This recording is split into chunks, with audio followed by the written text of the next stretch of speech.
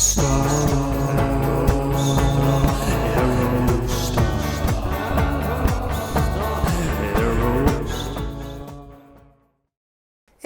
welcome back to Janky AF. Now, I want to tell you about a new series that I'm going to be starting, and it has its roots many years in the past.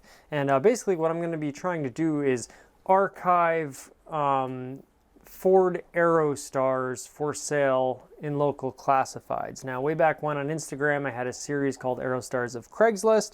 It was quite popular, if I do say so myself. A lot of positive feedback, and when it went away, some people were a little melancholy about that and went out of their way to tell me so. So I've always enjoyed capturing Ford Aerostars for sale. There's a lot of funny elements, not only to the cars themselves and the janky condition that they are in, because they often are in very janky condition. These are not cars that were cared for, and they were used as workhorses. But also the posts are very funny. I think Craigslist and now Facebook Marketplace posting culture is very funny, where you'll see someone almost go out of their way, or so it would seem, to write things that are grammatically very inventive or creative or efficient, shall we say.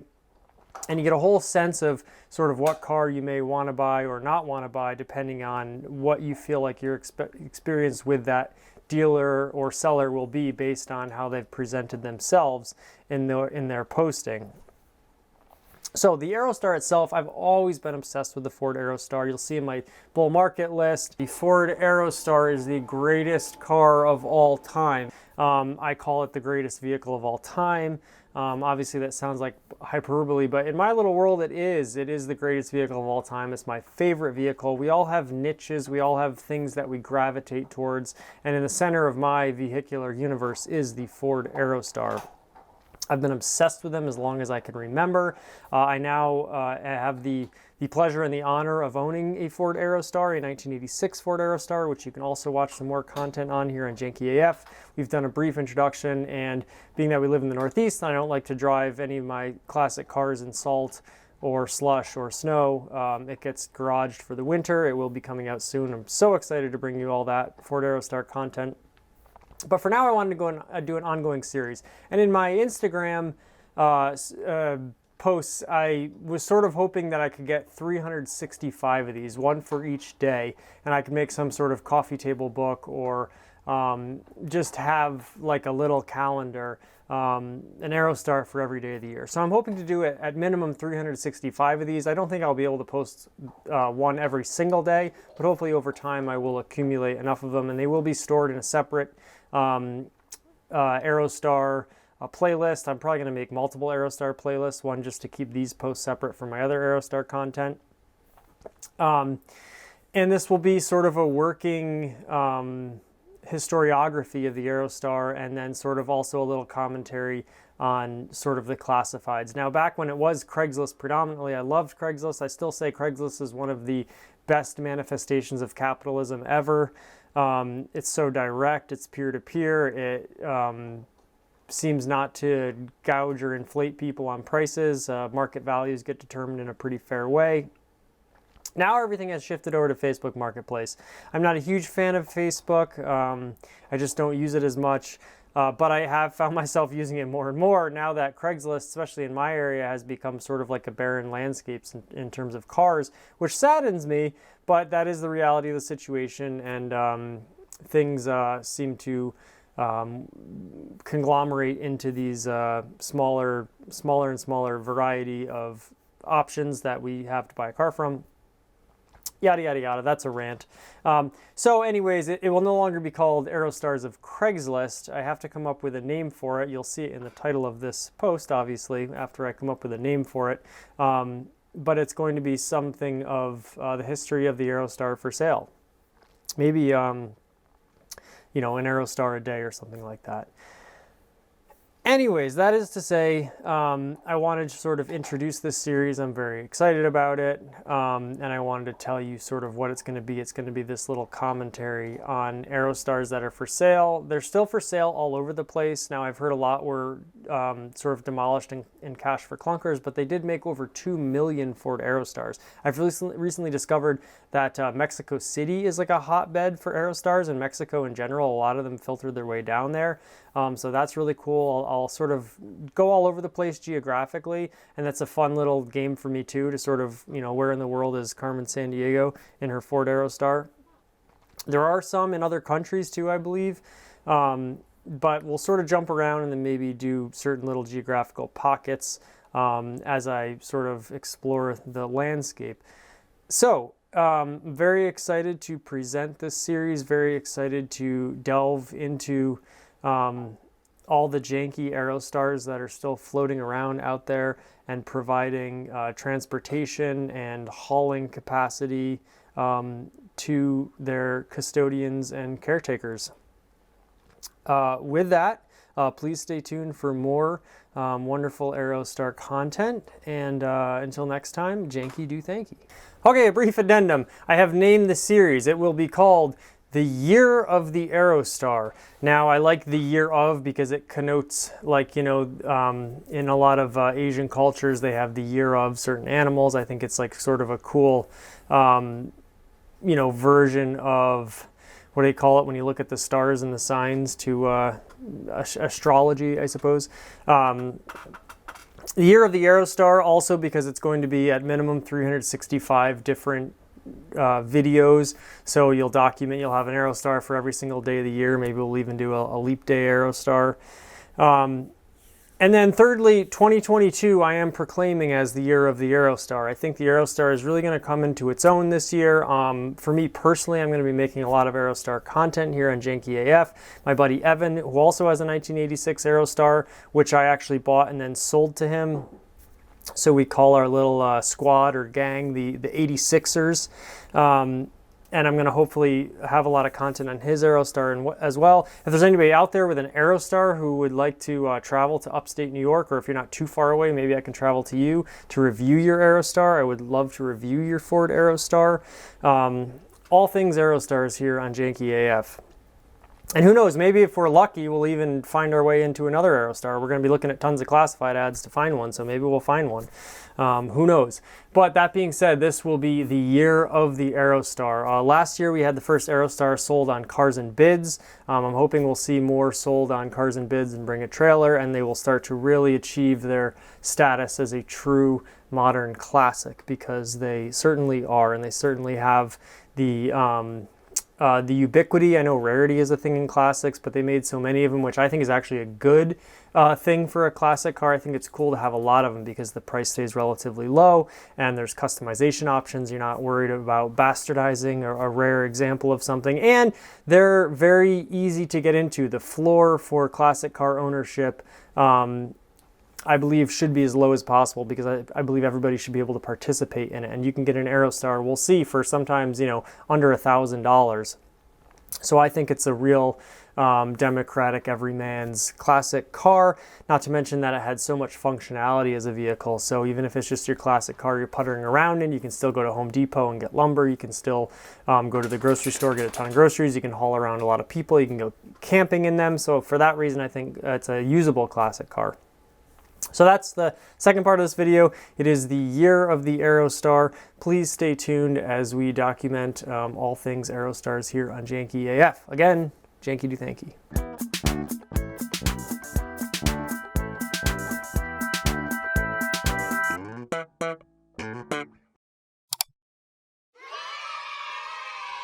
One small step for man, one giant leap for mankind.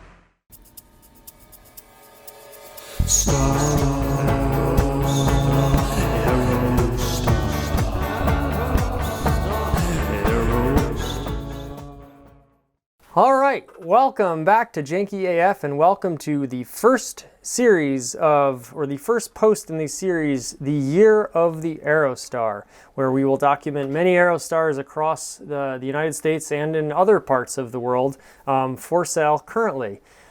Our first post, I want to do something sort of special. I'm wearing my red sweatshirt. Often in my reviews, I'll try to match the color of the car thematically in some way. And we have this absolutely stunning, immaculate, janky AF 1988, I'm sorry, Ford Aerostar XLT minivan. This is being sold in Sulphur, Oklahoma, and it is $1,350. Now, about this vehicle, it's been driven 333 miles. I'm guessing that's 333,000 miles. And if you look at a lot of Aerostars for sale like me, you'll see they regularly are over 200,000 miles. And it's not rare, well, it's rare, but it's not exceptionally rare to see them over 300,000 miles. Now, the majority of these were powered by the either 3-liter or 4-liter V6. Very early incarnations had a 2.8-liter V6 that was carbureted, and a 4-cylinder fuel-injected engine, the Lima inline 4. My 1986 Aerostar actually has that 4-cylinder engine. It's vastly underpowered, but it is quite rare, and that's hooked up to a manual transmission. And the other reason I chose this for the first one is that it is a manual transmission Aerostar. And this first picture here, which is quite picturesque, I always appreciate, and this will, secondly, in addition to being historiography of Aerostars, will be a commentary on classified ads. And this Aerostar, wonderfully framed on this sort of, you have some whimsical trees, it looks like it may be the fall time, and you have this beautiful body of water. I'm not sure which body of water this is. Now, I love that it's parked next to a sign that looks like it says no parking. That makes me happy. And you have your beautiful little lines of parking lines, sort of like creating this, drawing your eye into the water, and then you have a beautiful bend in the road. Really the mise-en-scène in this frame is quite beautiful, and so I always appreciate when a cover photo is sort of artistic in the way it's framed. I think it helps in trying to sell the car, and I just appreciate when people go the extra mile to frame their cars nicely, especially when it's a very, very janky Aerostar like this one. So the other reason I chose this as my first one is we see this beautiful, beautiful picture of this Aerostar. Obviously, you know, it's looking a little rough around the edges. The hubcaps are removed, which I like, and it has this beautiful little silver wing mirror that's been attached. It looks like probably a replacement part. Let's cycle through some of the pictures here. We can see the rear bumper is completely gone. Now that is fairly common. These were relatively cheap plastic pieces, and these are almost impossible to find, these rear bumpers especially. Now I bought another Aerostar just to get the rear bumper off of, and then later sold that Aerostar to my friend Evan. Needed a lot of work, didn't have any money, had too many cars. And I don't regret selling it because he's done a great job with it, and I'm happy to share the happiness of Aerostars with others. Basically, I sold it for what I bought it for and got the bumper for free. So I was very happy in the deal. It's missing its rear bumper. It looked like there's some, Bondo or spray paint going on here. It looked like it did have a nice little silver pinstriping going on. Your seals here are all dry rotted. That's fairly common, especially in warm areas. It does have a tow hitch. Now the Aerostar could tow 5,000 pounds or so, it claimed. The brakes were fairly underpowered. I'm not sure if it was good for the transmissions. And in some earlier Aerostars like mine, which had the 4-cylinder engine, it was only making around 100 horsepower, combined with a curb weight of nearly 4,000 pounds. That's plus 5,000 pounds of towing. That's nearly 10,000 pounds, which you're towing with 100 horsepower, which seems laughable, but it all goes in to me to the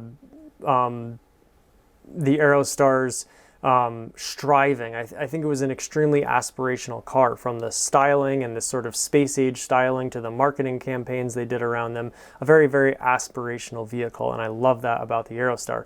So 88 was only the 86, 87, 88, the third year of production, which would mean it has the original 5-bar grille instead of the 3-bar grille. As we go around, again, this nice silver wing mirror, all sorts of patina and clear coat fade going on. And it looks like this door is original, but somehow just the clear coat didn't wear off as bad as in other sections of the vehicle. So you have this beautiful, beautiful patina. It does have a tint on it, which looks very, very dark and which suits the vehicle rather well, especially with the black accents on the roof rack. It does have this nice roof rack on it. Now it says it has no heat. The core has a leak or air conditioning. The interior is gutted except for front seats and dash. I love the efficiency and use of language there with the instead of and. And then in parentheticals, used to haul equipment. So that's a nice explanation of why it's been gutted. So I appreciate that. Electric windows and locks work. A lot of Aerostars did have power windows and locks. Mine has crank windows, which I absolutely love. Crank windows, of course, always good just in case you drive off of a pier. 5% tint all around. There you go. Now, I believe I'm not an expert on tints, but I think the percentage refers to how much visibility is left. So 5% would be quite dark. Not pretty, but solid rig. I would definitely disagree with the fact that it's not pretty. I think janky patinaed things are very, very pretty. Or rather, maybe beautiful instead of pretty, if you want to mince words.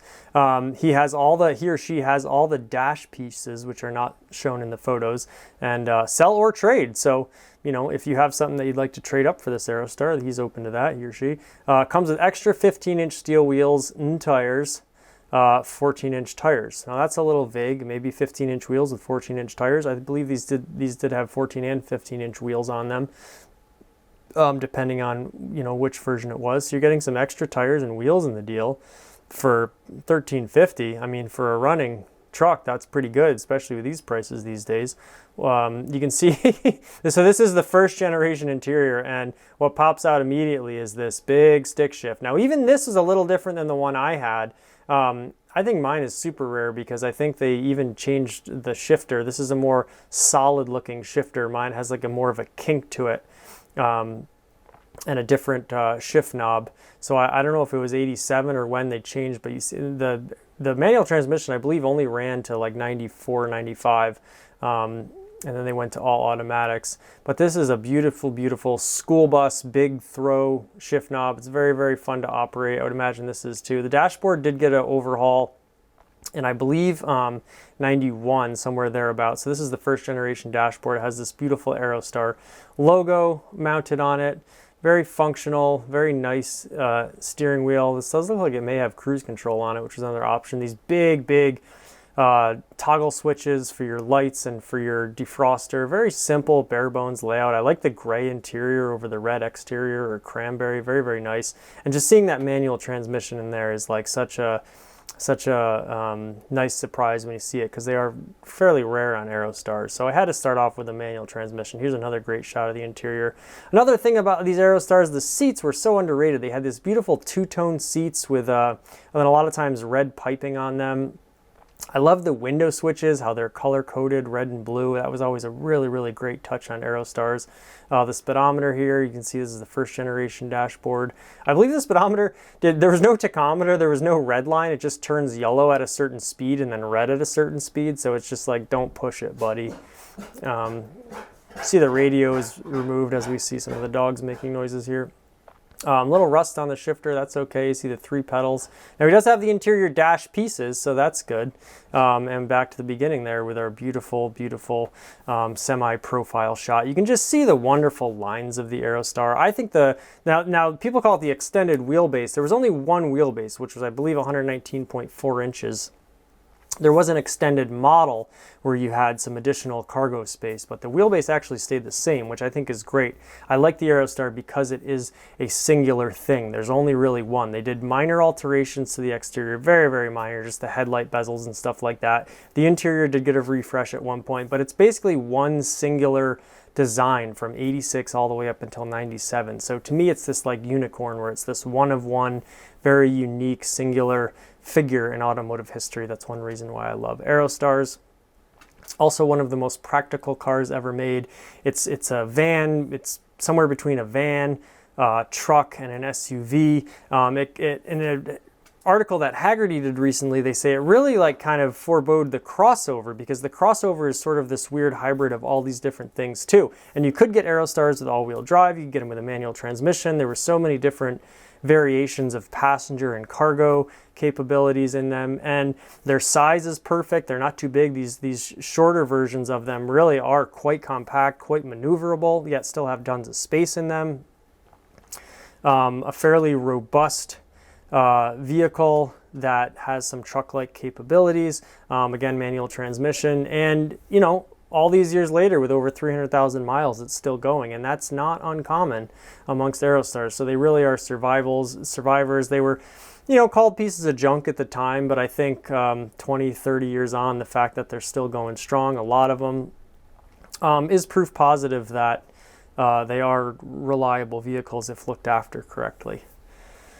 So this is in Sulphur, Oklahoma. It's for $1,350, and it's just a beautiful, beautiful example of the Aerostar. You know, you got some rust, the bumpers are missing, a lot of weird discolorations. The interior has been, you know, semi-ripped out, but apparently there are some extra parts for it. And of course, this beautiful manual transmission. Now, this was a 5-speed, which is kind of cool too, because a lot of manual transmissions in this time, especially in economy cars, were only 4 speeds. So you got 5 speeds, 5 forward speeds, as my father likes to say. And it was a Mazda transmission unit too. So I think they're fairly reliable units. There you go. That is chapter or entry number 1 in the year of the Aerostar, excuse me. And it's going to be a great year for the Aerostar in 2022. So with that, we thank you. We hope you stay tuned. And until next time, Janky do thanky. On cue, the dogs bark.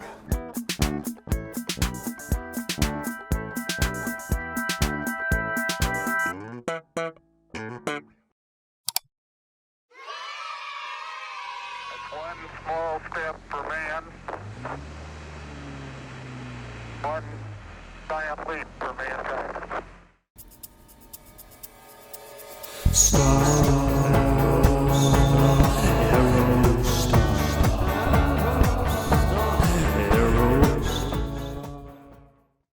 And welcome back to Janky AF and You're the Aerostar. Boy, have we have a treat for you today. First off, I'm going to crack this Old Milwaukee non-alcoholic. And I usually put a fresh lime in it, but today we got a little bit of Concord Foods lime juice that you can keep around if you ever run out of limes. Put one in there in a pinch. All right. With a little lime in it. Delicious. All right.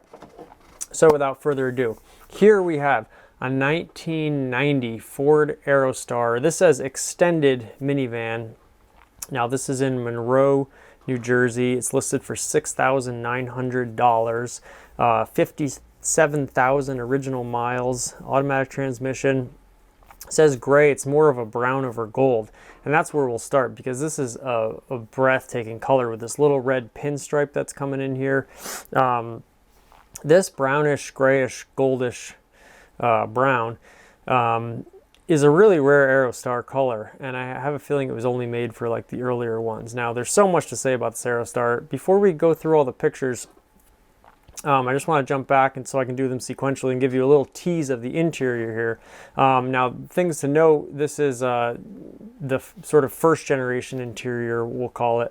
So it has the floor mounted giant shifter. Now, of course, the manuals had this, but it's funny that the automatics had it too. And this is like a car-like feature of the Aerostar. The Aerostar also had a manual handbrake as opposed to like a foot handbrake. Like the lever. So it has these features that are very car-like about it. So going back to the exterior, wonderful one for full color. This is a cream puff in beautiful, beautiful condition, much different than the last one we saw. I do like these little sort of colored, black colored inserts within the gold bumpers too. I believe those went away. I believe that was also a minor, subtle bumper aesthetic alteration that was made after let's see, 86, 87, 88, 89, 90, after 91, so probably 92.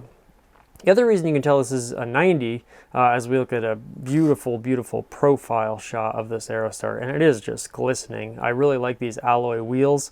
I like Aerostars that, now I love steel wheels, but the alloy wheel was sort of like a, it's not rare, but I feel like less people chose it. You see a lot of hubcaps, so the factory alloy wheels is really, really cool. I like the sort of like a, you know, mini version of the Corvette slicer wheel, because it has this directionality to it.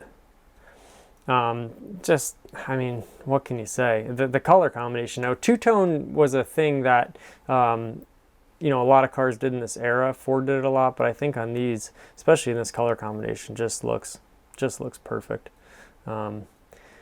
So another great thing about Aerostars is, and now I actually don't know which years it was. It's funny because they hopped up in technology and went to this digital display after initially having an analog one, and then they actually went back to an analog one in the later years. My guess is because it was unreliable and it faded. Very similar to the Corvette display from a little bit earlier than this. Very, very similar actually. But one thing I really love is you see this actual picture of an Aerostar. And that's a thing a lot of modern cars do. It's way ahead of its time. Like I was just driving my folks' Tesla Model 3 today, and that has a little mini Tesla on the screen. You can change the color, blah, blah, blah. But I feel like cars have done this a lot recently, where you get this little avatar of your car, others than Tesla as well. So this was quite ahead of its time there to show not just like some, you know, clip art vehicle, but an actual like Aerostar seen from over top here, which looks very, very nice. The other great thing to note aesthetically here is the sort of RPM gauge that like runs up to the right there in a nice little bend. You got your, looks like either your mileage, I hope that's not your mileage, 11 miles per gallon. Hopefully it's how much fuel you have left. But it's probably not in this case, judging by the fuel meter. So beautiful, beautiful digital gauge display. And this is a really, really amazingly spec'd Aerostar. Now, in the front, you see this grille. You see there's, actually this is, let's see, 86, 87, 88. Oh, okay, so 86 through 88 was the 5-spoke grille, and then 89, 90, 91, they went to the modern grille, which is the 3-spoke grille, but the Ford logo is in the center. So you're getting a little Aerostar history and trivia here. Now that was from 89, 90, and 91, and then it went to the same 3-spoke, but the Ford symbol moved up to the top. And I've seen on like forums and stuff that people really like this grille, and I have to agree. It's just the sort of how everything's very centralized, and the symbiosis of everything is very, very nice. I'm not sure why they put it at the top. I think that the ones at the top look fine, but certainly this is like a rare item, only having been made for 3 years, and it's sort of like a hybrid between the first grille and the last grille, because the first, which was a 5-spoke grille without these sort of like angular fins, just straight bars, that also had the Ford logo in the center. The rear shot's just as good as the front. You know, these tailgates, I believe, are made out of a composite material. I'll probably end up saying a lot, but I think that's something to note. And I also joke with people that it's a semi-side exhaust, because the exhaust has this great little bend to the right. So if you want to imagine it coming out the side, you kind of can. It's kind of funny to say your Aerostar has, you know, side exhaust on it. Looks like this has a factory roof rack as well. I love that the pinstripe and the gold is sort of carried onto this tailgate because it dips down into your bumper line there, and there's this, and so you get the little bit of extra gold in the bottom. Just a really cool little aesthetic touch. So the interior, and it has the, you know, color-coded door switches on it, which is really, really cool. You know, plain Jane, but I have to say I have an Aerostar with this interior too, and this one is incredibly well preserved. These seats are beautiful. None of the plastic is sort of like melting in the sun as it is on mine. Everything just so basic in here, you know, so just utilitarian. And it's cheap plastic, but like, who really cares? You know, it's this utilitarian object, and I think it actually looks quite nice. It looks quite you know, comfortable in here. I don't know if I'd go so far as to say luxurious, but certainly, excuse me, not a bad place to be at all. You have these wonderful pads on the doors that are like carpeted with this sort of like vinyl piping, as you'll see in some other shots. Now, here we have these little, it reminds me of the Grateful Dead dancing bears. That's why I think it's so funny, and they're all dancing under the sun. What this is this is an Eddie Bauer edition. That's why the listing of this is funny, because it's actually not an extended minivan. It's the regular, it's the short, people say short wheelbase. The wheelbase was the same. It's the short version. It's like the standard version. Then you have an extended version or extended edition, but not extended wheelbase. It's actually not technically accurate. But this is not. This is the standard version, not the extended. That's funny. And they also don't mention that it's an Eddie Bauer edition, which is like a huge deal. Like Ford Aerostar was one of the first cars, certainly first minivans, to sort of adapt this, like these designer versions. And the fact that you had an Eddie Bauer edition of the Aerostar is such a cool thing. Now, this is a little teaser, because if you watch some of the other videos, you'll see that I have recently acquired a $10 Jetta that was once owned by the real Eddie Bauer. And by that I mean his name is actually Eddie Bauer. He has no affiliation with the company. So I'm planning to turn my Jetta into an Eddie Bauer edition, but that's neither here nor there. See the other profile there? Just, you know, I could go on about the details. The wheel arches are beautiful. These lines, well, I'll go into on a later Aerostar that's not such a cream puff like this, and we'll get more into the nitty gritty of the design. But you have all these, you have this balance or harmony or tension a little bit of all these angles going in different directions. So you have all these angles going to the right, you have the hood line, you have the window line, you have your inner fender flare here on the sliding door, and then you have all these lines coming back the other way, the tailgate, the windows. See how this window comes, is you know, shooting backwards. Your headlight bezel shoots the other way. So you have this like weird like crossing always going on. I just think it's a very, very interesting sort of design language. I love the front of the Aerostar. If you look at these things at the right angle, you can't really, it looks flat almost. It's like a smush face dog or something like that. And it just looks like a spaceship because you can't really tell what's where in terms of your depth of field. Very, very just iconic look. I can't get enough of the front of these things. I love the front. I do really like you know, the face of cars, the sort of they give you sort of a character like a dog or something like that. Again, the Eddie Bauer stuff all the way in the back. Look at how much, you know, you got 2 on the front and then 2 on your bench and then 3 in the back. They went through the trouble for doing all these Eddie Bauer logos on the seats. Looks like they've been freshly vacuumed. I love the gold interior all the way around with, you know, your little black plastic pieces. It's sort of a nice contrast. I love a black and tan interior, any configuration of a black and tan interior. I believe this did have cruise control. Now mine is missing this great little steering column box, and it looks really, really good with it in place. See, like it looks like you have an EQ on your radio, actually a fairly robust EQ down there. His shifter is so funny. It's like straight out of an economy car. It's so funny. You can see the handbrake there. The Eddie Bauer edition had these sweet center console bins, which I'm not sure if all of them did. Boy, you can just see even the floor mats, the driver's side floor mat. That's a good indicator of wear, and if they're in good shape, then you know it's been well taken care of. The engine bay also looks extremely clean. Now this is going to be a V6 of some variety. It's probably the 3.0 or 4.0. I'm guessing it's probably the 3.0. I think the 4.0s came in a little later, so the 1990. But I could be wrong about that. Now, another amazing feature this car has, and maybe all Eddie Bauers were this way, but I'm not sure, is the folding bench. You would see in some old Aerostar commercials, this folding bench, and it turns into a bed, and it's like, you know, hashtag van life 30 years before. You could have a sleepover party in here as like, you know, camp in it, you know, sit under the stars, the Aerostars, no pun intended. Just a genius piece of designing, and they're not stow and go. Now, agreeably or admittedly, these seats are a little cumbersome, especially compared to modern cars. They're heavy, they're bulky, but it was what they had at the time, and they're certainly sturdy. And so this bed is just perfect, waiting right there for you. You don't have to take all the seats out and put a bed in. They're right there. Beautiful Aerostar. Boy, I'm just blown away. Now I have to say that these videos are very bittersweet for me because I don't want to be the person, and basically I secretly hope that no one watches these videos because I sort of have I guess fear of like being that guy that like raises the price on something. Now I'm probably giving myself way too much credit and giving the Aerostar way too much credit, that these are actually going to like sort of take off as a collectible. And even if they do, the nice thing is there was over 2 million of them made, and you're still seeing cream puffs like this pop up. People, you know, they made so many of them that even the people that a lot of people didn't take care of them, but there's enough made that some people did, and so really nice ones like this are still out there. So just a really beautiful 1990 Ford Aerostar extended minivan, even though it's the regular, not the extended.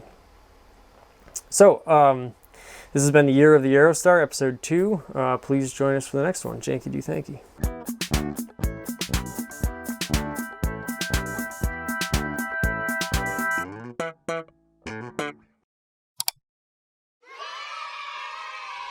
One small step for man,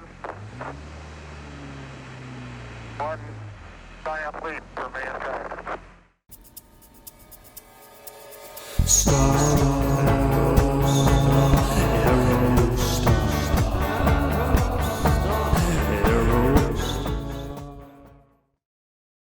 All right, and welcome back to Janky AF and Year of the Aerostar, Episode 3. This will be a bit of a quick hitter, unfortunately, just on the account of there's not that many photos of this vehicle, but I wanted to talk about it anyways. Here we have a beautiful 1995 Ford Aerostar listed for only $1,000, a paltry price, and this is in Girardville, Pennsylvania, or Girardville, perhaps.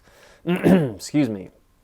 Only 126,000 miles on it, which is, fairly low, especially for an Aerostar, as we know. Now, the Aerostar was going to be stopped being made in 1995 for the 95 model year, but as the legend goes, dealerships and the factories themselves, the company itself, was bombarded. That was the word that Wikipedia used to use. It was, I think it's since been removed, bombarded with letters begging and pleading for the Aerostar not to be stopped. So 95 is kind of a funny year because it was, the year that the production should have ended, quote unquote. And so, in truth, it went till 97, and they continued making the Aerostar alongside the Windstar for 2 more years until sort of the government safety regulations sort of forced Ford's hand. And if that hadn't happened, who knows how long the Aerostar would have soldiered on. So, quick little story there. This is a absolutely gorgeous white Aerostar. White is one of the best colors for Aerostars.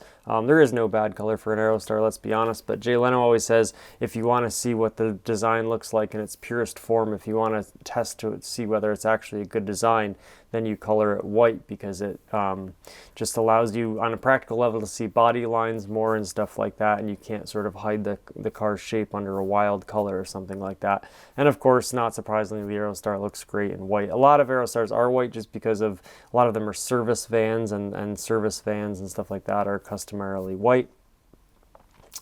This one is really great because it has this great like black piping, but it almost looks like it's these little lines. I was going to do something like this on my Buick. I love this sort of gradient lines where the lines get progressively smaller or larger depending on how you're looking at it. Kind of, I imagine this is not a factory thing, because the fact that it goes over the wheel wells like this seems kind of strange to me. I've never seen a treatment quite like that, but it is definitely very beautiful, very striking. I love a black and white contrast, ebony and ivory. You have one white wall tire and one that's non-white wall. So it just gives it yet another sort of like strange duality, dichotomy in the looks department, and more black and white contrast, which I absolutely love. Now, these hubcaps were very popular. You see them on a lot of Aerostars, and they have that sort of circular motion, the sort of throwing star or the slicer wheel like the Corvettes had. I think it's a really great looking hubcap, because although you can tell it's obviously a hubcap, it doesn't sort of try too hard to look like a wheel, and the shadows that are created actually does do a good job of covering up the steel wheel. So I think in the hubcap department that's quite nice.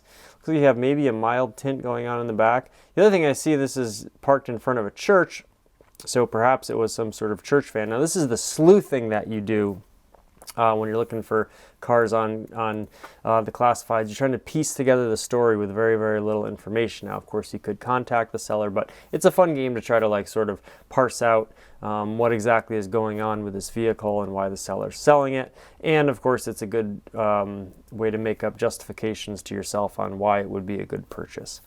So there's only 2 images of this Aerostar. The other is these are all supposed to be sort of a commentary on the classifieds. And one of my favorite classified sort of tropes is when they'll tell you how many miles it has on it, and then they'll take a picture of the odometer as if to prove that they're not lying, which I actually generally appreciate. I think it's funny, although it's also like sort of like redundant in a way. So I always sort of appreciate that little thing when people do that. Now, of all the pictures, this seller has only listed 2 pictures. It's the outside of the car, which so you can see the car exists, and then it's the mileage on the odometer to prove that the mileage is accurate. So just thought that was funny. You see it a lot on cars in general, and here on this wonderful Aerostar. The description is very brief. It says, vehicle has many new parts. It was recently tuned up and is recently inspected. kind of just hitting all the bullet points of what you want to hear. Now, it almost sounds a little too bot-ish for me. It almost sounds as if it was sort of just like a bunch of buttons were clicked and nothing was actually typed, because I know a lot of times they'll give you these prompts now, especially on Marketplace. That is it still available is a whole nother trope that I won't get into on this episode. But, you know, if it's got many new parts, now it sounds a little vague. That's the problem with it to me. It sounds a little vague, but it was recently tuned up. And of course, tune-up is like sort of the weirdest, most vague phrase too, and is recently inspected. Now that's obviously a big one. Always great to buy a car that's already inspected, because then, you know, you can just drive it straight away. Now it is in a different state than where I live, so I actually don't know the particulars of this, but I'm assuming that you would have to get it re-inspected in the state that you're going to have plates on it for.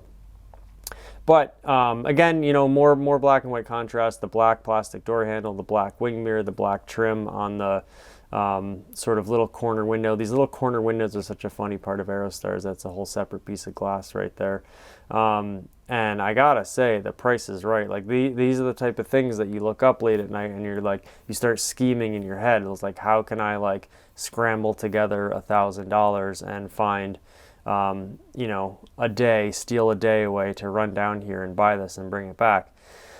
It really is like a disease. But, you know, 95, older in the Aerostar progression, yet it was still classified for classic car insurance. So all the reasons are there to go out and get this car. So if you're witnessing this, you know, if I don't beat you to it first, boy, what a steal this would be, especially if it's accurate as described. And it's a good run. Any good running vehicle for $1,000 is almost impossible to find these days. No less, you know, the greatest vehicle of all time, the Ford Aerostar. So, and it's paid off, no liens, as the description also mentions. Boy, oh boy, this one's really got me smitten. I do like it quite a lot. I love where the gas location is, sort of in the center of the vehicle. That's kind of funny to me. Now this is the regular model, not the extended version, obviously. And not too much more to say about it, other than it's only $1,000, and I want it really, really bad. So thanks for joining us again on Year of the Aerostar, Episode 3, and we'll catch you for the next one. Janky do thanky.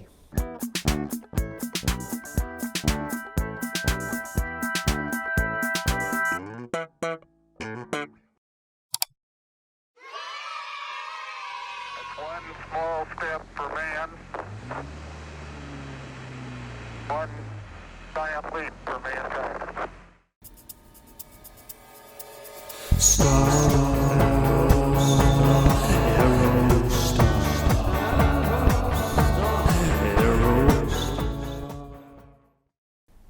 And welcome back to Janky AF and Year of the Aerostar, Episode 4. Very quickly, before we begin with the video, I lost someone very, very close to me this week. Very, very good friend, great person, and just a creative powerhouse. So in honor of him, I'd like to read a poem that he wrote very quickly, and it kind of entails vehicles in some respects, so it ties in a little bit. So the poem is called Silky Dogwood. Red arms praying, cradling sky, drops of sunshine wrapped in Easter grass. Robin's egg hidden inside, unfolded like good news in the hospital waiting room. Mandarin orange, cirrus clouds tie a bow on this lurid afternoon, and a 2001 Chrysler Town & Country rolls on to the gravel. So, miss you, buddy. Okay, we are going to have today a wonderful, beautiful, just lovely, very unique, one-of-a-kind Ford Aerostar, a 1997 Ford Aerostar, the last year of production. And this is in West Hampton Beach, New York. So only 81,000 original miles. And as you can see, and this will be our first foray on the channel into this is the sport version. Now, the sport version is funny to me for a lot of different reasons, but especially in a minivan, a sporty minivan. Now, of course, there was that Renault Espace F1. There have been many iterations of sort of souped up or jacked up minivans, but for doing this from the factory, is sort of a very, very funny thing to me. Now, the depending on who you ask, now this will be a little controversial, or not controversial, but there's a little bit of lack of definitive information here, because if you go on the Aerostar Wikipedia page, and it's funny because if you see this picture of the Aerostar on the Wikipedia page, this is actually probably not the exact but same color combination as the one listed here. Maybe it is even the exact one, we don't know. And as you can see, they have the image from Wikipedia, which obviously they didn't use the large image because this is quite blurry and granular. According to Wikipedia, the Aerostar Sport was only made from 92 to 96, but clearly this is a 97 because, as we can see, the tail lights are only red and white and do not have the amber in them, which was a telltale sign of a 97 Aerostar. I'm not sure why they did that, but it's a fun little factoid that we can use for you know, useless trivia, and also demarcating which Aerostars are 97. It's nice to have something different on the, you know, last model, last iteration. So I love the, you know, apparently, and the Aerostar Sport was introduced as an option package available only for any non-Eddie Bauer Aerostar wagon. So if you can't do an Eddie Bauer and a Sport, now that would be fun to do as a custom thing, but anything that wasn't an Eddie Bauer package you can get as a Sport Aerostar. And I do think they made extended models in Sport, but they are very, very rare. Most of the ones you see will be the short ones, which if you're thinking about a sporty car, the shorter one does make sense. The Aerostar Sport was largely a cosmetic upgrade, which is hilarious because it wasn't largely a cosmetic upgrade, it was entirely a cosmetic upgrade. There was nothing that was done to the engine or anything like that. No, you know, I know you do have, as you can see in this model, you do have this sort of beautiful running board situation, as we see probably the best photo of them all here. But I don't think that really improved your performance in any real meaningful way, other than you're performing, getting in and out of the vehicle easier. So it's funny that they say largely cosmetic. You know, it's what did they do that wasn't cosmetic that increased the performance of the car? Distinguished by their silver accented paint. So a lot of Aerostars were two-tone. You see a lot of gold two-tone Aerostars. Silver Aerostars all had the silver, or I'm sorry, Sport Aerostars all had the silver riding boards there. On darker colors, the front grille and chrome was painted body color. Now this is a really, really cool thing, because I think this actually is not, this is not a darker color. And I first saw this, I thought this was wrong. I thought that grille is not original because it should be the color of the car. It should be that beautiful light sky blue, which I believe the owners call Portofino Blue Metallic, which is a wonderful, it sounds like a Ferrari color name. But apparently it was only the darker colors, you know, your greens and reds and stuff like that, that had the body color grille, which is a shame. If I bought this, I probably would paint it Portofino Blue Metallic to match. And let's see what else. The Sport featured integrated running boards with a color-matched front air dam and color-matched mud flaps. Trim version of the Aerostar Sport is most easily identified by its wheels. XL Sport wagons with the full wheel covers. XLT Sport wagons less common. Yeah, I've never seen a Sport with that had aluminum wheels on it, to be honest with you. Usually they have these hubcaps here. But I actually disagree with it's most easily identified. I think the easiest way to identify it is this like aero package, this custom, not custom, but these big side skirts here and step up bar. And I love that. I don't know if you can see it on this, but I believe that actually has Aerostar, you know, molded into the plastic there, which is just a beautiful, beautiful touch. Of course, we have the, this is a great picture of it. There's some very like sort of artistic pictures of this posting, but sadly none that just would capture the whole thing in its, you know, entire image without just part of the van cut off, which is sad to me. But you can see this big lip down here below on the bumper where the regular bumper would cut off right here. You have this big lip here. Obviously you have the big running board on the side. It does look a little bit comical, but it's a factory body kit for the Aerostar, which I'm so glad that they did. I don't know what prompted them to do a sport edition, and obviously it only started in 92, so only 5 years, so less than half the Aerostars run, so these are fairly rare. And just I love these little pinstripes here, the Sport. It's like in pure 90s sort of you know, your neon colors and the script font, and you have a little shadowing going on. It's just like a really, really cool piece. Of course, your obligatory mileage is 81,000, and then you actually have a picture of the odometer. Now here they have, you know, you can see the rest of the gauge cluster. It looks fairly clean and like sort of cleaned up inside. Only 81, just about 82,000 miles actually on it. Beautiful, iconic Ford Aerostar steering wheel that was in everything. It was in the, I was just looking at Mercury Capris, not the ones that were Mustangs, but the Australian that only ran from 91 to 94. I love that car. Those had those. Mustangs had the steering wheel, ubiquitous steering wheel. I love the horn buttons on the side. I think that's such a cool and very practical feature. The Aerostar seats, I think, are a very underrated seat in automotive history. I mean, I've talked about it before, of course, but everything about the Aerostar had its own little unique thing. There was sort of nothing that was, I mean, I'm sure there was stuff that was part spin and that were used in other models. I just mentioned the steering wheel, but everything in these has like sort of its own character to it. Everything has sort of an identifying feature to it. Like Aerostar seats to me don't look like any other seats. I mean, almost some old Honda seats they look like. But of course we have the pattern interlay here. Now a lot of them did have the pinstriping. I think it might have been an Eddie Bauer thing, but I think you see other models that have these pinstriping where it demarcates the pattern from the rest of the seat. But I really like the style of these seats. Again, I say like almost like old Porsches and stuff like that. Some really like nice Hondas had, and of course Volkswagen's always did a lot of cool things with their seats in the 80s and 90s.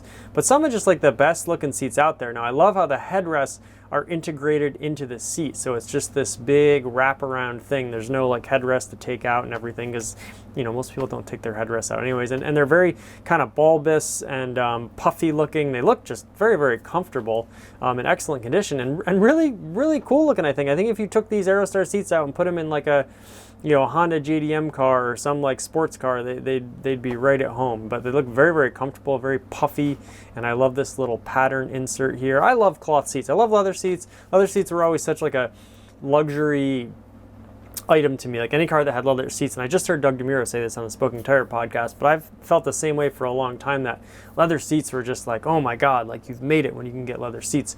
And but I've come to appreciate cloth seats too, especially if they're clean. It almost seems like cloth seats they stain very easily, and once those stains are in there, it's very hard to get them out. But I love like really well taken care of cloth seats.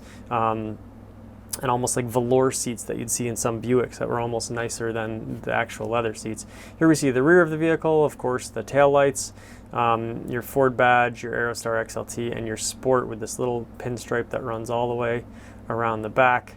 Just absolutely beautiful. This Portofino blue metallic is just something else. Really great color. It has to be a rare color. And you almost wonder if this actual car in this Wikipedia article was this one, because boy, they couldn't have made that many of these in this color combination. I don't see the the front wind thing like that picture has in the Aerostar, but it does have the rain guards on the side windows, so you never know. Yeah, just a really striking. The blue and silver looks great with that little like sort of pink red little pinstriping going on there. Only 82,000 miles. They're asking $4,250 for this, so a little bit more of a hefty price, but well worth it, I'd say. It's $4,000 for a classic car, and this is like good luck finding another one of these, and low mileage. Now, I guess this is just sad story running throughout this whole post, but this is so the seller says it's 87,000 miles, rust-free, from Florida, selling, just got out of 6-month 26 operation hospital stay, learning to walk again, beautiful last year Sport model, best offer. So obviously this person is been through some struggles themselves, and if I went and bought this vehicle, I wouldn't even try to bargain with them on price. I'd just give them what they wanted for it, because obviously this has been a well preserved, well taken care of machine. And as we're learning, life is short, so if you ever considered buying an Aerostar, now's the time to do it, and go get this one, and you won't regret buying it. So yeah, just sad, just been sad a lot, but Aerostars are something that can uplift me and make me feel better and make me deal with my grief and distract me for a little while. So there you have it, a beautiful 1997 Ford Aerostar XLT Sport in a just wonderful Portofino blue metallic. We'll leave it there. Take care of yourselves, everyone, and take care of someone else, and carry on. Janky do thanky.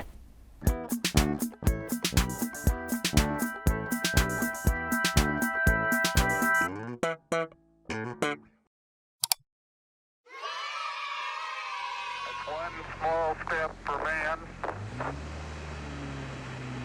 one giant leap for mankind.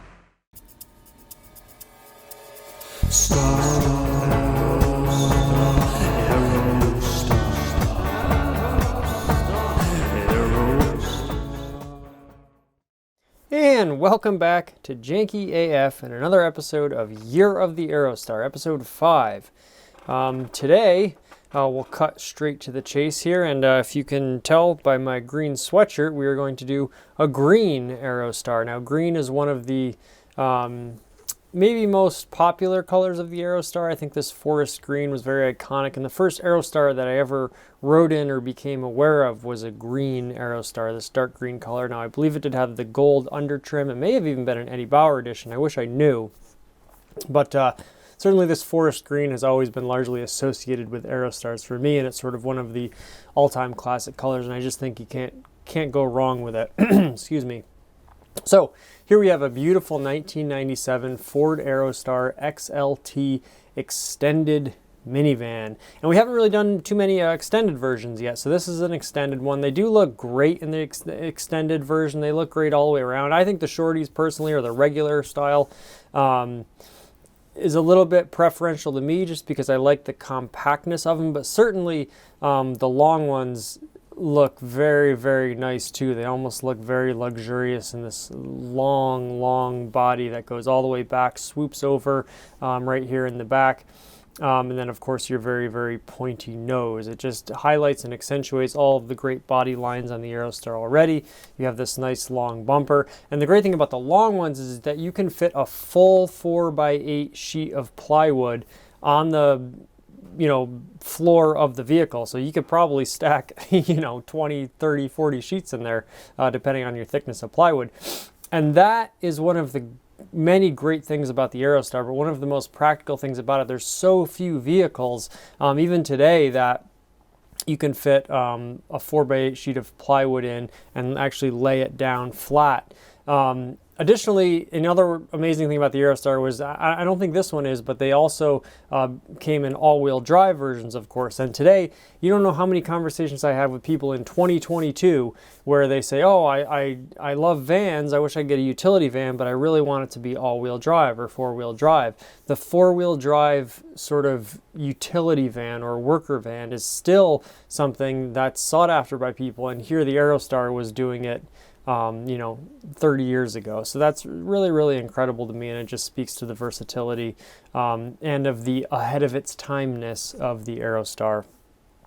Now, of course, Ford is making the Transit now, I believe, in an all-wheel drive version. I believe it is quite pricey, so I should mention that. And now with electric trucks coming out and stuff like that, I think this will start to level off. But 30 years on, it's crazy. And of course, I'll make another video about this. But my goal is for Ford to come out with an electric Aerostar. I think the name is perfect. I think the shape of it, retrofuturism, is perfect. I think actually my hot take is that the Cybertruck stole a lot of its styling from the Aerostar. So neither here nor there. That's a separate video, but let's focus on this vehicle in particular. So this is in Warrenton, North Carolina. It's listed for $1,800. It's driven 175,000 miles. It is, of course, this beautiful shade of dark forest green. You're going to get about 20 miles to the gallon in this, which I think is probably pretty accurate. I'm not sure if this is the 3-liter or 4-liter engine, excuse me. We've seen a lot of 1997s recently. It's funny, I see a lot of the bookends of Aerostars. I see a lot of 95 through 97, and I see a lot of, 87 through 91, let's say. The 92, 93, and I can't remember the last time I saw a 94, actually. That's sort of like a weird year that I don't see a lot of for whatever particular reason. 93 is another one of my favorite years, just because I feel like that was when all the updates that would ever happen on the Aerostar were kind of there, but you could still get one with a manual transmission. It was sort of like, right in the middle, in the sort of the heart of the range. It was when everything was going on. You get a sport version, you get a manual version, you get all-wheel drive version, you get an Eddie Bauer version. And through the 12-year span of the Aerostar, those things came and went a little bit. So I happen to like 93. But this is a 97, and this seller wants to trade for a small pickup if possible. Now, I'm not sure why, because, you know, you have a small pickup and a van in this thing. Of course, I get it with a pickup truck. You know, you can carry really tall and awkward objects, but you can fit a lot in this baby, let me tell you. It's a daily driver right now for them, and a particular aesthetic feature of this Aerostar, which is very noteworthy, is new fit. Well, it says new 15-inch tires, but presumably they're 15-inch tires because they're sitting on these 15-inch wheels. And this is like almost like a turbine style. You see a lot of like late era C3 Corvettes and some other muscle cars. Actually, I was just up at a welding shop today, and the guy had an old Camaro Z28, which was beautiful and had a very similar wheel to this. I love this simple, sophisticated wheel design. I mean, you have these many spokes. I feel like some Lincoln, maybe Mark 7s or something like that, had a wheel similar to this. These may even be off something like a Lincoln or something like that, because you'd probably have the same bolt pattern.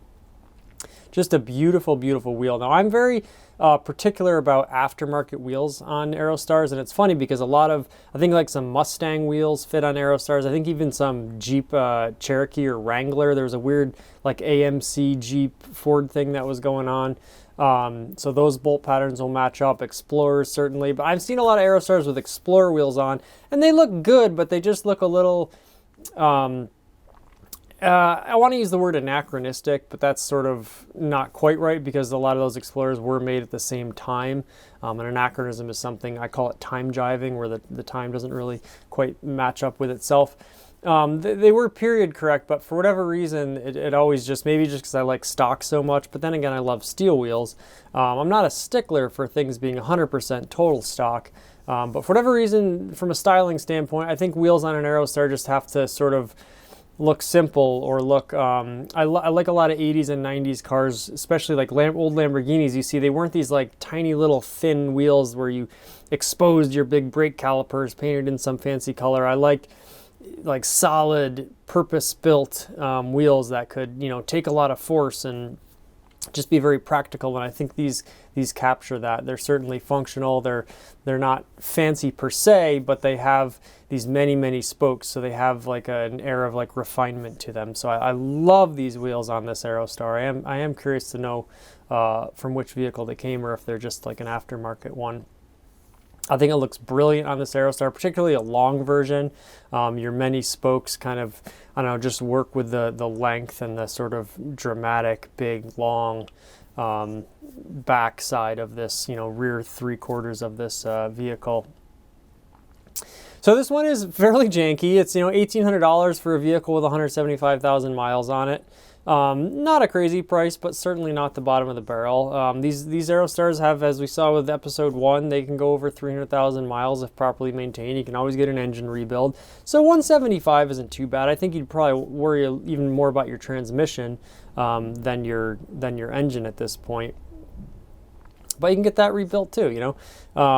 So we'll cycle through some of the pictures. Now, there are some things. The passenger window does not work. The door panels are missing. The driver's door handle broke this morning. I'm ordering a new one, they say. I like this description. It seems like straight to the point. And at the end, this is such a big thing with a description. This is why I would go look at a car for this. It says, thanks for looking. Just a little, you know, thanks for looking. Not some, just, you know, like barely a sentence structure, just kind of words thrown together with no prepositions or no articles, or no, you know, no a, no the, no your, no my, just like sort of hammering it out as quickly as you possibly can. If you want to sell a vehicle, put a little time into it and say, you know, thanks for looking. Like, well, thank you for posting this, Aerostar seller. So I like that. I feel like I could engage with this seller in good faith, and maybe you can get a little bit knocked off the price, being as it is a high mileage vehicle with some, you know, interior jankiness going on. You see a little stain in the seat here. Now, they do have a wheel cover. Not a big fan of wheel covers. I do like, I was just driving my 1995 Buick LeSabre today, and a very thin steering wheel. I love a thin steering wheel where you can kind of wrap your hands around it and really, you know, grip the road. So, but of course the wonderful Aerostar steering wheel. Now you can see some of the jankiness going down the doors. I love these blue and red window latches and lock latches. I thought that was such a cool thing. You didn't see them anywhere else. Just one of the many unique features of the Aerostar that continue to sort of be unrivaled and unmatched in design and aesthetics and all those things. So obviously some jankiness going on. It looks like you could probably still operate them. I see you have a nice internet advertisement here, so hopefully they're getting a good deal on their internet, and because of that they're able to post this ad, which is very nice for everybody. Your seats, your headliner seems in like very, very good condition now. On my 1986 Aerostar, these panels have just been beaten up by the sun. They've started to not so much crack as just warp and deform. But again, we see the great, not two-tone, but multi-pattern seats here with this little inlay here, which I think is just really, really beautiful, understated, subtle, all those things, but you know, demarcates it from just a seat that has, you know, just the same cloth pattern everywhere. And it's a very nice pattern here.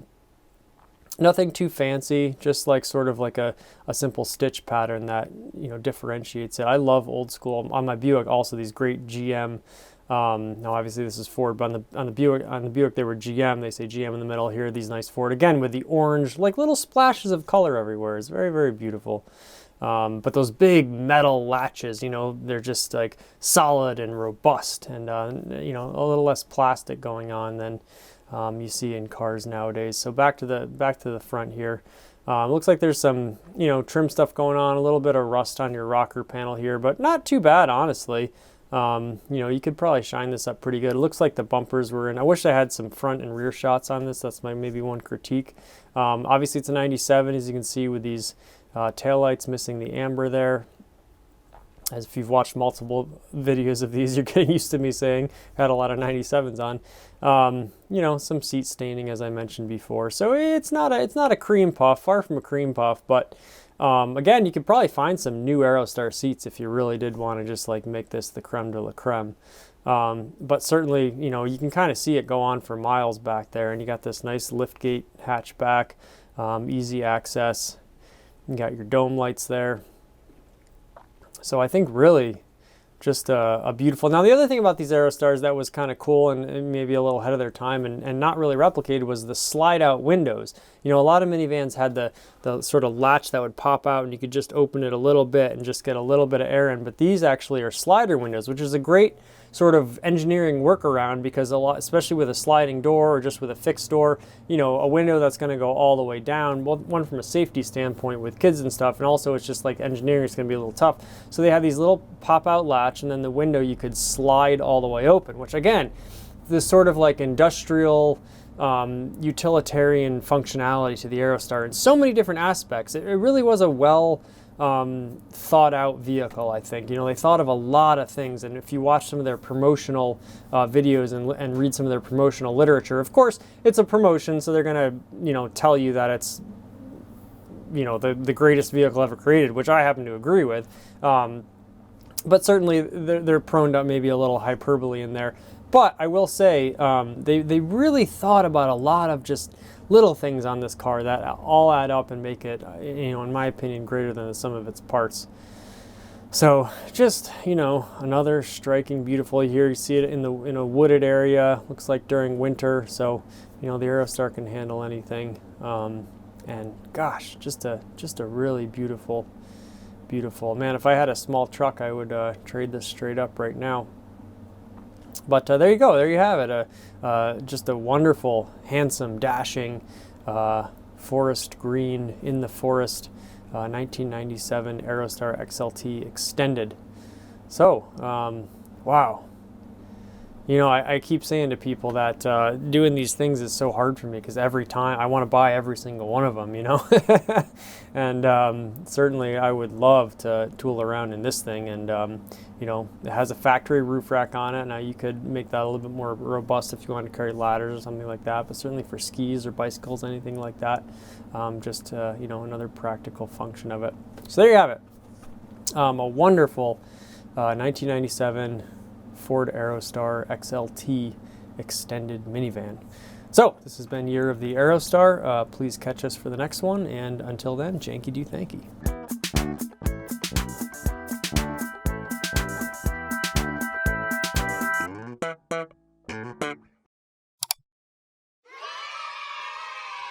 One small step for man, one giant leap for mankind.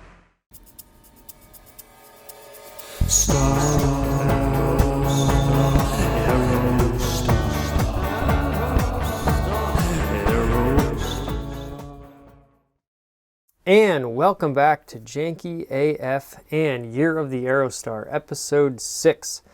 All right, strap in. This is going to be a long one. And first of all, shout out to my main man Ronnie. We'll put both of his accounts here. But 1989 Aerostar. He has a wonderful, obviously, 1989 Aerostar. He does all sorts of cool things with it. He's also got some excellent, really cool like sweatshirts and patches and stuff. So check him out and buy a little cute Aerostar sticker for yourself. So he sent me this, and first things first, it's a Craigslist post, not a Facebook Marketplace post. So right off the bat, I really love that. Now I will say I think Facebook Marketplace is kind of taking over Craigslist and the classifieds thing, but I think in smaller areas that's even more prevalent. Like where I live in a small town, Craigslist has seemingly like really dried up, especially when it comes to like local areas, and Facebook Marketplace has taken over. Now maybe Craigslist is still more viable in larger areas. Just a hypothesis. I don't know if there's anything to that, but certainly the wider you search, the more you'll find. And in this case, we are in Tacoma, Washington, with a stunning, breathtaking, really gold 1993 Aerostar. Now this is a real unique one because it is a regular non-extended edition that is also all-wheel drive. Now this is an extremely rare combination. The vast majority of Aerostars, now I don't have any numbers to back this up, but from a pretty extensive classifieds addiction to looking at Ford Aerostars, the vast majority of the all-wheel drive models are the extended length version. Now that kind of makes sense in a way. A lot of them were passenger minivans, you know, and carrying kids around, and you want all-wheel drive. Still, I would argue an underserved market today in the van category, although lots of minivans do have all-wheel drive now.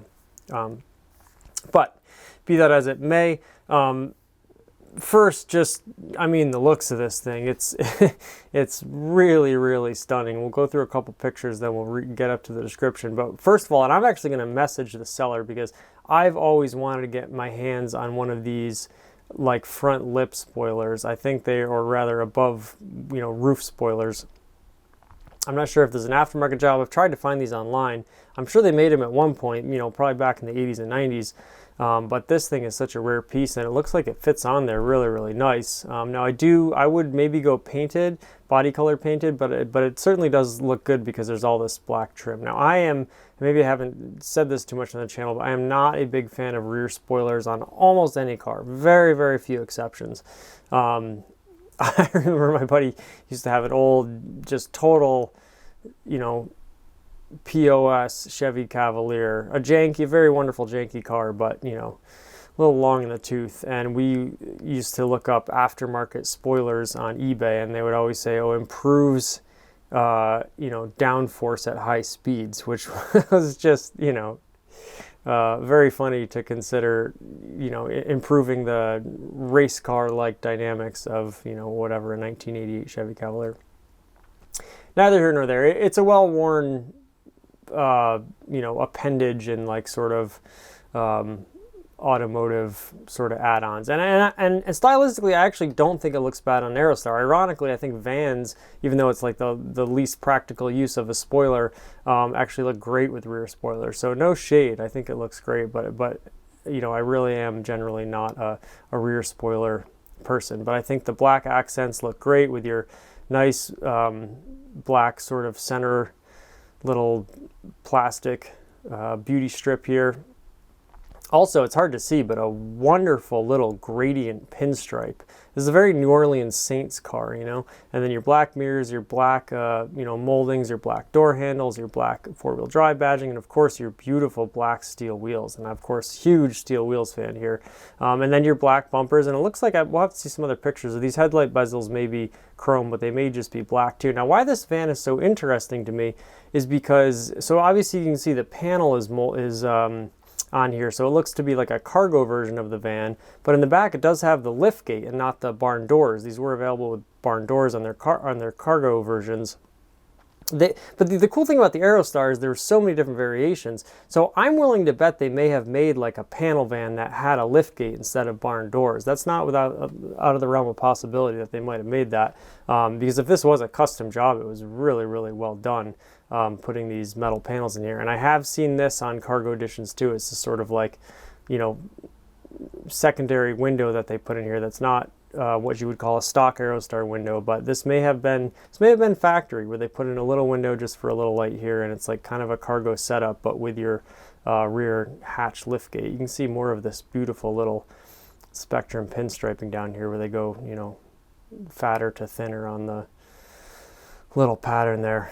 Really, really beautiful. You'll notice a little bit of rear bumper damage, and unfortunately these bumpers, especially as they age, are pretty brittle, and they're harder and harder to find, especially the rear ones. But just an absolutely gorgeous van, very tastefully done. Now these don't look stock per se, these little bucket seats, but one of my two 1986 Aerostars that I eventually sold my good buddy Evan, he's done some really cool things in that. Eventually we'll get it on the channel. Is Ford did have these kind of like, especially in their cargo version vans, had these kind of like bucket seats. They almost like little like sports car seats from an old Fiat or, you know, Alfa Romeo or something like that. Probably not the safest or best side bolstered, but they're little like sports car bucket seats. So that makes me think it's kind of like more of a cargo version too. I don't know if these seats are original, maybe they were put in, but they look like they could be one style of the original Aerostar seat, but I didn't know they made those into 93. I thought that was more of the first generation. Now we have the blacked out grille, and again, this would I think you did see some cargo Aerostars that did have the black unpainted plastic grille treatment, as opposed to like a silver plastic grille treatment, or on some sport models the body colored grills. And it looks like these bezels are painted black. Now that may have done after the fact, but I don't know, it could be one of these really rare specifications. Who knows, maybe it was custom ordered with, you know, regular wheelbase, non-extended, I shouldn't say wheelbase, regular length, non-extended, sort of the cargo bare bones. Because the other clue in this, when we get into the interior, only 98,000 original miles is, and we'll talk about this in a second, but you have crank windows. So another, you know, seemingly kind of cargo-esque feature in here. So a really, really cool sort of configuration out there. This is definitely not stock. This is like a aftermarket bucket seat, which or captain's chair, I guess you'd call it, which they stuck in here. So that's nice. And we'll get into the interior more as we read the description. So, of course, 93, one of my favorite years of Aerostars.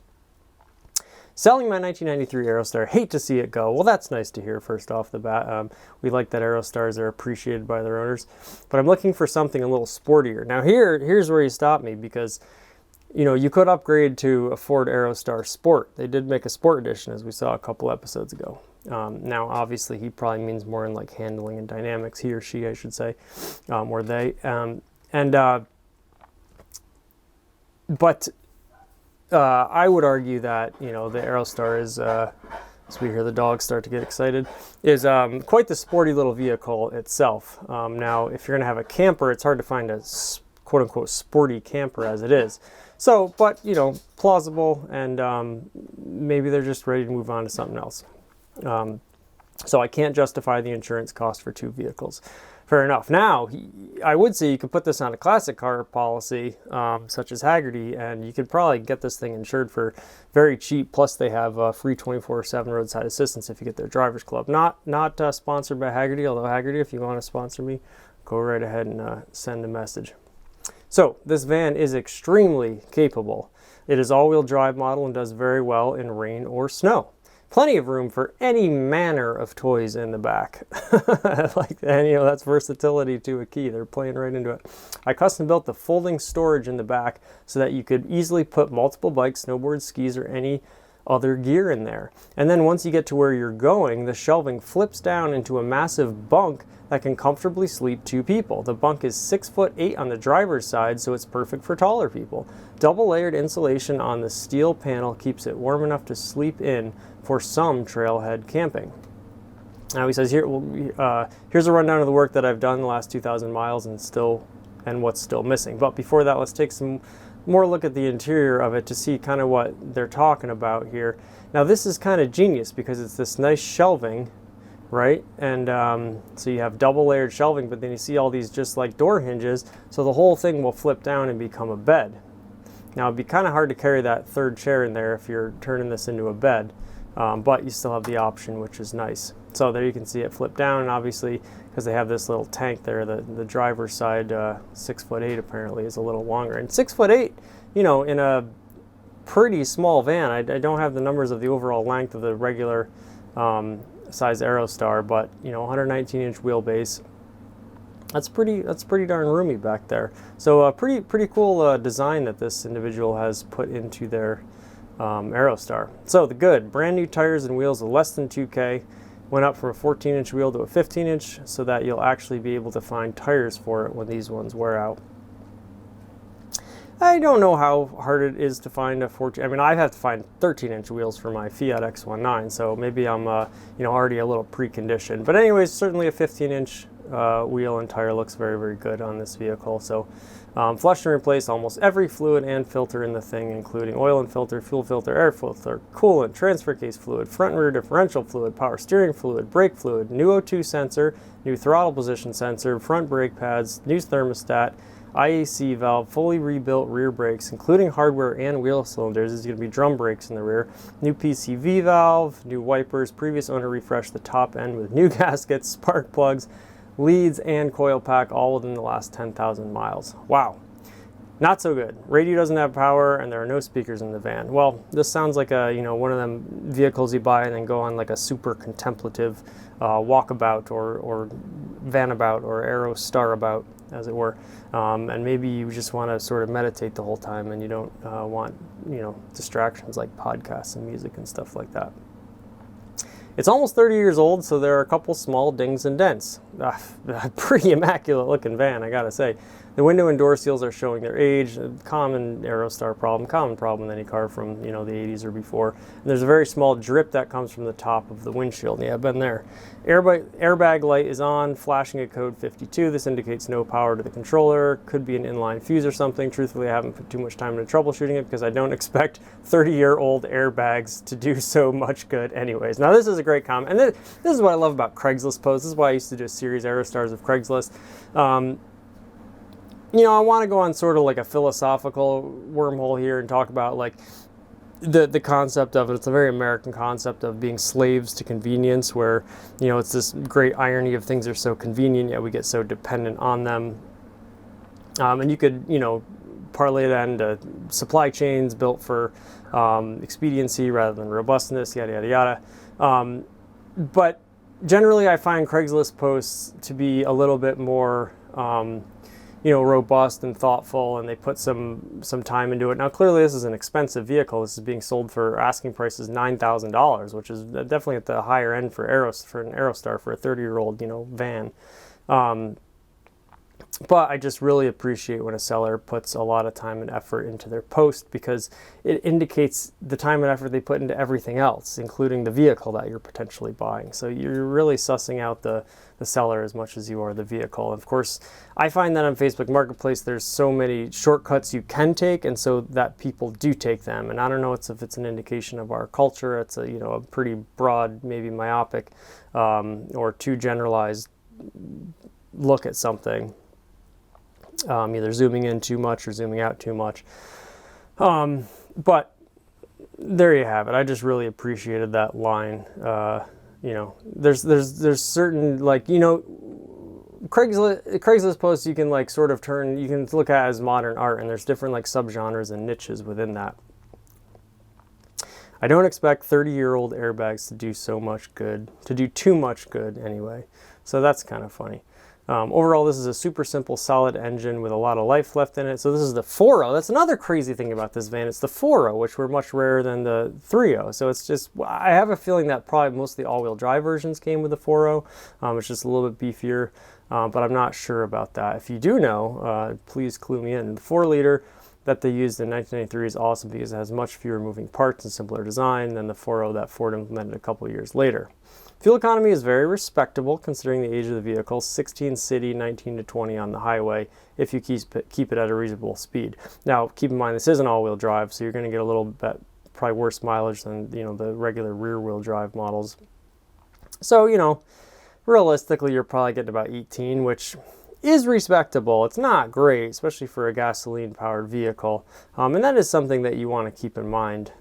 But, by the same token, for an all-wheel drive vehicle, that's a truck that you can camp in and sleep in and take all this stuff on, like when you're talking about a big F-150 or something, especially older ones, 20 miles a gallon, 18, 20 miles a gallon is respectable. I think that's the right word there. Mileage will continue to go up as this is still my daily driver. Please email to contact me. Cash is preferred, willing to meet at a bank or DOL. Thanks. Well, thank you for posting this wonderful, wonderful Aerostar. Let's just go back and look at some of these pictures again. I really do have to get your little kind of chrome accent pieces on the wheel wells. I believe that was factory. It looks like you have a little dings and dents, especially where your jacking points are. It's very common on these for the jacking points to sort of like crumple over time. I do love the placement of the gas door, and it's just this perfect little circle in a world of angles. All the styling is so has so much continuity and so much cohesiveness and just enough tension with your angles sort of going against themselves. You have all this rearward motion in the back, and you have all this forward motion in the front, and it's just perfectly split up with this door line, which is a perfectly vertical line running the entire length of the vehicle.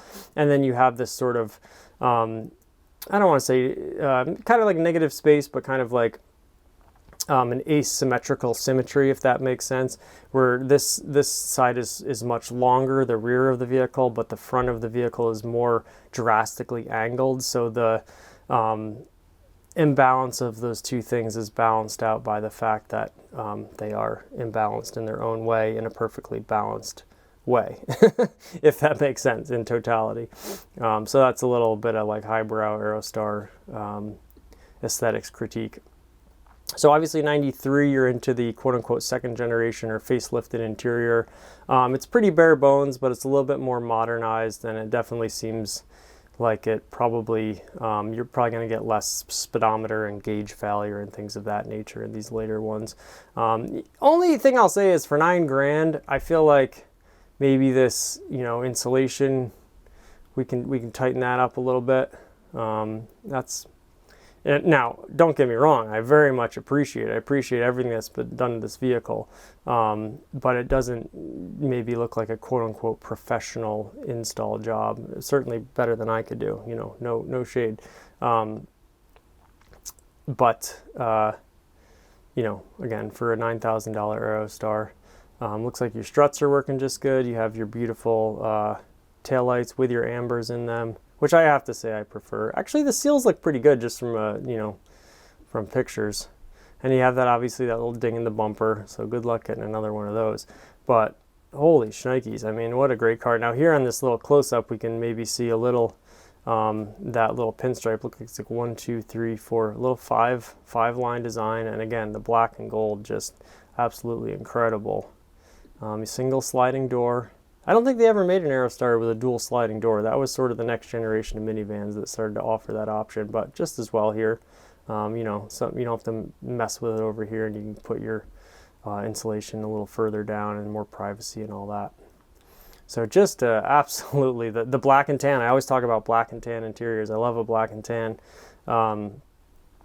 And again, your plastic body panels, this is, it's funny because the Aerostar is indicative of the Ford styling of the time, writ large, but at the same time, it almost looks striking on an Aerostar, because you know the Ford in general, like the Taurus, went from this sleek angular design, and then of course it became very curved and bubbly, and I like both designs very much, but the bubbliness was starting to sort of appear on the interiors, I'm sorry, more than the exteriors, at least at first. And this like nice rounded dashboard here with this nice line that kind of like balances out your gauge cluster, and then it's like this nice HVAC controls very nicely integrated into there. Sure, it's like a cheap piece of plastic, but it's funny when you look at the first generation Aerostar, or first, you know, pre-facelift interior, this is actually miles ahead in sort of the fit and finish, and you know, the sort of roundedness as opposed to like squareness of it. So just a really, really great looking interior. Of course, you still have your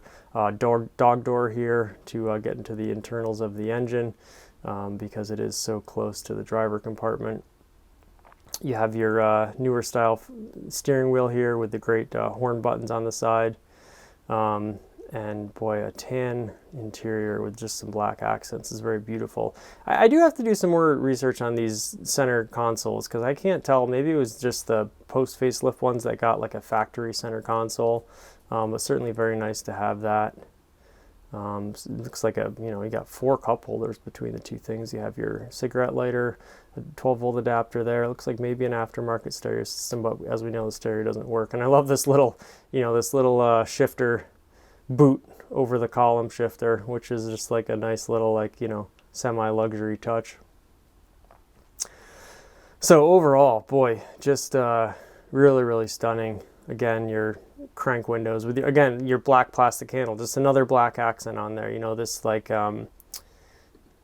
fact that there's like nothing but gold and black on this, and gold certainly. You see like a lot of white and black. That's like a common, like you know, very nice high contrast ratio, but black and gold, really just an underrated color combination. And along, you know, your cowl here, your wipers, and your sort of miniature side mirrors. Now this is the one feature I would think on a cargo Aerostar, you might have your truck mirrors here, but they may have also, as the Aerostar sort of was marketed more as a van and less of a truck as it went on, your tow mirrors here may have gotten replaced even on cargo versions. So very, very curious, and a very, very unique iteration of the Aerostar. Your electronic 4-wheel drive here, which was, you know, you hear people advertise it, and of course they're going to say it's good in the rain and the snow, but I actually have heard pretty good things. Now this isn't like necessarily a truck full 4-wheel drive system. I believe it's more like sort of a Subaru system, or sort of a modern all-wheel drive system. I'm not sure exactly how Subaru symmetrical all-wheel drive works, but where, you know, the computer would sense slip in a certain tire and it would send power there. I'm not sure if there was a limited percentage of the power it would send there. I will have to do a little bit more research on the electronic 4-wheel drive system, and maybe next time we do a 4-wheel drive model.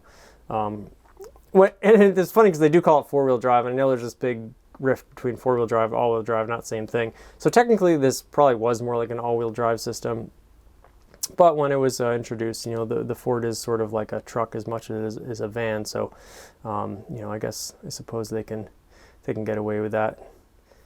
And functionally, you're getting power to, you know, all 4 wheels when you need grip. So in essence, now this is a very interesting angle here. You don't see this angle on the Aerostar a lot, where it almost resembles like a Toyota van on that front, where you really see the nose dip down. You realize even though it is a very angular vehicle, it does have its curves in it, namely this big swoop here, which sort of goes from one direction towards the other angular direction, but instead of taking an angular dip, it actually takes a very nice gradual swooping dip, and just a perfect line. Then you see your front tiny little triangle window cut out there, which is lovely and helps with visibility. That does angle down as well, so almost like in parallel to this line, even though one's a little straighter and the other's a little bit more curved. But just one of those little angles. You know, there's not a bad angle. Not a bad line in this car. There's not a wrong angle to look at this car from. It always looks good, and there's a wonderful, wonderful shot of it right there. Sort of a menacing and a friendly face all at the same time, you know. It's like that Chaka Khan song, "I'm Every Woman." that Oprah used. This is like, you know, I'm every car. I'm every vehicle imaginable, all in one package. And that's sort of what the Aerostar is. It's just the most versatile vehicle ever. And the greatest vehicle ever, I would say. So, been a little bit long. I wanted to sort of wax poetic on this one. I got to email the seller and see what they know about that roof spoiler, because that is really, really beautiful. So here we have a 1993 Ford Aerostar, regular length, all-wheel drive in Tacoma, Washington for $9,000, which, you know, looking at vehicle prices, what they are, it's really not an unfair ask, especially with all the maintenance that's been done to it. I mean, you know, you're going to save yourself thousands of dollars doing all that routine maintenance because it's already been done. So I think not actually an unfair price to ask. Certainly, you have to find the right buyer. But boy, I hope somebody scoops this up, excuse me, and takes care of it and continues to give it the stellar maintenance that this current owner has given it. Really, just a beautiful, beautiful machine, and under 100,000 miles, which is very, very low as well. So, there you have it. Thanks for tuning in, and thanks again to Ronnie, 1989 Aerostar. Really appreciate it. And until next time, Janky do Thanky.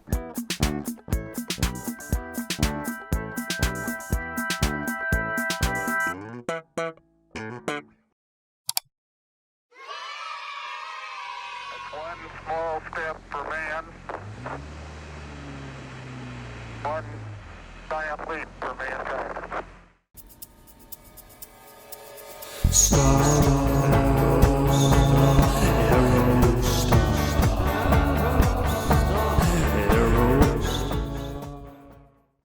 And welcome back to Janky AF and Year of the Aerostar, Episode 7.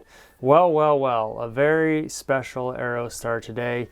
Here we have a 1986 Ford Aerostar minivan listed for just $800, and this one is very distinctive for me because this is almost the exact Aerostar that I have. My 1986 Aerostar is brown in color, but it is the 4-cylinder 2.3 liter fuel injected engine with a 5-speed manual transmission. A super, super rare spec. Now, the 4-cylinder engine was only made for 2 years, 86 and 87. Not surprisingly, it was vastly underpowered. I always joke that, you know, it makes around 100 horsepower, makes around 100 pound-feet of torque, and the claimed towing capacity of the Aerostar was 5,000 pounds. Now, the truck itself weighs close to 4,000 pounds, depending on, you know, your options and whatnot. So with a, you know, it's rear-wheel drive, not four-wheel drive. So with your rear wheels, you are pulling between your towing thing and your vehicle itself close to 9,000 pounds with 100 horsepower and 100 pound-feet of torque. And this is the factory making this claim. So completely hilarious. But neither here nor there. The 2.3 liter was cool because it had this, and it has the badge on the back. It says electronic fuel ignition, or you know, fuel. What's the word I'm looking for now? Fuel injection. There we go.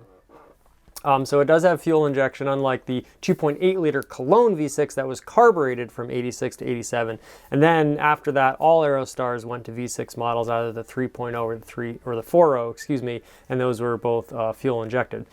So I like it because when it came out, it was sort of ahead of its time. Again, it bragged about fuel injection. It was kind of funny, and it was the smaller, probably more economical. Now, in theory, this thing gets around 30 miles to the gallon, which is excellent.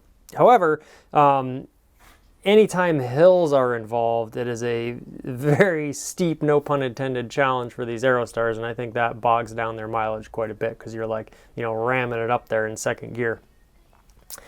But just an incredibly rare spec. This reminds me of mine a lot. It has similar wheels, not the identical wheels, but very similar, sort of like truck-like wheels. The center caps are very similar, although I have to say these like almost like Corvette slicer wheels. These look perhaps aftermarket. Immediately you have your big towing mirrors here, just like mine. And one of the things I really like about the early Aerostars, and I believe this was after 87 or 88 that they changed this, was the Aerostar badge used to go on the front quarter panel here. And I thought that really looked cool. I don't know, it just kind of reminds me of a, you know, old Italian sports car or something. It really, for such a small thing to change, and they moved it to like the back hatch, I believe. It really sort of, I don't know, made a significant aesthetic change with that little thing by not seeing it there versus seeing it there. So that's absolutely beautiful. Now, as you can see, this Aerostar is clearly a little worse for wear. It looks like it's starting to grow some plant life on it, becoming one with nature, but apparently it does run. I love the description. Could be a great first year 2.3 liter 5-speed cruiser. And they even spell liter with the R before the E, just like I do in the British variety. A cruiser, that is exactly what this is a cruiser. It's a little cruiser, manual transmission, rear wheel drive. It's a little tiny underpowered sports car, just like any Fiats or Alfa Romeos or anything like that. It has been sitting for quite a few years, you don't say. I couldn't tell by the foliage that was growing on it and the moss. It's like one of the trees in Lord of the Rings or something. It ran flawless when it was parked. Maybe the oldest line of all time. Ran when parked. And they've upped the ante here because it didn't run when parked. It ran flawless when it was parked. So what could go wrong? If I clean it and fix the issues, the price will go up. I love this too. This is sort of a weird sort of bargaining chip. Like, maybe you should clean it and fix it up and then raise the price. But I always wonder if it's been sitting 5 years and you're selling it suddenly now, like you're threatening that I might fix it up and charge more. It's like, well, so anyways, just a very funny sort of trope of like the classifieds. It's you know, mileage will go up as I continue to drive it. It's a great thing. It's okay. This is a daily driver. Someone's driving this every day. It's reliable. Price will go up as I fix it is a little more, you know, less confidence inspiring. But I can start and run the motor so you can hear it. Now that is a great thing. You know, a running Aerostar for $800, no matter which one it is, always a great deal. And the fact that this is the first year they made them, a manual transmission with the 4-cylinder engine. I've actually never seen another besides the one I bought in this exact configuration. I believe I have seen 86s, and I actually owned another 86, but it did have the V6 in it. Have a clean, clear title, bring a trailer. You know, the phrase that invented the website right there. And this is a perfect case of definitely bring a trailer for this. But, you know, it seems like apparently you can drive it right up onto the trailer. So, you know, bring a trailer, but not a winch. Preferably cash. Always cash is king. So let's take a little look-see, shall we, through the pictures here. It's funny. There's something just about, I kind of immediately saw this in the thumbnail. I figured it was an 86. Now it could be an 87, 88, but you have your Aerostar badge on the side there. You have your big truck towing mirror. You have these beefy like truck-like wheels. And so immediately to me, you know, the astute Aerostar observer, anyone who knows what they're looking at, is going to immediately know, okay, this is something special. Obviously then we're clued in again. It looks like they have some cool cars here. It looks like maybe a Toyota MR2 here. Your 5-bar grill, as we say. So this is your first generation grill where it was much more 80s and much less 90s. And I like both equally, I think. But I don't want to say I prefer the later one, but you see so many Aerostars and you get used to the later grill being sort of the one that's the one.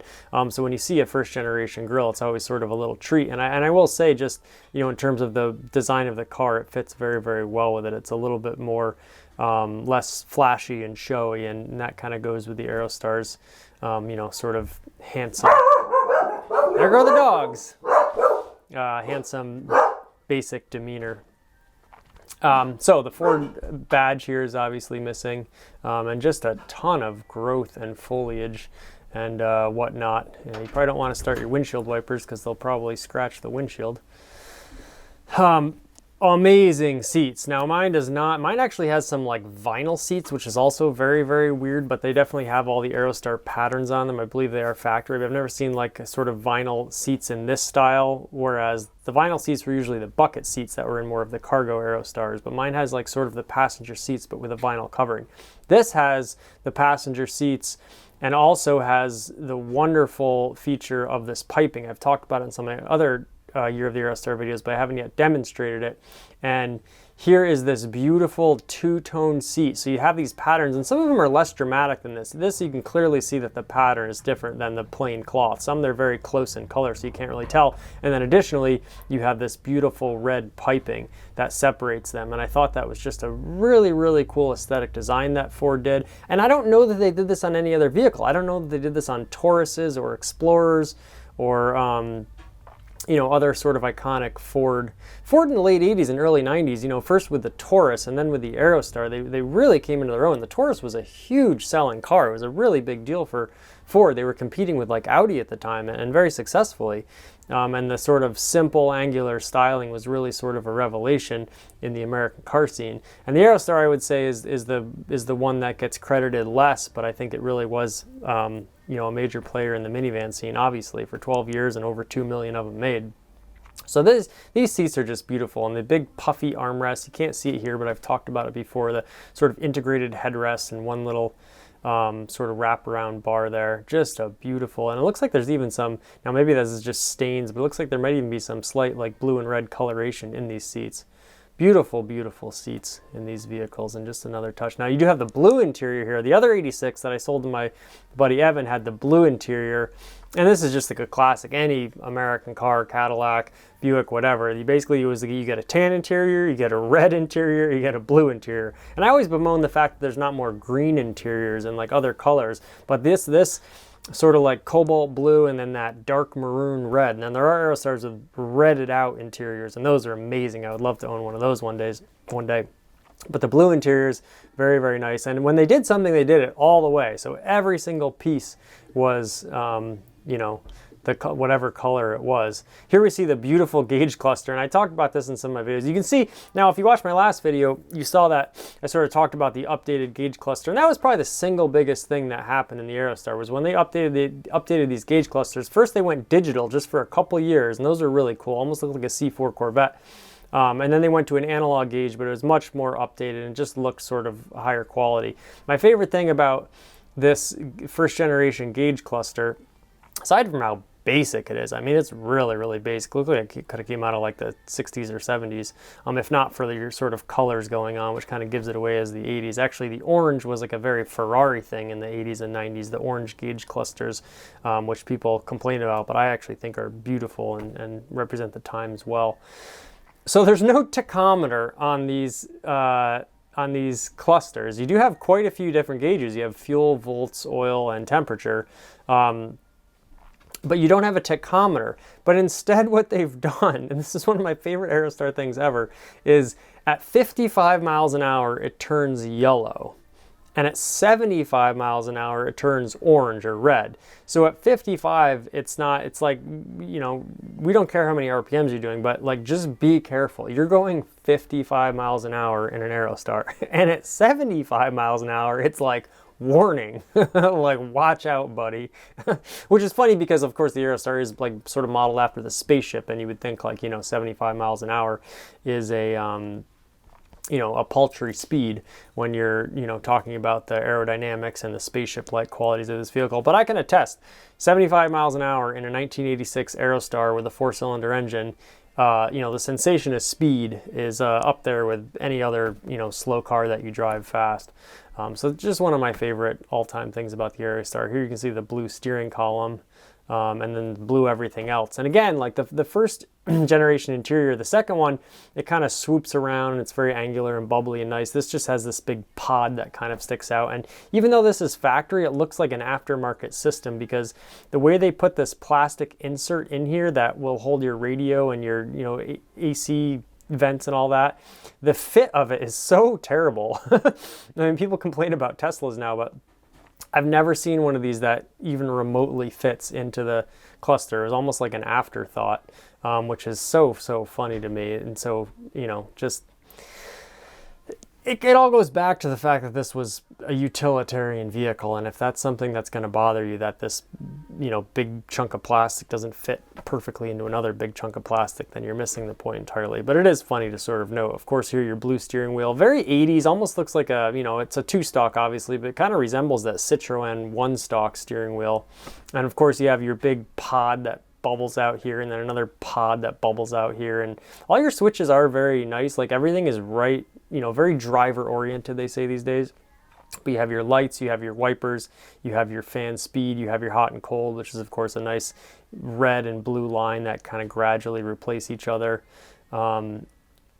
And very kind of clunky and awkward, but very, very functional, I will say, very utilitarian. And the very tiny, skinny steering wheel. I do not believe there's an airbag on this wheel. It's too bad we can't see a better view of the manual shifter, but there it is down there hiding in the corner with the big giant shifter boot on there, long school bus style throws, which is very, very fun. It is a very, very fun car to drive, and an excellent exhaust note, particularly on the 4-cylinder. I will say it's very underrated quality of it. And the fact that it's blue on the outside, blue on the inside, blue on blue, like just a great color specification. No, you know, pinstriping or any doodads of that nature. Obviously your bumpers are not body colored. I think painting Aerostar bumpers body color is one of like a really cool modifications, in that while it's not completely stock, I think looks great, particularly like the white cargo Aerostars when they paint the bumpers on them. I think it just takes it to a whole nother level. So just a gorgeous, the big giant towing mirrors, which I mentioned before, and this looks like a panel van. Now I am wondering if I wish we could see around to the back of this vehicle, because maybe we can kind of discern from these interior shots. Obviously it's all stripped out, so it looks like it might have been a cargo vehicle from the start. I wish I could see if it had barn doors. It looks like it may actually have barn doors, so it's like kind of a cargo. Now mine has the lift gate, mine was more of a passenger, but this looks like it was a factory cargo Aerostar version, which it kind of does make sense for the 4-cylinder and the manual transmission. You think that'd be more of a cargo van rather than a passenger vehicle. So that kind of makes sense. Beautiful. Looks like the interior color is maybe slightly different than the exterior, although it doesn't seem like it's been repainted. So you have your, you know, proof that it's a 2.3 liter right there. Now this Lima engine was in a lot of things. I believe it was in Mustangs and all sorts of other vehicles. I'll have to do the history of the engine, but they made it for years and years and years in different incarnations, probably going back to the 60s or 70s. Again, great picture of these seats with that red piping. So if you're a person, and only 100,000 miles, it looks like, you know, you're sitting right at 100,000 here. Although maybe that's 110,000. I'm not sure. It's only a 5-digit odometer, so I guess we'll have to take their word for it. That's only rolled over once. If you're thinking about getting into the Aerostar game, if you're thinking about getting one of these vehicles, this would be an absolute perfect one to get. It's funny because the Aerostar market really doesn't have a market, you know, where people are actually discerning different years and stuff yet. But, you know, I also have a Fiat X19 in the earlier years, although they had even less power than they did later. They had a 1300cc instead of a 1500cc engine. They made, you know, 10 less horsepower, and were generally not quite as well put together. I think the second generation interiors were a little nicer, and they had a 4-speed rather than a 5-speed transmission, and also the engine was an interference engine as opposed to the 1500, which was non-interference. So if your timing belt breaks, then you're going to have all sorts of like stuff going on with your valves and whatnot.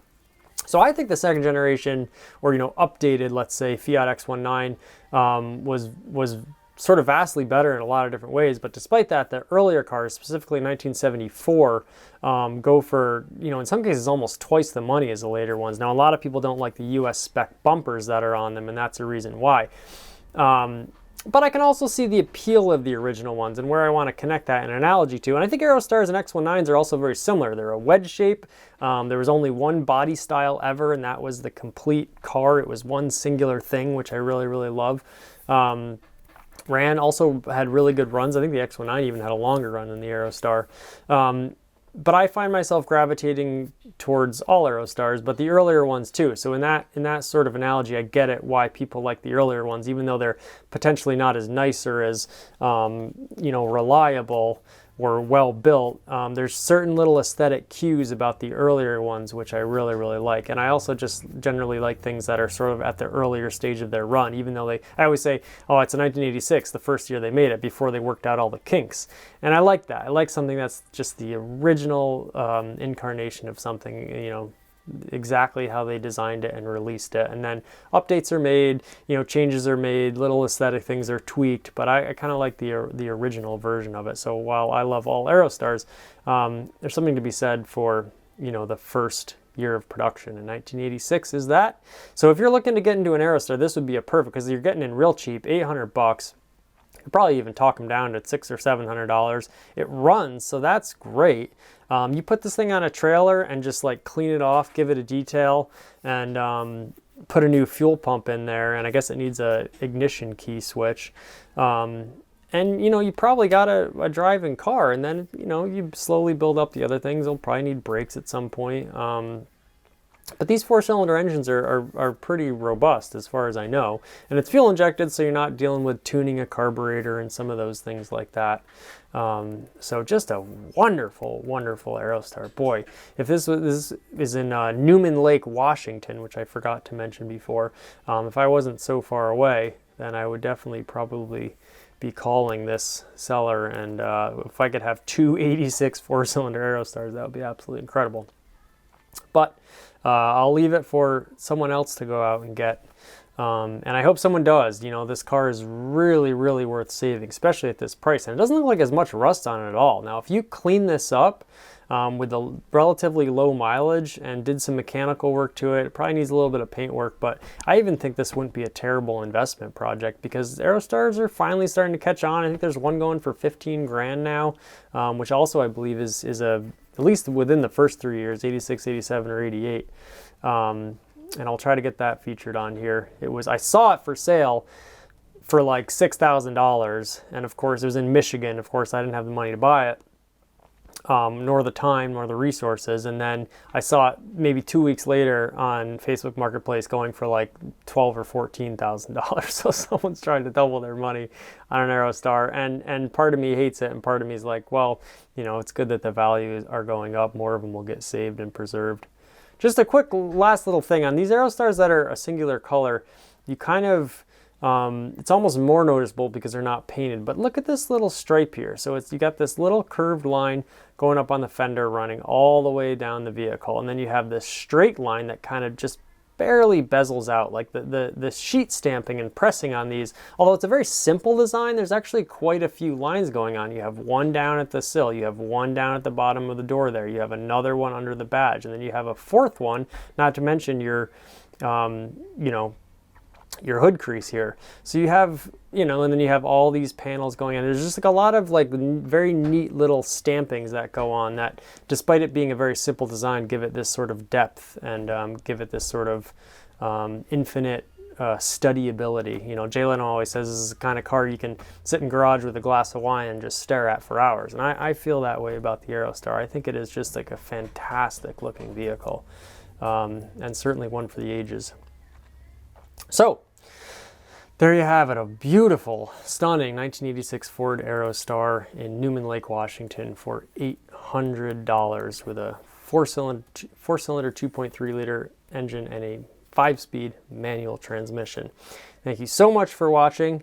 This has been Year of the Aerostar, and until next time, Janky do Thanky.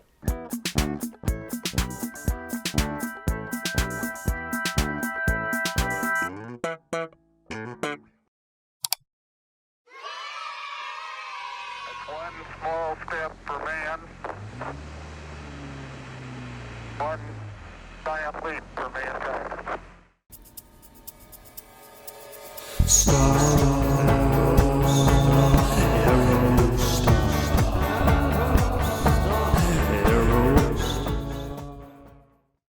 And welcome back to Janky AF and Year of the Aerostar, Episode 8. Today we have a very special and unique Aerostar, as always, and it is a 1989 Ford Aerostar listed in Chesaning, Michigan for $5,500. So a little on the steep side, and we'll get into that in a bit. A lot of great Aerostars in Michigan and a lot of great Aerostars in Ohio. I find those two states, maybe it's just like sort of the heartland, but you see a lot of Aerostars in that region of the country, so very grateful for that. Well, as you can see, this is quite the aesthetic masterpiece. So we'll start with that. I love the sort of beige color with these mustard side stripes and even like, you know, racing stripes, you might call them, on the front. As you can clearly see here, we'll get into the description very quickly. Saginaw County area, FCFS, first come, first serve. I just figured that out. I was going to say I didn't know what that meant. No lowballing, got lots of compliments on it. Well, I can be the first person to tell you that just because you get compliments on your car or vehicle, that does not necessarily mean that people will pay what you want for it. I got some guy offered me $1,500 for my Buick the other day, you know, that's perfectly fine for him to offer, but I told him I had at least $4,000 into it. Now, again, not saying it's worth that much, but I do see a little discrepancy between that correlation of the compliments vis-a-vis the value of the car. But, you know, I like that they're aspirational. I like that they're going for top dollar, and I like that they view their Aerostar as a very, very valuable thing. That is a good thing. So very positive on that in that regard. First thing I'll say, okay, so 1989 Ford Aerostar Hippie van. As we cycle through some of these pictures, you'll see that it does have, you know, the big peace symbol on it. It's got, you know, your bumper stickers everywhere, which I guess categorizes it as a hippie van. This is, you know, quite a nice treatment. They seem to really want to let you know that it's full of stickers. That's a big selling point. Made in the 80s, Apple logo, emo logo. Back in the day, it was the way. Historic US 27, Cops and Donuts, Clare, Michigan. We do see that this is, you know, the pre-facelift interior had this wonderful, wonderful Aerostar badging on the sort of glove compartment area. Really like that. I think that went away on after the facelift, and that's just a great thing from the 80s. Now here we have a video, and this is a new feature on Facebook Marketplace that I haven't seen. Perhaps this is one of the few ways in which Marketplace is sort of preferential in listing a vehicle to Craigslist. Unfortunately, I don't know if the video will replay. You got some, again, sort of quote-unquote hippie accoutrement in here. You can see it has the beautiful red pinstriping on these two-tone seats that I've talked about before. I love the Aerostar seats, and I love that they committed it all the way to the third and second row bench seats, which is funny because I wonder if this was the original paint color. The red pinstriping certainly seems like to be a little at odds with the white and mustard exterior and the almost blue-gray interior. Very interesting color spec. Now, I shouldn't say it's at odds. I actually like the kind of quote-unquote McDonald's color combination, the red and yellow. I think they go perfectly fine together. As we'll look at this video one more time. We see it does have the digital gauges, which is very, very nice. And I'm going to go swipe around here and show you now, back to the description. Some rust, it says. A 1989 Ford Aerostar Hippie van, some rust. Now, I'd say that is a considerable amount of rust. And just sort of falling apart here. Now, that doesn't necessarily mean the frame is bad, but that is certainly a considerable amount of rust. It certainly is in need of a little bit of TLC. As you can see, very janky Aerostar, which I very much appreciate. You have these wonderful steel alloy wheels, and these are like what I'm calling the slicer wheels because they kind of resemble the 80s Corvette C4 wheels to me. You have one white wall tire and one non-white wall. So that was sort of changed at one point in time. Now looking at it closer, I almost see that the top is more white than the bottom. You almost have a three-tone or a tri-tone rather than a two-tone Aerostar here. You have like your beige, and then you have your mustard, and then you have your white on top. So quite a nice color combination, if I do say so myself. 115,000 original miles. So that's what it has going for. It does have fairly low miles. 115 is pretty low in the grand scheme of things, especially for, you know, almost 99, 2009, yeah, over 30-year-old vehicle. The headliner fabric up front needs some TLC, runs and drives great.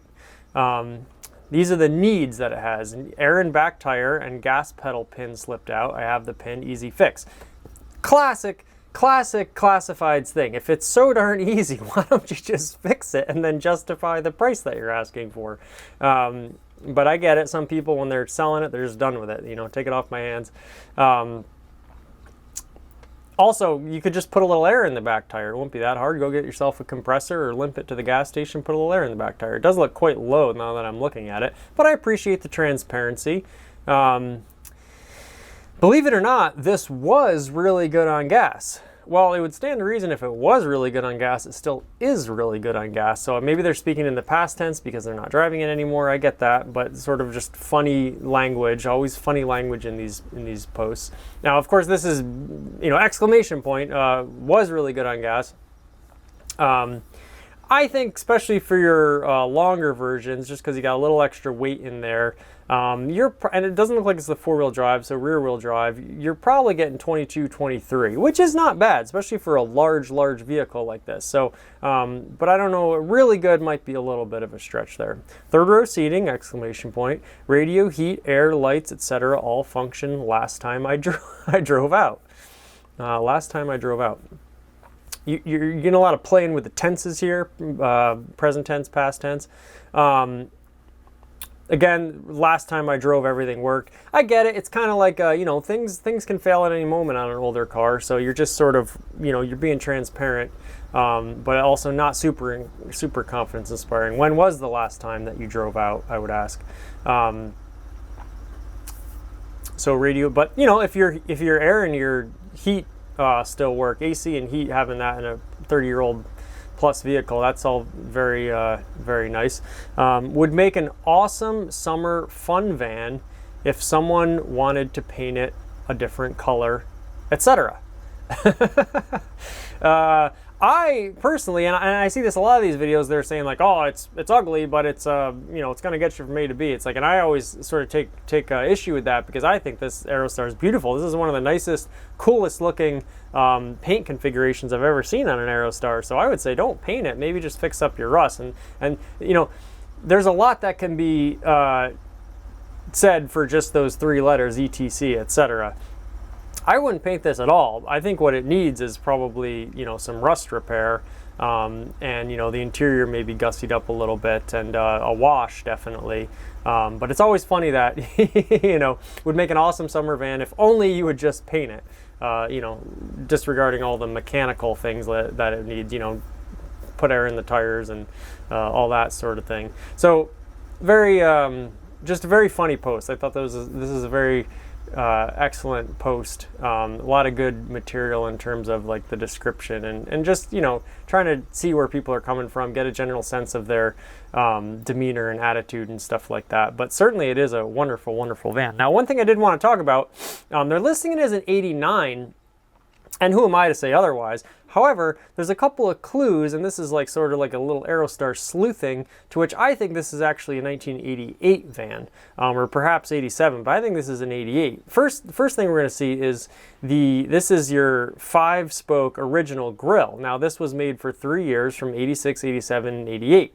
89, 90, and 91, they had the 3-spoke grille, still with a center-mounted Ford logo, and then from 92 on, they had the 3-spoke grille with the Ford symbol relocated to the top. So it is possible that maybe at some point the grille was, changed out, minor fender bender or something like that, or just for aesthetic purposes, and they put like, sort of the pre-facelift grille on here. But the other thing that's cluing me in is if we look at the interior on this video again real quickly, we'll see that it does have the digital gauges, which are wonderful. I love the digital gauges. I'm not sure how reliable they are, but every time I've seen one, they seem to be in working condition. Now,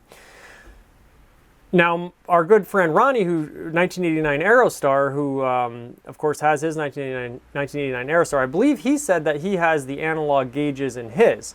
So if this is indeed, now perhaps maybe half the 89s got digital gauges and half of them got the analog gauges. They were sort of switching over, but and maybe they even switched over from the grills. Maybe this is a very early 1989 Aerostar. But I would be interested to see the VIN number and actually look it up, because I think this may be a 1988 Aerostar.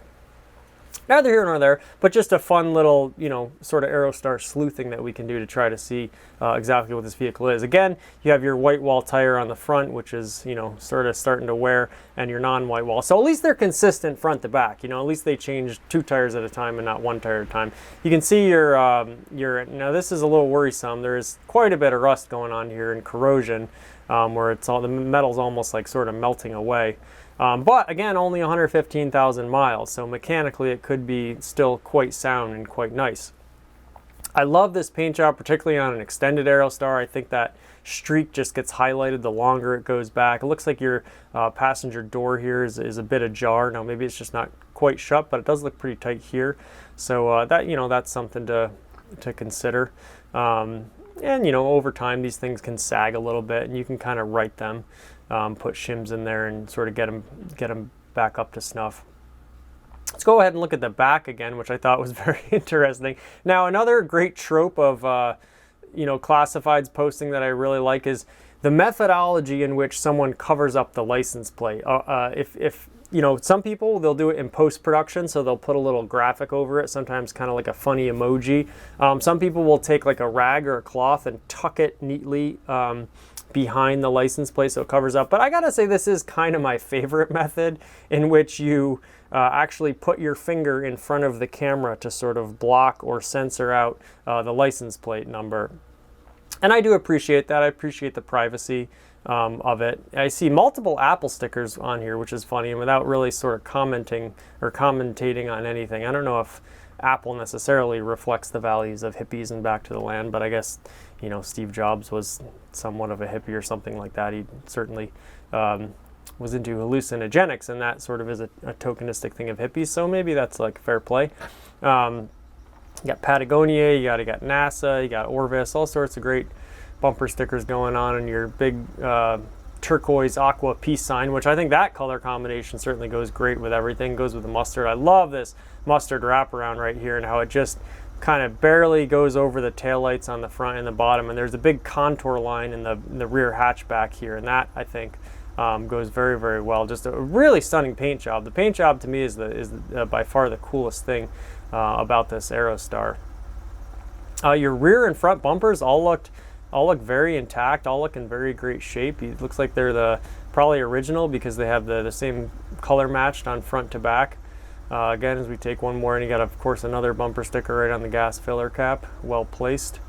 It is funny that they sort of show off the bumper stickers and everything, because I don't know that I would necessarily see that as a positive if you did want to take those out. Now, it looks like it might have a dashboard carpet. Does anyone remember the dashboard carpets? You see these on a lot of cars. They're supposed to protect the dashboard, and I think that's like I wonder if it does have that. Maybe we can go back and see the video one more time and see if we see it. Yeah, it looks like it has a full dashboard carpet, also in sort of like a greenish turquoise. So just a total plethora, rainbow of colors going on here, which I really appreciate. And those dashboard carpets were so funny to me because they were quite functional, and you know, it's probably nice to rest your stuff on that little dashboard. So that's kind of another little treat in this Aerostar.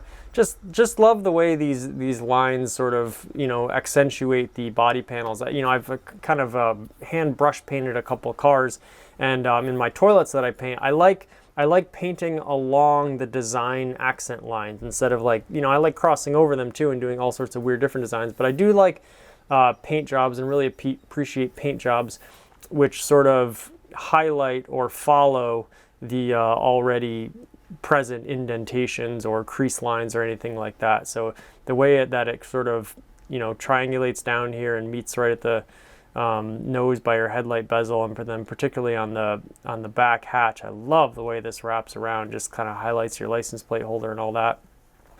Now, as we see it, maybe perhaps covered in the etc. of things that you would need to do to make it a great summer van would be sort of reattach this wiper blade, which had sadly sagged all the way down, kind of pointing at your Ford logo there. So that's a bit unfortunate. Was very nice that it had a rear wiper blade back in 1989. But that's another thing that might be fixed. And I think just like, you know, to add up all these sort of things, certainly, you know, again, a little rust isn't bad, but that's, this is pretty, you know, pretty considerate amount of rust here, and it's kind of, your wheel arches are almost sort of melting away. So I gotta say, I think this, while an excellent van, and love that it's been preserved and made it this long, I think this asking price is, you know, maybe just a little bit high, and you know, the the no lowballing. Now they stopped short of saying I know what I have, but again, just you know, I would pay this car tons of compliments, and hopefully I have here, but I still would not offer the asking price of this vehicle. But you know, they're absolutely right when they say would make an awesome summer fun van. And I love how summer fun and van are all capitalized. It's like a new segment of vehicle, the SFV, the summer fun van. And what better SFV than a Ford Aerostar, of course. It does have a factory roof rack, it looks like, up there. So, you know, you could eat up miles in this thing. And again, 115,000 miles, very low, in the wonderful village of Chesaning, Michigan. So, there you have it. Just a beautiful, beautiful 1989, we're going to call it, Ford Aerostar. Just breathtaking, and another wonderful color combination. You know, the 80s in general, 80s and early 90s had a lot of great sort of factory two-tone and three-tone paint jobs that went on, and this one, I have to say, is maybe one of the best. The little black piping there on the sides just frames everything very nicely. You got a racing stripe, so it's a little sporty. Yeah, just a wonderful van. And you know, maybe you could cut them. They would cut you a little bit of a deal on this. Boy, oh boy, just a nice one. Very funny post. So we're kind of getting everything in the year of Aerostar here. We're getting the beautiful Aerostar. We're getting a funny post, and we can sort of dive into it all and just appreciate the greatness of this vehicle. So there you have it. Another one of the books. Thanks for joining us again on Year of the Aerostar, and we'll see you soon. Until next time, Janky do Thanky.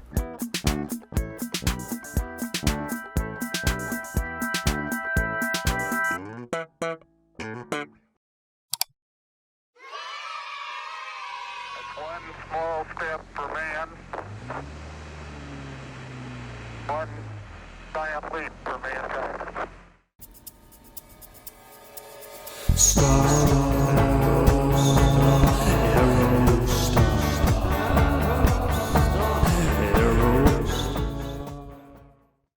And welcome back to Janky AF and Year of the Aerostar, episode 9 today. And wow, strap in, because here we have a gorgeous Ford Aerostar minivan 1996 sale.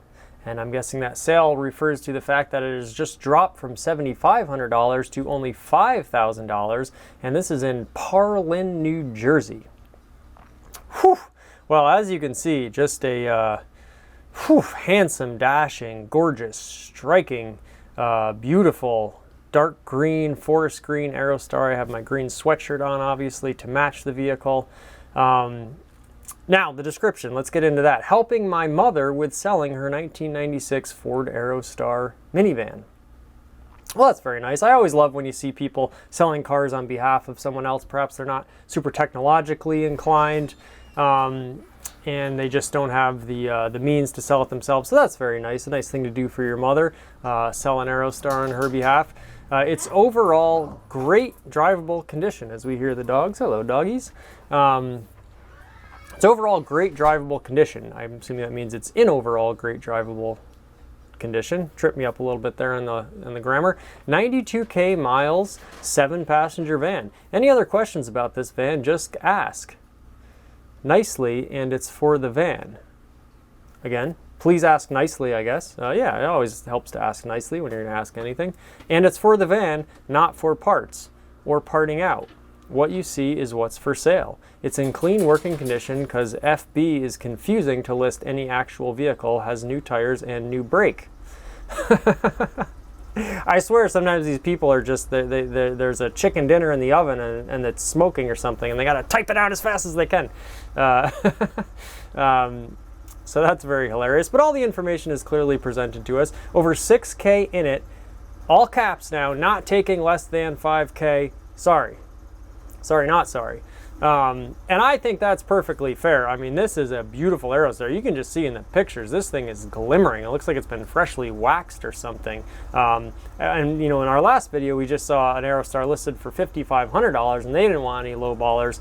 This, they're already in it over 6K and they're not taking any less than 5. And, you know, if you just want to stack these two side by side, this car is, you know, lower miles, no rust, like in far, far better condition. So when you want to sort of compare, and it's an all-wheel drive van, so you get that going for you. So just to give you an idea of, you know, what these things are worth, honestly, for $5,000, this thing is a steal. I would snatch this up in a heartbeat. And if there's anyone out there looking for an all-wheel drive Aerostar in particular, boy, you're not going to do much better than this.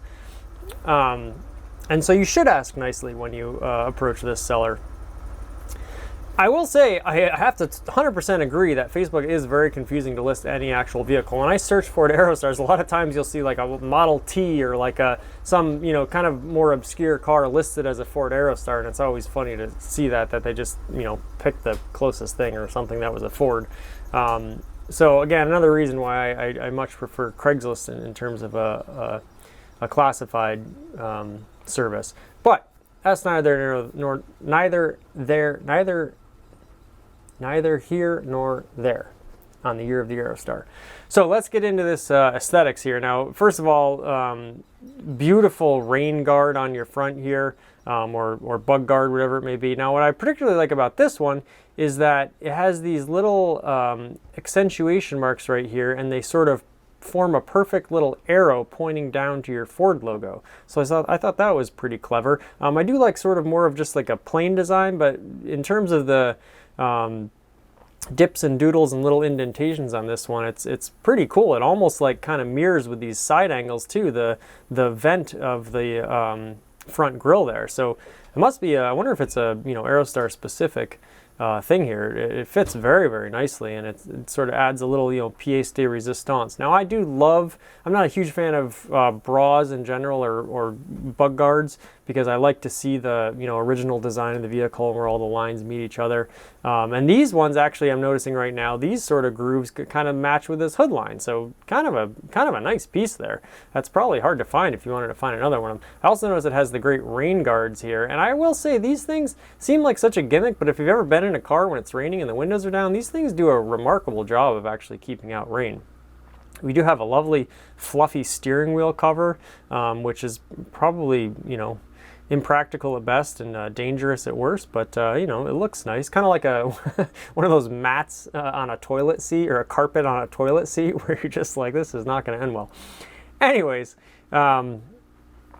we have alloy wheels here, of course, and these are a very nice alloy wheel. Not my favorite. I kind of like those slicer wheels better, but to see a factory alloy wheel in any Aerostar, you know, it's like sort of an upper trim level, and certainly a very stylish wheel. Nothing wrong with it. Now you do have now the dark forest green over gold was maybe the creme de la creme, like the classic, but the dark forest green over silver is also a very, very nice package. And even just look at the condition of the wing mirrors. No scratching. They're nice and shiny. They haven't been dulled. Like, this thing seems like it's been garage kept. I mean, very, very nice condition. We'll scroll through here. We get a nice profile shot.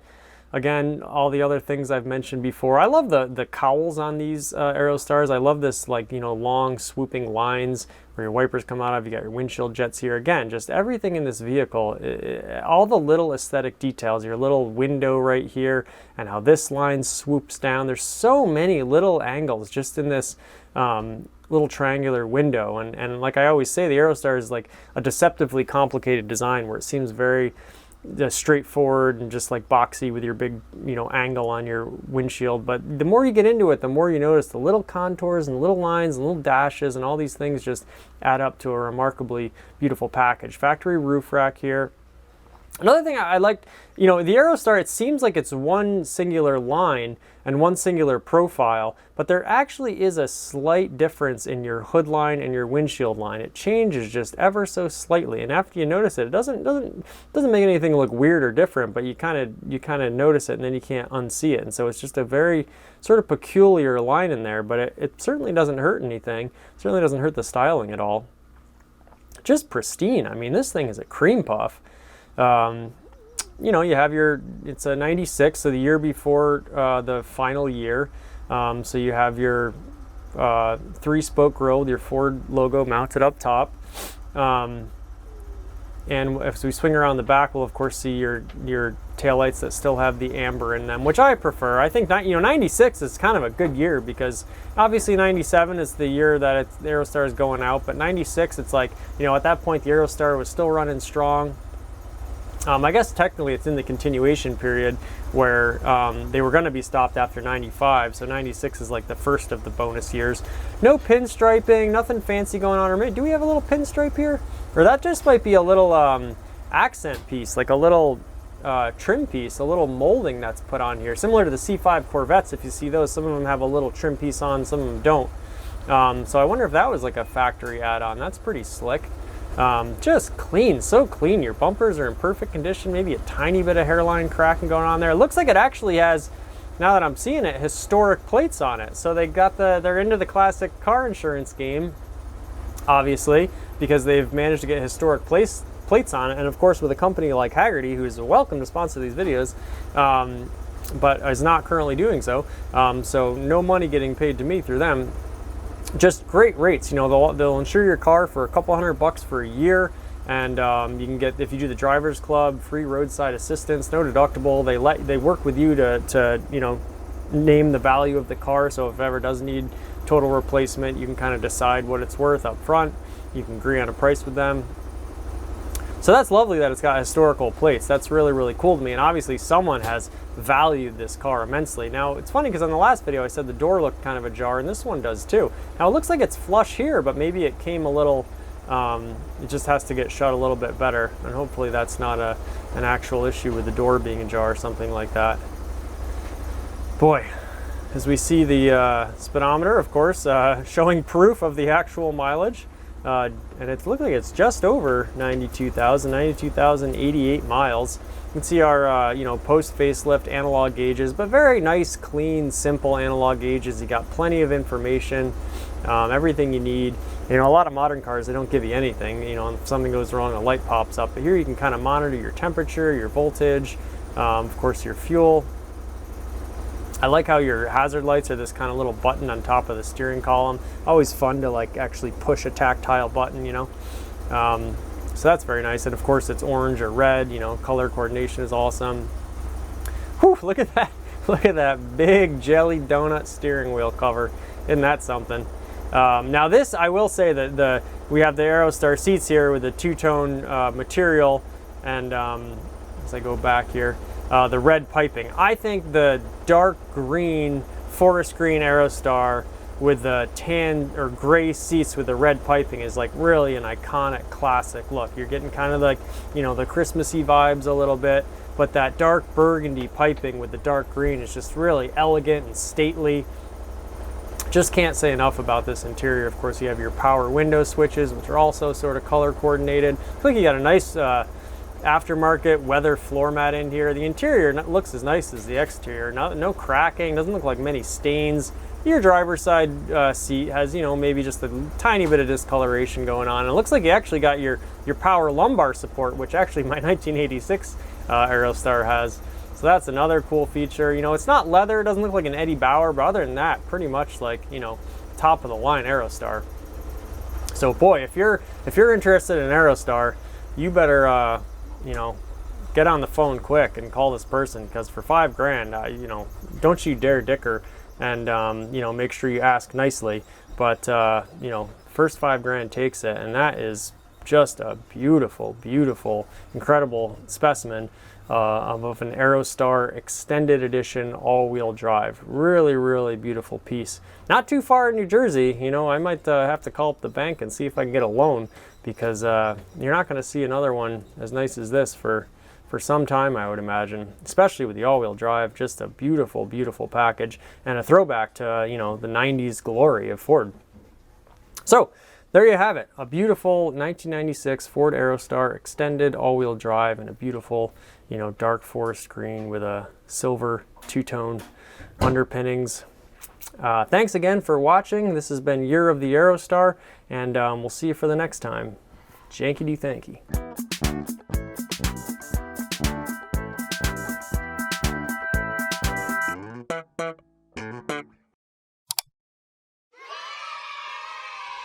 One small step for man, one giant leap for mankind.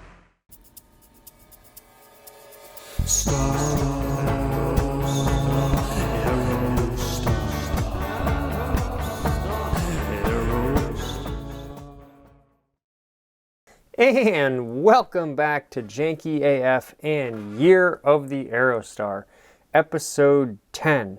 Nice little milestone there. And today we have something very special again, and this is a 1993 Ford Aerostar ice cream truck. It's listed for $3,500 in Katy, Texas, and it just looks like it's in immaculate condition.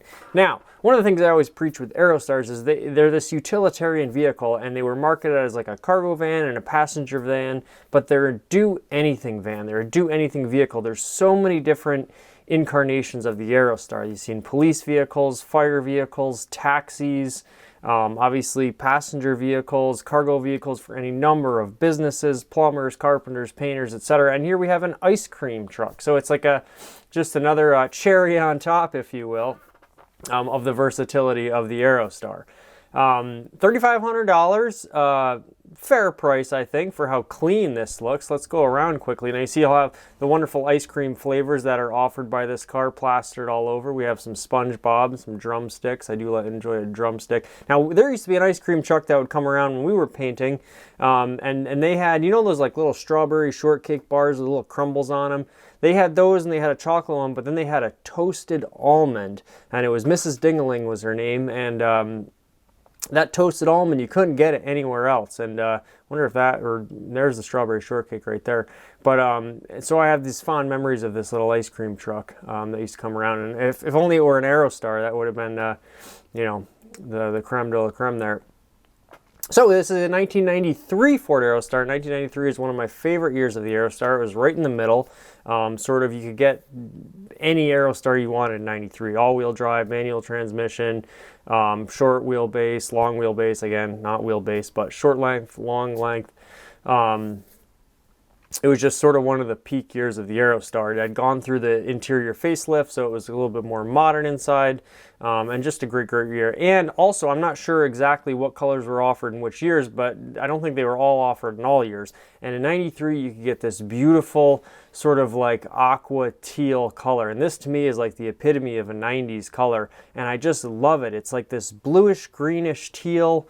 As we see the other side here without the ice cream stickers, you can just kind of get a nice profile of the van here. And this color just shimmers in real life. It's just a beautiful color, and it's somewhere right between. At certain angles, it just looks like it's a dark green, and certain angles, it looks like much more blue, and darker or lighter. But it is just like this beautiful aqua teal, and I absolutely love it. It's one of my favorite Aerostar colors. I think it looks so good on this car. You have your beautiful little siren up here, which is great. You have one hubcap missing. This almost looks like doesn't even look like I guess it is maybe a Ford hubcap. It almost looks like a Chrysler hubcap or something like that. And of course, I love steel wheels, and a blacked out steel wheel just looks like wonderful to me. Years and years before, you know, you had $40,000 Toyota RAV4s with these black chrome wheels and everything. Now, don't get me wrong, they're cool. They're a slick looking wheel. But way back when, just pop that hubcap off, leave your steel wheel there, get a little brake dust on it, and that was sort of like the original. And it looks wonderful here. I love all the sort of accoutrement, these giant signs. Stop for children, children crossing. Of course, you want to be safe. Looks like there's a little brief bit of bumper damage down there. This is a great picture. You know, some would say it's like kind of sacrilege to plaster stickers all over this vehicle, but if I bought this, I would keep it exactly as is. I don't know if I would use it for an ice cream truck, and I guess that has sort of all sort of negative, you know, nasty connotations of people that are, you know, attracting children to their van and stuff like that. But I just think it's a great little time capsule, and the ice cream stickers plastered along the side. You know, they're done in such sort of disregard for the aesthetics of the vehicle that I actually appreciate it, because it's just functionality. You know, it's like, this is an ice cream vehicle. This vehicle exists to serve people ice cream, and I think that's a wonderful thing. So the description, very, very nice. 93 Ford Aerostar, driven NAN miles. I don't know what that means. If someone does, please let me know. Ice cream truck for sale, all caps. Includes 2 freezers, with converter for each freezer. Now, I think she meant to say with, but switched up the H behind the W instead of at the very end. Maybe she didn't. Now, I don't want to make assumptions here, but it's funny that if it was a typo, it turned into actually a correct version of slang. So it's got 2 freezers with converter for each freezer. So I thought that was kind of funny. Ice cream's included, fully loaded. It's the most you know, literal example of a fully loaded vehicle. It's actually loaded with ice cream. Now, I don't know if she's keeping these ice creams cold. It's been listed for 2 weeks, so hopefully those ice creams are still cold, and if they are, you know, if the freezers are plugged into the converters, it's fully decked out, you know. But I don't know if that's draining the battery. I don't know what's going on, but I take her word for it, and you know, she's the ice cream lady, not me, so I assume she knows what she's doing. 1993 Ford Aerostar, again, 218,426 miles, and you would never know by looking at this thing. It looks so clean.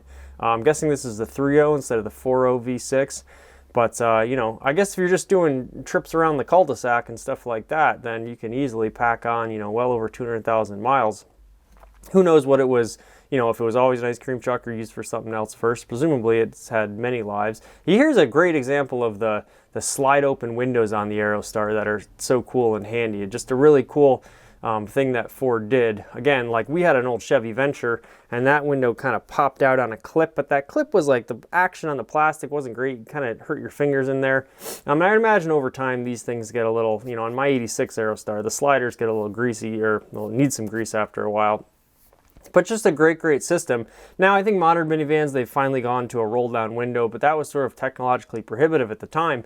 So the sliding window, and of course it slides with this great little angle on it, and the glass is angled to match. You have a little tiny, you know, tint here. Just a beautiful, beautiful piece of engineering, and I think one of the many fine features of the Aerostar generally. This van it's got a clean title, that's excellent, and it's sold as is. And in this case, as is containing 2 freezers full of ice cream. So what more could you ask for? I mean, that's probably $500 right there.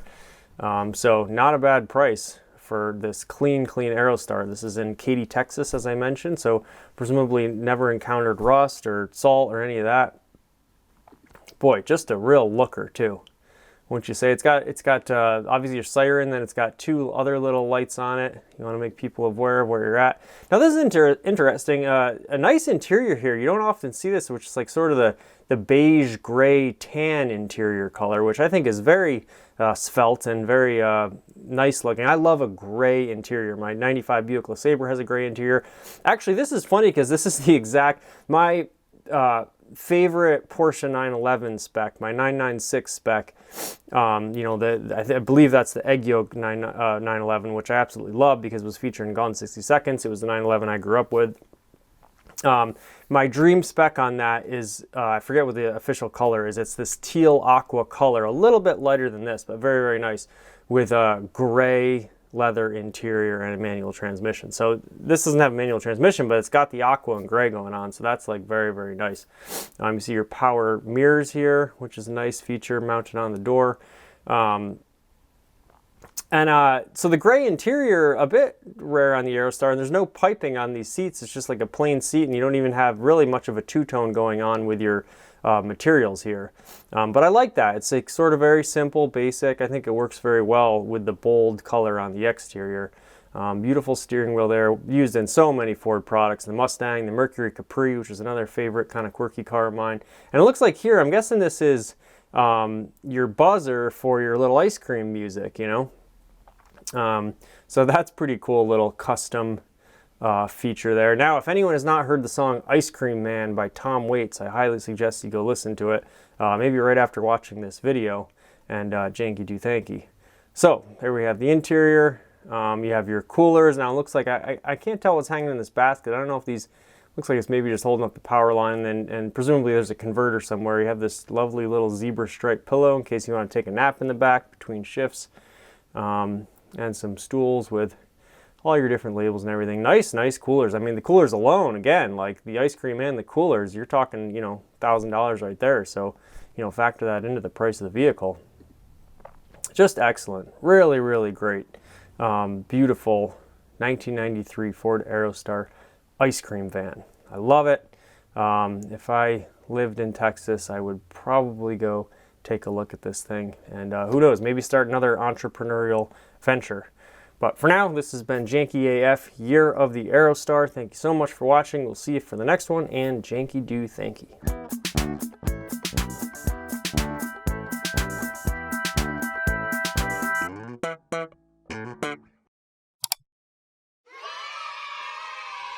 One small step for man,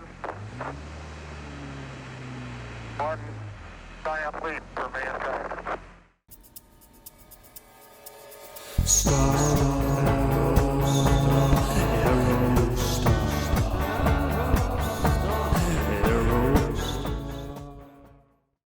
And welcome back to Janky AF and Year of the Aerostar, episode 11. Well, you can see I have my brown sweatshirt on, so that should give you a hint of something about this vehicle.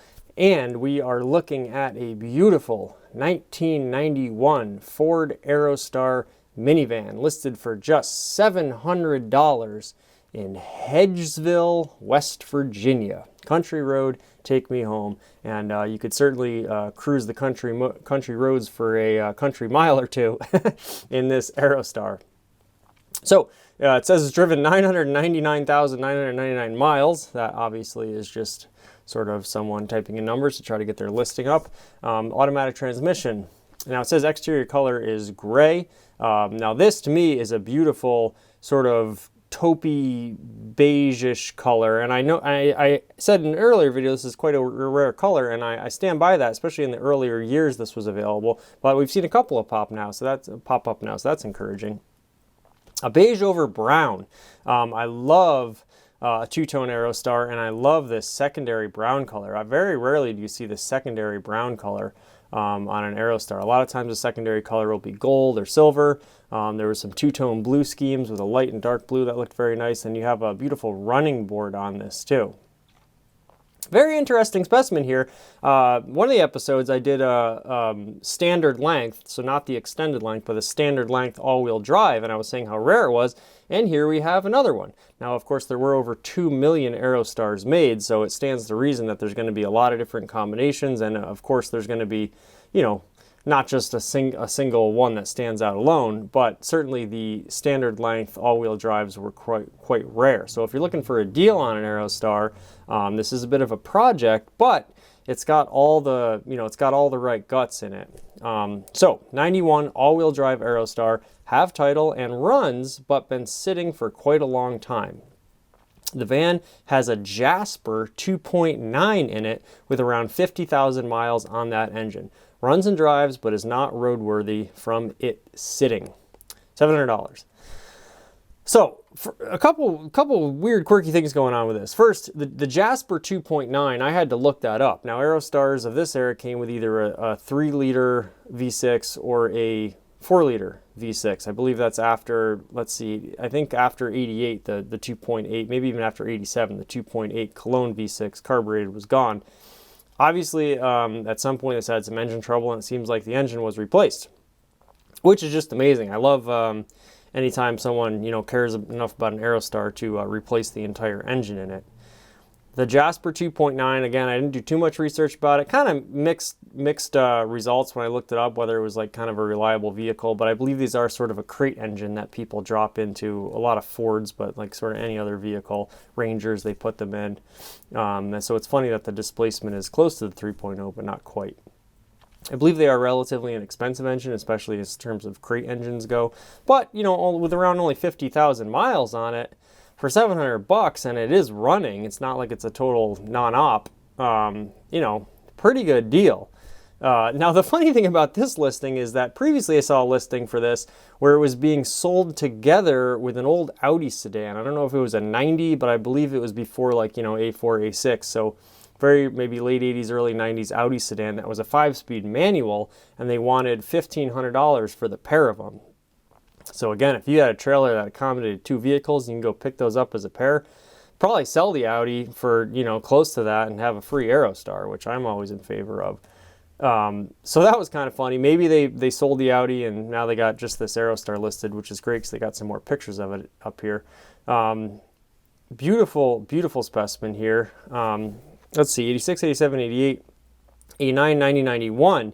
Now this should have, because it's a 91, it should have the Ford logo centrally. I do that counting because the first 3 years were 5-spoke grill, and then next 3 years were 3-spoke grill with Ford logo centrally mounted.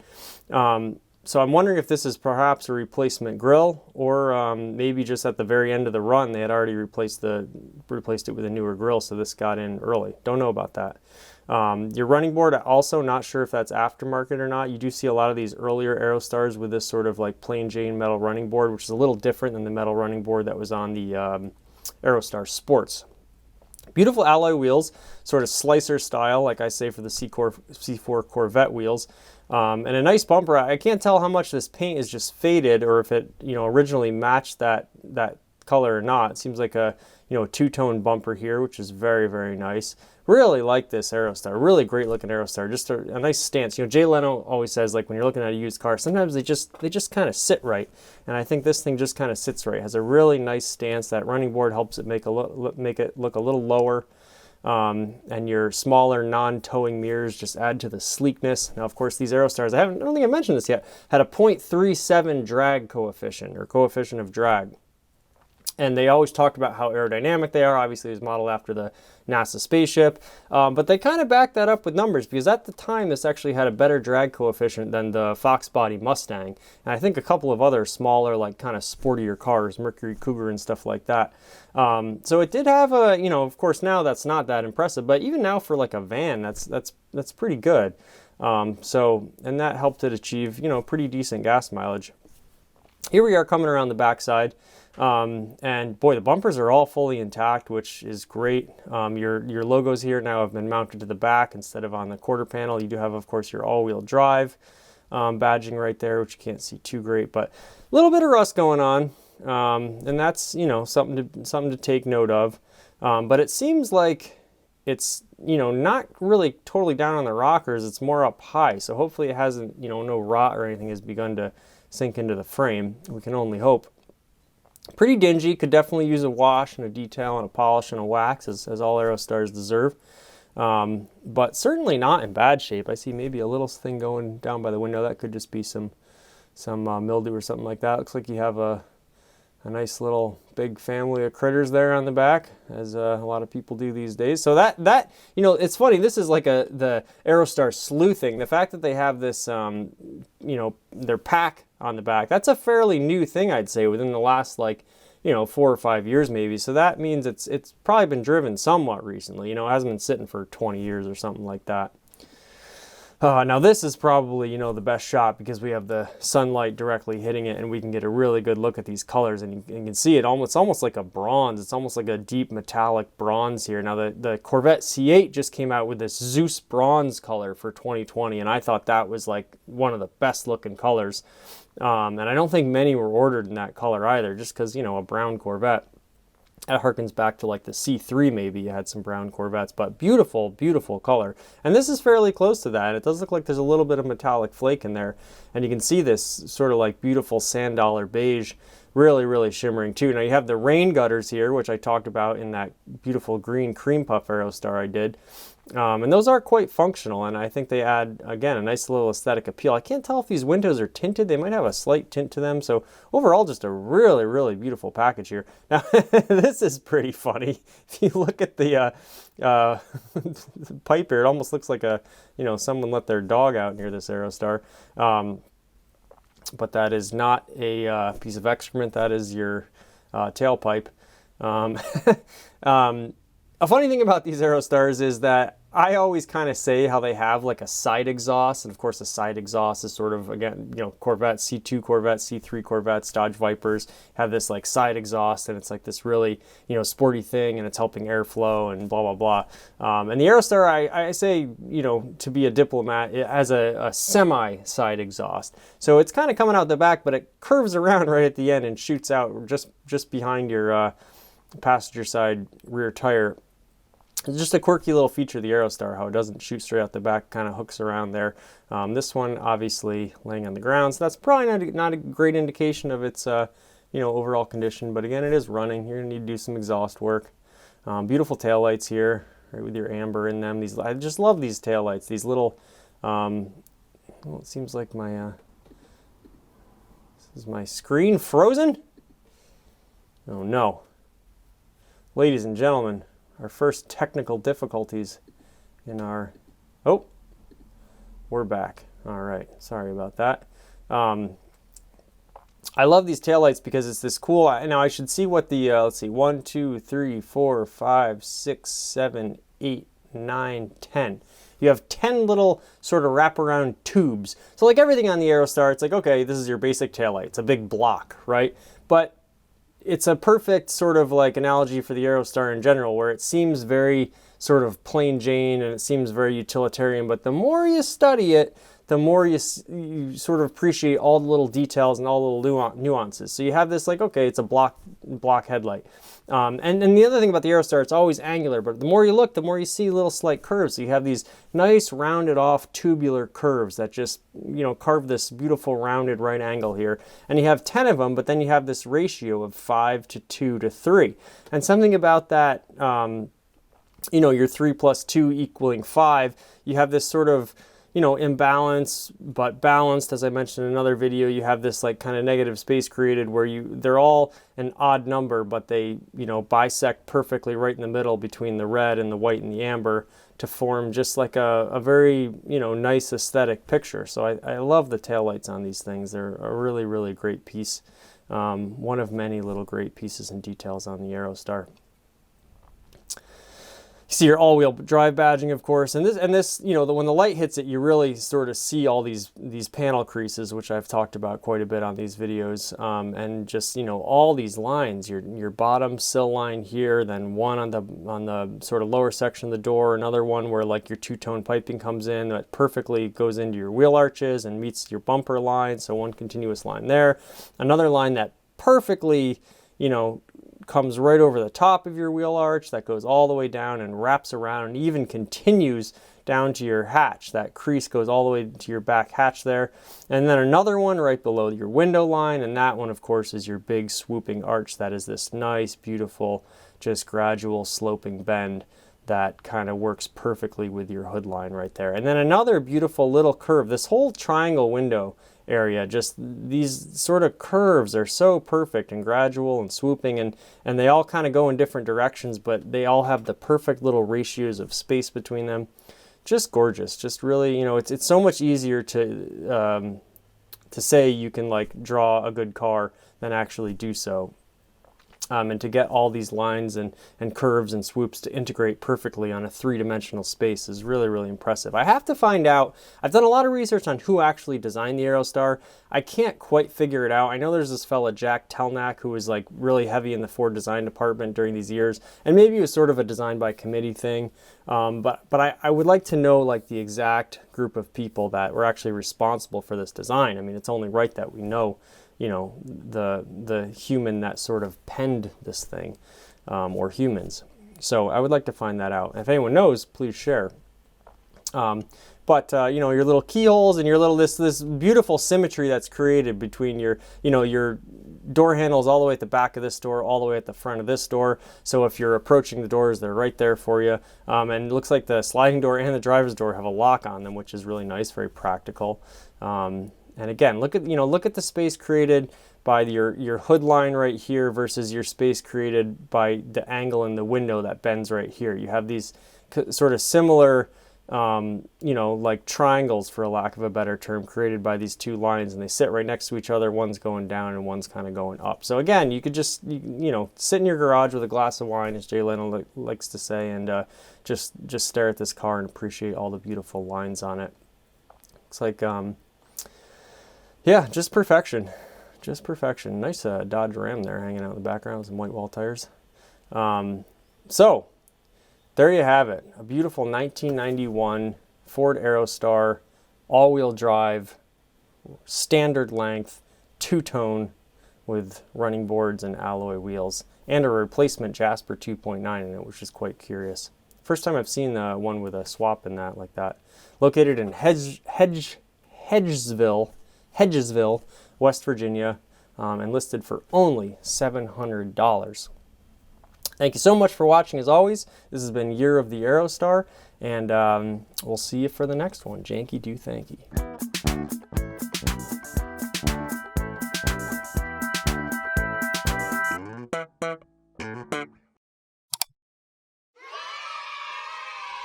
One small step for man, one giant leap for mankind.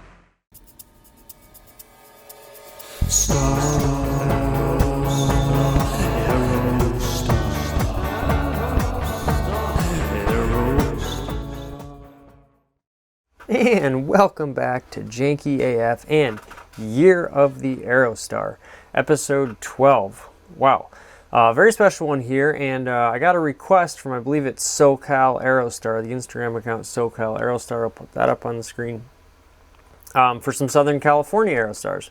So I, you know, ask and you shall receive here on Janky AF. And now I will say this is in Millbrae, California, which, you know, I did a 500-mile radius, so it's actually up in San Francisco near, I guess you would say, Middle California. But don't worry, we'll work our way down there. But this one is too good to pass up. This is a stunning, outstanding 1994 Ford Aerostar extended minivan for a whopping $18,000. But one look at it and you can easily see why, because it is a pop-up camper. Now $18,000, a lot of money for an Aerostar, but let's keep in mind here, let's think about what, you know, a really nice outfitted, you know, van camper would go for on the open market. Now I reviewed a Tiger van, which you can watch here on Janky AF, and that was a similar situation, except that was a little bit more built up, had a sleeping compartment over the doors, the driver's compartment, which this appears not to. But just for comparison's sake, it is a four-wheel drive, first things first. So, you know, right there, that adds to your Aerostar pedigree. Four-wheel drive models, all-wheel drive models, obviously very desirable. And you do see a lot of them out west. They see a lot of them in Portland, Oregon, and Colorado. You see a lot of four-wheel drive ones. And a lot of the ones out there have been, you know, much more nicely preserved than the ones in the Northeast.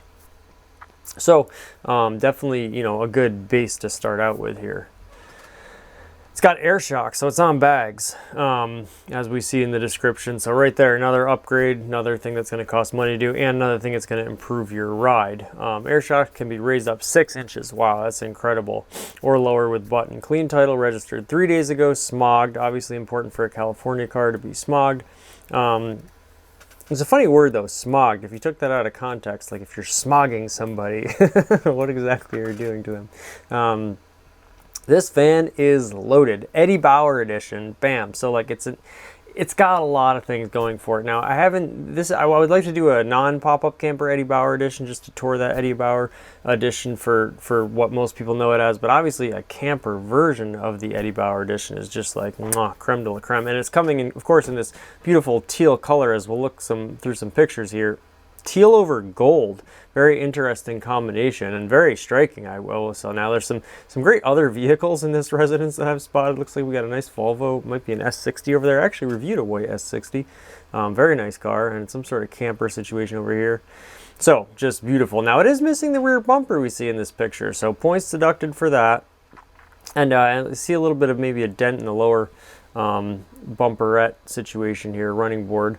So it's got a couple of little aesthetics things going on with it. And I would say a bumper is the easy thing to replace. However, Aerostar bumpers are kind of rare, I've found, to find just a bumper. And the extended edition or extended length Aerostars, it'd probably be a little bit even harder to find a rear bumper. And I find the rears are even harder to find than the fronts for some reason. So, you know, prospective buyers out there. Now you could always go, if you're spending 18 grand on an Aerostar, listen, go buy yourself another Aerostar for 1,500 bucks. Take that bumper, and then you get 2 for 1. You know, just make the loan for 20 grand.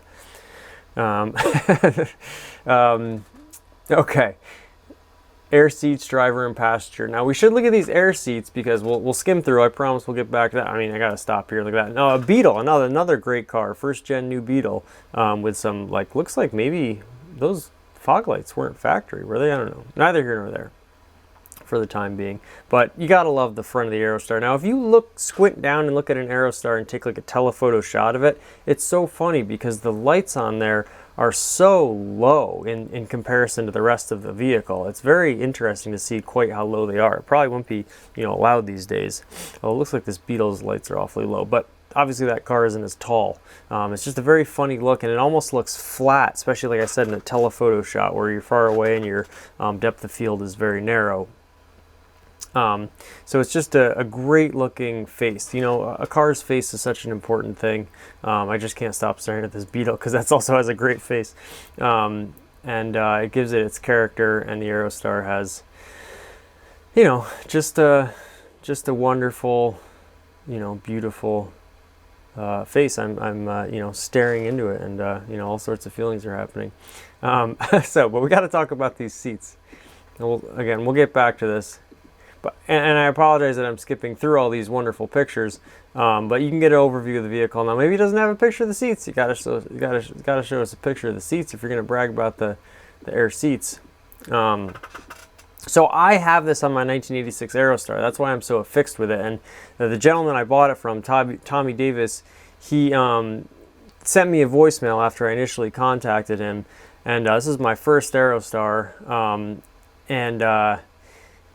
he went on for like a minute and a half about how great the lumbar seats are for his back and yada yada yada. And it was just funny, of all the things in the vehicle, that was the thing that he chose to highlight and, like, you know, wax poetic about. But you know, I empathize with him because, you know, there's so many great things. How do you pick one? He just thought about those seats and how great they were. So there's a little button and it just inflates and deflates air. Another sort of technological feature of the Aerostars. Now today we'd see these as such a basic vehicle, but back in the day they were actually, you know, leading or ahead of their time in a lot of technological features. You had your radio controls in the back, with your headphone ports and all that. Very, very cool. Even on, like, you know, base models, it was really just again, fantastic, you know, greatest vehicle ever made. So in the back here we do see some shelving, and let's take a tour of the inside now. So it'll be a longer one because there's, you know, a lot to see here.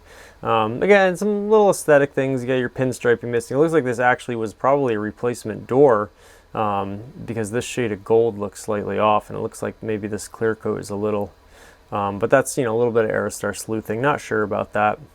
So it's got its flaws. It's not a cream puff, but you're going to want to use this fan. You're going to want to travel with it. Chances are it might get dinged up anyway. So, you know, a pretty good candidate. And just, you know, that teal over gold is just with a red pinstriping in here over here, right next to your electronic 4-wheel drive badging, which is very nice.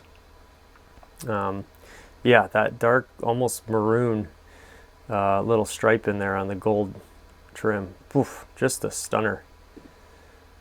We see again more in profile here. Now you got your slicer style wheels, like I always say. They remind me of the C4 Corvette. So I don't know what they were actually called. Turbine? They're not turbine wheel.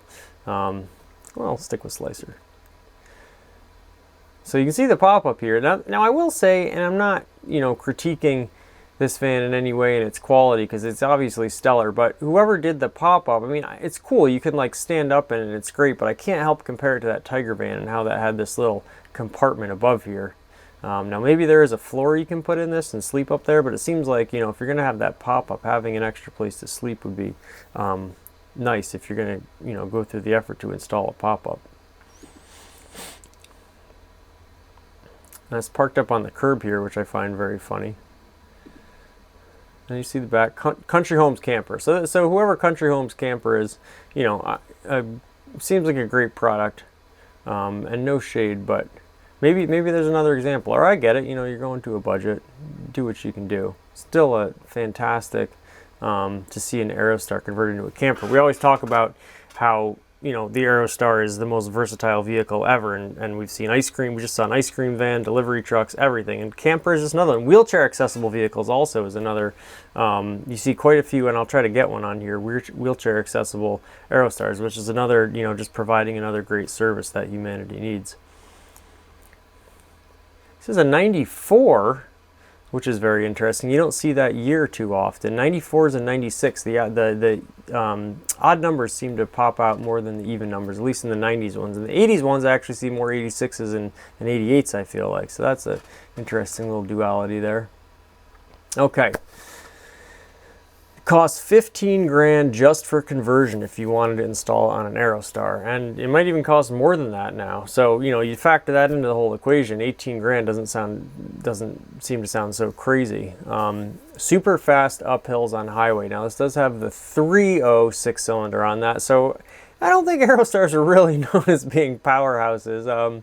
You know, torquey enough little motor, but anyways, it'll get you up the hill. Now, I haven't, to be honest, I have not driven a 3.0 Aerostar, so I really actually can't claim one way or another. But I have a feeling that they're, you know, especially in the current context of modern day cars and with that added weight of the camper, that. But 24 miles a gallon, how do you argue with that? You know, who cares if it takes you a little longer to get up the hill? Blows doors off of the Westphalias and won't leave you stranded. That's funny because, yeah, so it may not be the fastest vehicle, but compared to a Westphalia, it's probably quite a bit faster. Those are not known as speed demons. Drives like new, no oil on cement when parked, no rust, brand new tires, sink refrigerator. That's kind of cool. Plug for cord if desired. Can run everything. Or the deep cycle will when parked. Charges when cars driven. That's kind of cool. That's almost like a modern system, you know, it's almost like a hybrid system, really. Clean title. The only bad is back bumper. Oh, so they're very transparent. We appreciate transparency. Should be on in couple days. Oh, okay, so they got a bumper. So look at that. I probably should have read the whole listing before I started waxing on about the fact it doesn't have a rear bumper. So that's great. They seem like they've sourced a rear bumper. They're going to get that on right there. I mean, honestly, really, you're going to pay between finding the bumper or buying a parts car and then getting it painted, you know, and it doesn't say whether it's painted or not, but you're going to be spending $500, $600 doing that from soup to nuts. So, hey, that's money if that's a lot of money to you. I do like how they put a apostrophe in days. That is pretty great. I'm pretty sure, and I'm not a grammar expert, and you know, who be I to cast the first stone. But, you know, just the little quirks and lovely little things in these listings is half the fun when you're looking at Aerostars. Good sound system, I believe that. You won't find one like this unless it's barnyard. Huh. I actually do not know what that means. Does that mean like a barn find? You won't, I want to start saying that. You won't find one like this unless it's barnyard, baby. Very reliable. Look it up online. Yeah, please do look up the Aerostar online, and when you're doing so, watch a year of the Aerostar here on Janky AF. Tell you all about this amazing little beast. Wow. Text Matt. Cash only. Well, it was a pretty good sales pitch, but right at the end there, it became an excellent sales pitch. I mean, he's ready to get down to business. He'll tell you anything you want to know about it. Amazing little beast, a storm in a teacup. And then text Matt, you know, you got the first name there, right there, and you can text him anytime. He's ready to talk, he's ready to deal, cash only. And then he states his terms. So right there, you know. I do love, I see quite a few aftermarket 4x4 badges. They really want you to know it's four-wheel drive. In addition to the factory electronic all-wheel drive or four-wheel drive designation that comes with the van, we have a 4x4 logo here above the license plate, and then we have another 4x4 logo here above the Ford emblem with some maybe motorcycle rider stickers. Maybe I'm generalizing there. You have Tahoe, you got your little you know, places you've been. Now here, this is something I would like to see more of is, I actually don't remember the Eddie Bauer badging being on all the Eddie Bauer editions. It might have been a later thing, but perhaps I'm wrong about that. But just a beautiful piece of symbolage there. And of course, you know, the Aerostar also, not the first certainly, but one of the more successful, I'd say, collaboration with, you know, like a designer or outfitter or something like that. We have countless examples of that, and it is a fun little like trivia. I know I see Matt Farah on the Smoking Tire seems to love those and talks about those a lot, of course, because he had a Nautica, is it a Mercury Villager? Just excellent. Let's get another look at this badge here. So this electronic four-wheel drive system, I do have to research this more, but as far as I know, it was basically an all-wheel drive system. Of course, in a car like an Aerostar, and it's before the term all-wheel drive became really popular anyways. But in a big van or truck or something like that, you know, four-wheel drive just sounds better. And the fact that it's electronic is great. I love the there's a funny thing about like the 80s and 90s is, you know, you brag about something being electronic now, or now everything is electronic. Now there's too many electronics, but here you wanted to tell people that you had electronic four-wheel drive. And I think it was a fairly successful system. I know there is a transfer case, so I guess in that regard it is four-wheel drive, but basically I think it just detected slip and then sent, you know, traction or spin to those wheels. Now there you have a side view little cover there missing. Looks like there are seat covers on the vehicle. I do wish we had some more pictures of the front of the interior. It's a nice shot right there. See the wonderful backside of the Aerostar. Does look quite, you know, lacking for something without that bumper there. But it's a good, you know, design exercise to sort of look at the rest of the vehicle and see it without that bumper and see what shapes you're working with anyways. Another camper here. Looks like that might be a Volkswagen or Chevy there. So clearly, you know, Matt, you know, has some cool vehicles and has some also extra campers. So he's probably a knowledgeable person to talk with. And he's, you know, the fact that he's asking so much, I feel like, you know, in the context of Aerostars, demonstrates that clearly some, you know, you can only get scammed so badly on a car that's had 15 grand put into it and costs $18,000. You know, great picture there, a little wide angle lens. Now let's take a look at the camper itself. So I think this just basically pops up so you can, you know, stand up in it, which is very great. I mean, it's so much nicer to be able to stand up in a vehicle rather than crouching all the time. There's no doubting the benefit of having this pop up in here. Get a little view of the interior here. It looks like a black and tan, which of course we love. And we don't know. I would like to see more of the Eddie Bauerness of this interior and these seats, the Eddie Bauer seats. I know they might be leather in this. Earlier on, they had a great little pattern that I always think resembles the Grateful Dead Dancing Bears, except with little pine trees, little pine tree cartoons. But I think eventually they just switched over to like leather Eddie Bauer seats, similar to what you'd find in a Ford Explorer. We do have a TV in here, and if any people are out there that know what is on this TV and can correctly identify it and prove it, I will send you a hat. How's that? It's like a Piva screen. It is funny how janky this television screen is. It's like, you know, flat screen at the beginning of flat screen. It's looks like it's a widescreen aspect ratio. Very, very funny. But I will say it looks very period accurate with the rest of the interior. Perhaps, you know, a little even futuristic compared to the rest of the interior. And I love these old interiors. I love the wood grain. I think wood grain's coming back. I wouldn't change a thing about it. Just use it. You know, you have all sorts of, you know, the battery system now, maybe who knows how new that is and whether it needs charging. I believe there's another photo of the battery condition listed as good. Oh, so you can put your bed down there. It looks like there's a cover here. And that's the other nice thing about a pop-up, quite frankly, is even if you're not standing up in it, even if you're sleeping in it, if you want to open the pop-up part of it, you know, you can get some view of the stars, and you just have more height above you. You don't feel so cramped and claustrophobic. So I really, really do appreciate the pop-up here. Some beautiful curtains it looks like we have going on here. Like there's a brown velvet curtain. That looks very, very nice and luxurious. Some speakers here. You know, a really, really nice... I mean, just imagine, yeah, so you have your JRV products here, your battery test. It's good, you know, above fair, so that's good. You got some juice in there, and it charges when it drives. Interesting setup here, but I bet these shelves are all looks like this might be a lift-up shelf. very practical. And the fact that they have doors on them, it looks like, you know, yeah, maybe it's a little old, maybe it's a little janky, but a professional build nonetheless, which is really nice to have. People spend, you know, fortunes outfitting these things. And while this may be a little bit more on the, you know, less luxurious side and more, you know, I guess you could say, I always find it funny how like dated styling, like styling's such a funny thing to me. Styling's either like timeless or it's not, you know, and you can say something's dated, but after enough of a long time, then everything becomes timeless, you know, because it transcends time. It's in the word. And so I think give anything long enough and it'll be appealing to the eye.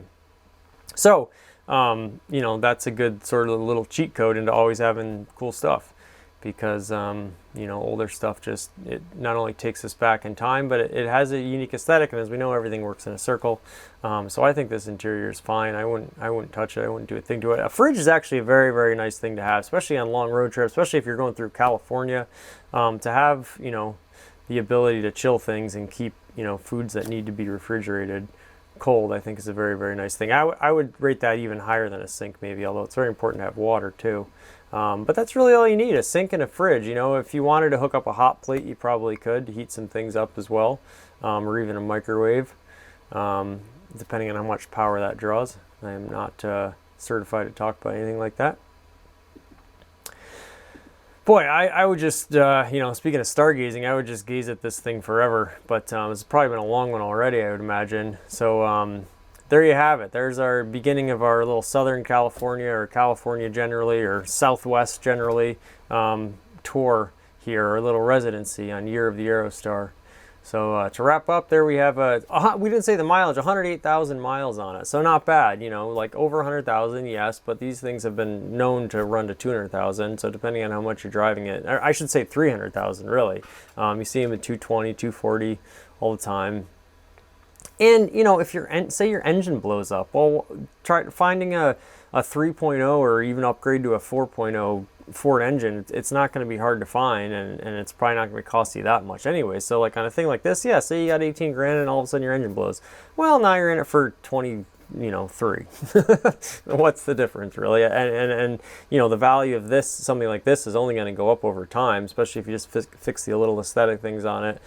People are always going to want to drive across the country and sleep in their car. I mean, that's you know, a time-honored tradition.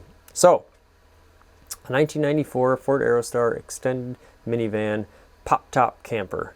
What a great, great machine. Thanks for joining us. This has been Year of the Aerostar, and Janky do Thanky. Catch you for the next one.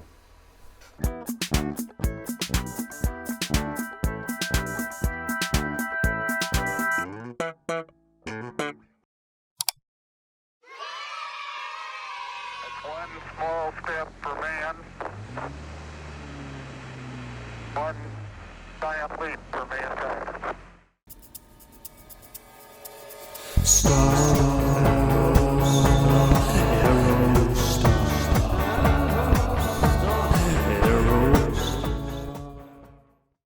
And welcome back to Janky AF and Year of the Aerostar, episode 13, lucky number 13. And to sort of give away the ending on this one before we reveal it, I actually tried to buy this Aerostar, unsuccessfully, I may add, and that's why we're here to tell the story. So this is a 1996 Ford Aerostar minivan, listed in the great city of Richmond, Virginia, for $1,800. And as you can see by those big red letters, this is sold. And unfortunately not to me. So we're doing a brief disruption from our Southern California residency here, because I wanted to post this before this listing disappeared. It's sold, so it could linger on, but it might just be gone. So, and a quick little you know, aside here, this is one reason why I do prefer Craigslist, because after a vehicle is sold, or it seems like if you've left a tab open for too long, there's no real rhyme or reason, this sort of menu on Marketplace will not go away. If there's a way to make it go away, please let me know. But I've tried, you know, refreshing it and going back. But then once you go back to search, your search is now a new search. So a sold item like this might not come up. So in order to preserve it, I keep all these tabs open because I don't want them to go away until I can get time to, talk about them. So just a shame because, again, this is nitpicky, but these little arrows here, usually on the bigger screen, it'll widen out and they'll be on the side, and you'll get the picture that's not, interrupted by anything. So the Year of the Aerostar is about, Craigslist and classifieds and Facebook Marketplace, just as it is as much about the vans. So apologize for getting sidetracked, but I had to talk about that. It just nerfs me a little bit because I wanted to get some clear pictures of this amazing sky blue custom paint job here. And of course, the first two striking things about this Aerostar are the paint job and the color, and of course these just gorgeous, beautiful 3-spoke wheels. Now, anyone who's even a casual Mustang fan probably recognize these from the earlier edition of the SN95 Mustang, the first one after the Fox body. Now that Mustang came out right when I was about in middle school, high school, and I did love it, and I love 3-spoke wheels, and I'm a bit picky when it comes to aftermarket wheels I like to see on Aerostars, but this is a Ford product, of course, and I gotta say, especially with this baby blue paint color, which looks almost like half mismatched here or sun faded, just a perfect look. And you have these black bumpers and blacked out grill here, which may have been painted, but may have just been on like sort of the standard model where they weren't all gussied up. Now I would love to see the front bumper painted blue just to see what it looks like, as we see the rear bumper is painted blue, and it's absolutely gorgeous. I love body color painted bumpers. And I have to say, the front would look good with that too, but somehow it still works with the black because it has all these other, your headlight bezels and your grille are all blacked out too, so it kind of works with the black bumper. And then you have all this, obviously your cowl, your mirror, your window rubber here, all just sort of works with the black color. But we got 210,000 miles on this vehicle, automatic transmission, blue over gray interior, yada, yada, yada. The seller's description, 1997. So here they're listed as a 1997, is listed as a 96 in the description, which speaks to the discrepancy in year that I've started to experience with these vans. Now, this is probably a casualty of the fact that they all kind of look the same in a basic, broad sense. And so one of the things I always talk about the Aerostar is that it's a monolith in a good way, insofar as it was one singular design that lasted 12 years, and that's all there is. It's easily easy to identify because it is this one singular thing. And yes, there were a lot of subtle changes, and thank you so much for the people who have chimed in and commented, who know way more than I even do about sort of the particular little nuances of the Aerostar and their reign of greatness.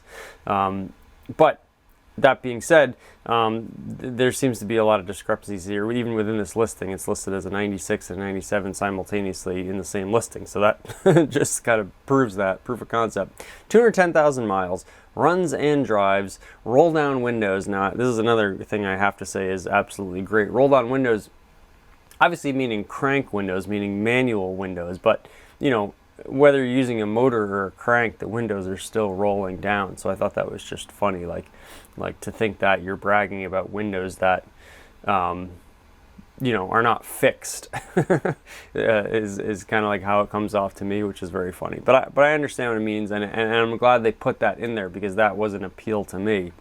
The fact that they were crank windows. Currently inspected, 123.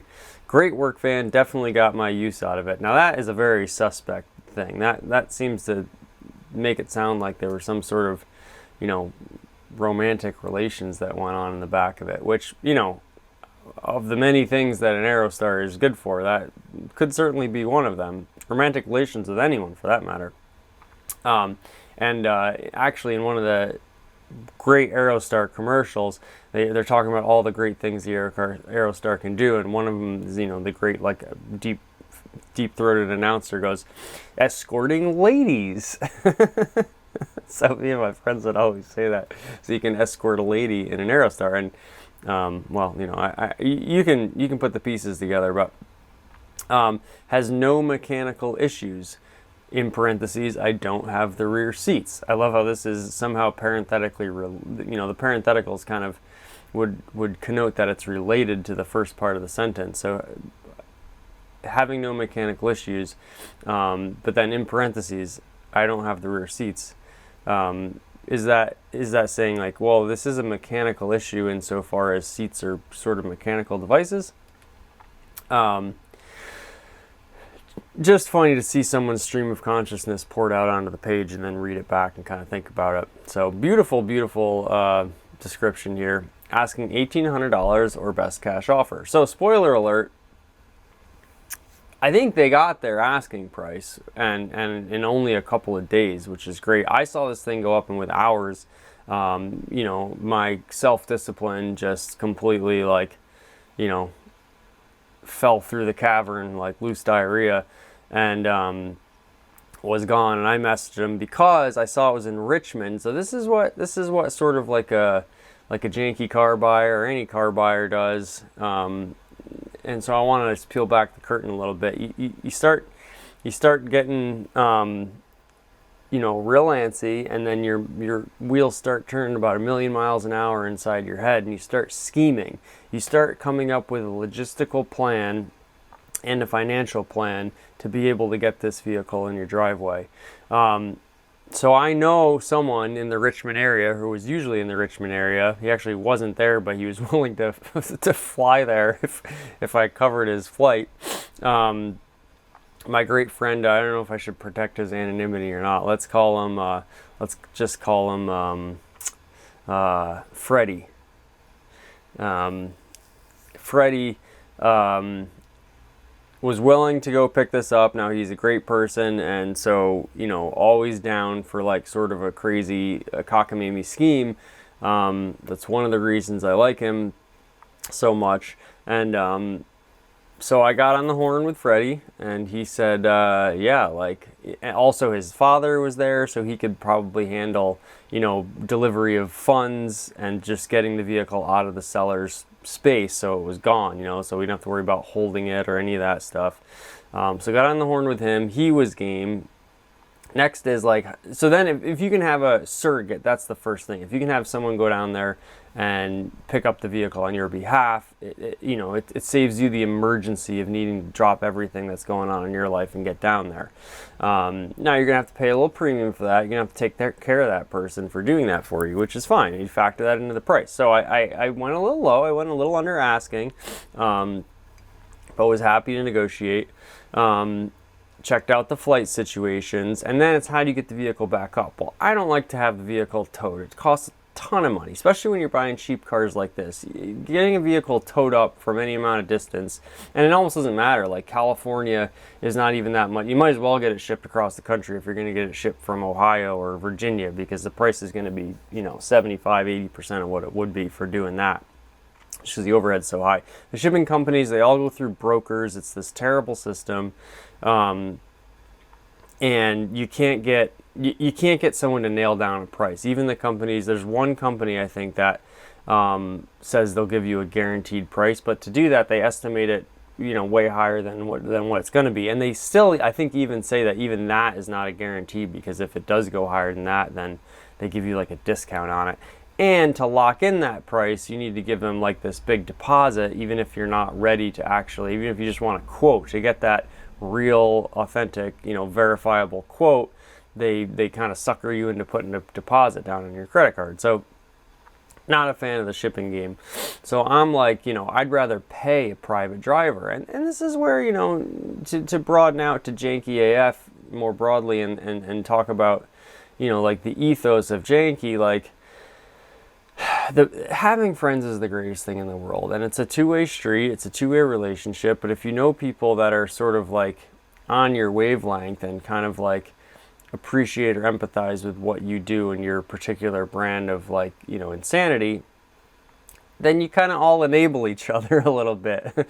And so I've had a couple of very, very good friends who are willing to sort of go on these little adventures on my behalf. Now, of course, I compensate them. That's only fair. I don't want free. I don't want to put, you know, labor on people's heads without compensating them correctly. But, you know, they're willing to sort of do these sort of wild plans, and they're happy for me instead of, like, you know, annoyed with me, and I really appreciate that. It's nice to have someone in your corner who kind of understands what your grand total vision is. So Freddie was on board for the whole adventure. We had it all lined up. I messaged the seller, and, you know, he said someone was coming to look at it, and then boom, just like that, a couple hours later it was gone. Which was a shame. You know, it's definitely one that got away. Not that, you know, the thing is, it for how many miles on it, it's a fair price, you know, and he got what he asked for, so that's good. I actually, and this is peeling back the curtain even more, now I got obsessed with diesel vehicles and trying to convert them to vegetable oil. And then I got obsessed with swapping a diesel engine into an Aerostar for that purpose. And if you go on the forums, there is actually a gentleman that has done this several times. Now, I believe he does not live in the US, so there's different engines and different availability options there, but I think it can be done. And to run a Aerostar, no less, on a diesel, but then also on vegetable oil, so you have little to no fuel costs and you know, 80% reduced emissions, be like a dream for me. So I thought this was the perfect candidate for that because it was so high miles, and because it already had this kind of funky paint scheme going on. Now, I love this baby blue. Let's, like, give you some more views of it again. You know, it's probably a rattle can job. It's probably not perfect up in person. You know, I'm sure, like, the pictures probably, what's the opposite of not doing it justice? I'm sure they do it more justice than it deserves. But I was like, you know, it's kind of a really cool color. It's like this, you know, sort of baby electric blue. I love how the bumper was also painted. And obviously, you know, they went through enough trouble to at least, like, take off the decals or tape around them. And I have this Aerostar badge who's kind of falling apart here, which is interesting. It looks just like it's an Aero XLT. But it has a decent amount of, you know, gloss to it too. It doesn't look too bad, honestly. And these wheels were just perfect. Again, I said, like, I'm not a huge fan of aftermarket wheels on Aerostars. It's funny how it just says Aero. But these, to me, just work. Now, you do see this rust here, which I didn't notice before, down in your rocker a little bit there. These wheels just work for me. I mean, especially with the paint job. It's funny how the paint job, if it was just like a standard Aerostar color, then the wheels might look a little strange. But with that paint job, it just looks gorgeous. I mean, it's just like a very unique Aerostar. Here's the interior. Now, this is interesting because it looks like the interior, I don't know if it's just stained in here.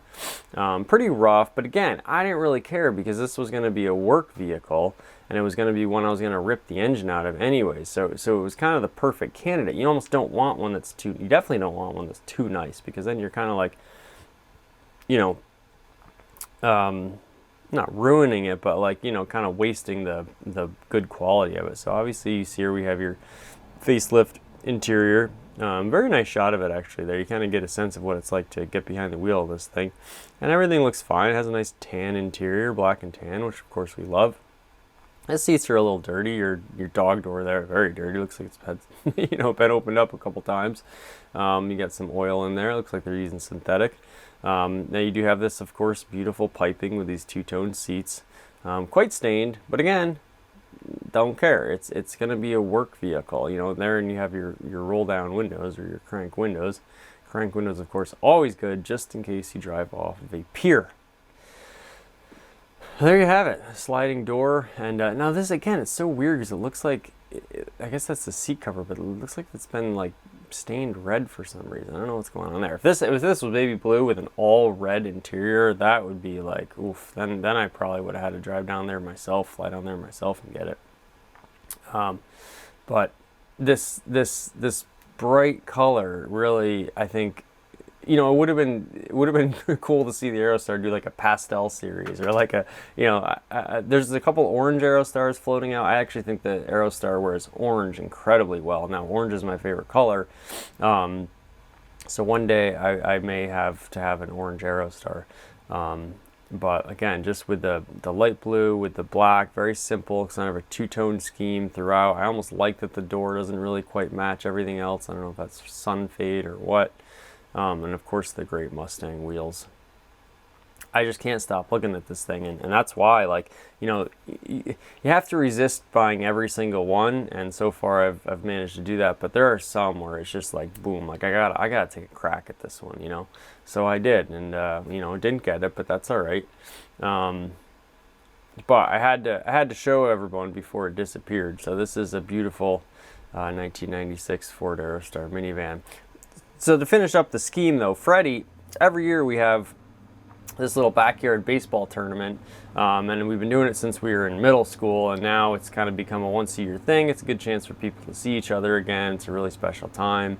It's all wonderful. And Freddie, who is a friend of another friend, has been coming. He's won the MVP trophy, and he's been coming ever since he came the first year. Now, he is not originally from the town we're all from. He's sort of a you know, a transplant, I guess you would say. But since he came that first year, he has been just the most loyal and dedicated attendee of this event, and so he's really just, you know, and his spirit of play and his just general enthusiasm for life is very infectious, and so he's become somewhat of a legend on this on these hallowed grounds. So the plan was purchase the vehicle, have it sit in Richmond, and then have him drive the vehicle up from Richmond, and that would chauffeur him, allow him to get to the event this year, and it would be sort of a grand entrance too, you know, driving right onto the field with this like bright blue Aerostar, and it's like, you know, just a perfect entrance. And then it's a good way for me to not have to tell all these people that I bought another Aerostar. It's just like, well, here it is. So it was like sort of a brilliant scheme in my head. At least I thought so. And wasn't to be, but now we can still appreciate these photos, and we have just a little bit more, you know, money in our pocket. So there it is, just striking, gorgeous, breathtaking, really iconic 1996 or 1997, depending on who you ask. Now it does have the, you know, amber in the taillight, so chance starts in 96. Ford Aerostar, listed just a week ago in Richmond, Virginia, the one that got away. So thanks so much for watching. We'll be back with more of our SoCal residency soon, but just wanted to throw that one in there. And boy, just can't stop looking at it. So this has been Year of the Aerostar. Thank you so much for watching. And until the next one, Janky do thanky.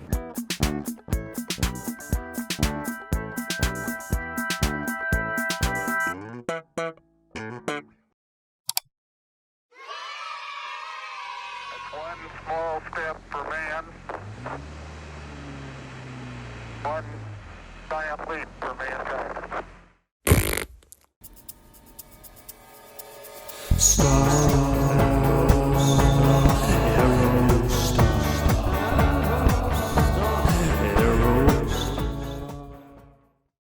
And welcome back to Janky AF and Year of the Aerostar, episode 14. Well, we got a great one today. We're working our way back to Southern California. We're technically on a Southern California residency, but I just did one in Richmond, Virginia, because that was a special one.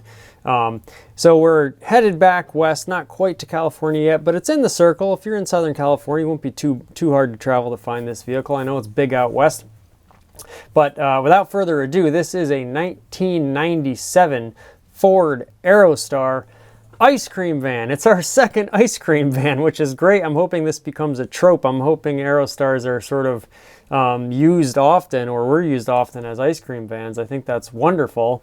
Listed for only $1,500 in Arizona. It just says generally in Arizona. I believe this listing has gotten tweaked. I think they lowered the price. I think it was around the Phoenix area. And boy, you can see the colorful outfit I'm wearing right now, and that is emblematic of this Aerostar. Let's take a quick peek around. Obviously beautiful, beautiful front end. I love how they've painted this grille bright blue with your sort of like lime green accents here. Very just wonderful janky patina. I mean, you have like the speaker mounted right on the hood. That's amazing. The children crossing, of course, safety first. And then you have these little stars and ice cream stickers and some random brown splotches, which I appreciate. And as we go around here, of course, great on the side, you have some weird superhero thing. You have this, again, big safety mirror mounted here. I mean, this thing's got so many like, strange baubles and bolt-ons. I absolutely love it. I love the black steel wheels. All business, you know, everything you need, nothing you don't. And they took really great pictures, which I really appreciate. You know, again, the safety. But the little stars, there's like another crazy arched mirror on the back here with this sign, you know, watch for children crossing. Some random cardboard tape to the back window. I love all that. Really aesthetically just a masterpiece. You have this blue and green theme again here, and obviously we see these barn doors. We see it as a cargo version.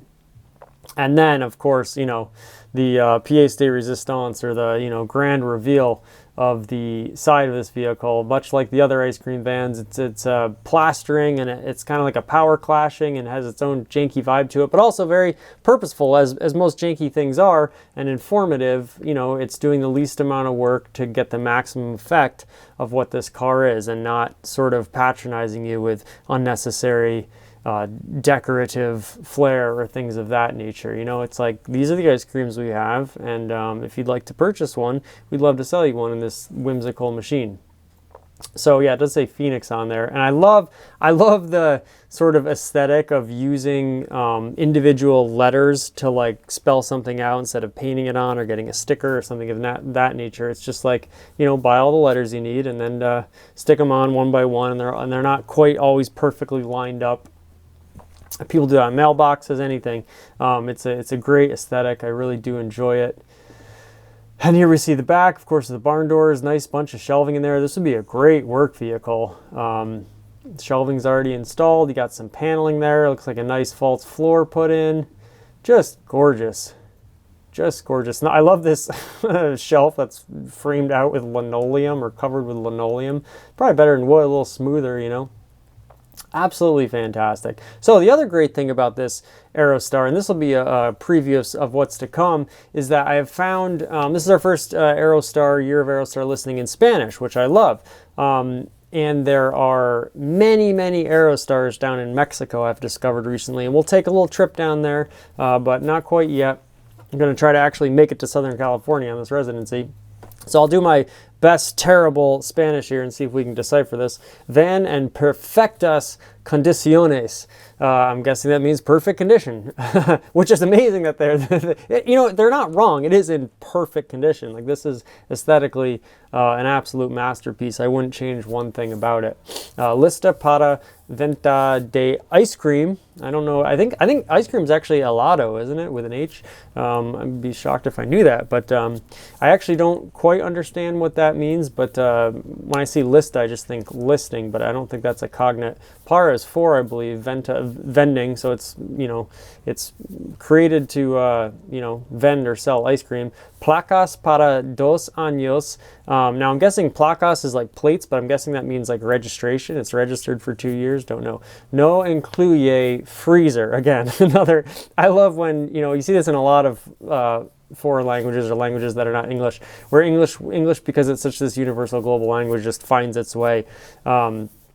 In German, this is an aside here, but in German, unterwegs means on the way. Literally, unter is under and weg is way. So it's underway. I'm on the way. Ich bin unterwegs, or wir sind unterwegs. But the funny thing is, I heard a German person one time say, ich bin on the way. Like, you have a direct translation, unterweg, and it's no shorter or longer. It's like, why not just say unterweg? But they said, ich bin on the way. So they started the sentence in German and then used the English word on the way. So I just thought that was like a funny thing, that these English words just, like, you know, become included in any language. That's kind of funny. So let's click see translation. Van in perfect condition, ice cream ready for sale, 2 years old. 2-year-old plates, not included freezer. Okay, that's not the greatest translation.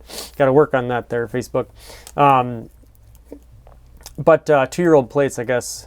Yeah, okay, so the plates are 2 years old. Maybe that means it hasn't been registered in 2 years. And only $1,500. You know, it doesn't list the mileage on here, unfortunately. I would like to know that, and I would like to see a couple more shots of the actual interior cabin to see what we're working with. It looks like it might be like a bluish interior, judging from, you know, some of these pictures from what I can make out. Perhaps a dark blue interior. I do love a dark blue interior. It's like a very 90s thing, or maybe it's gray and black. I can't really tell. It looks like it's got seat covers on. So, you know, inconsequential really, but it would be, I'm just curious to sort of see what they're working with on the interior. It looks like a gray interior, I guess, maybe a gray seat there. Now, of course, this is a cargo, so there's a good chance these are vinyl seats and not the cloth seats with the great piping that I talk about all the time. The other thing we'll do here is a little bit of sleuthing, and first thing on the front end of the vehicle, now I'm sorry I don't remember the name of the commenter, maybe I can put it in here, but they had a great comment on one of my Aerostars, was that one of the big changes from 91 to 92, I believe, was these headlights became sort of flush with the bezels, so they're right up in there. If you look at my 1986 Aerostar, and maybe I can put a picture in here, but maybe not, we'll see. The lights are these old, like, kind of, I don't know if they're halogen, but they're these old school lights. You know, they're probably really heavy, probably draw a lot of energy.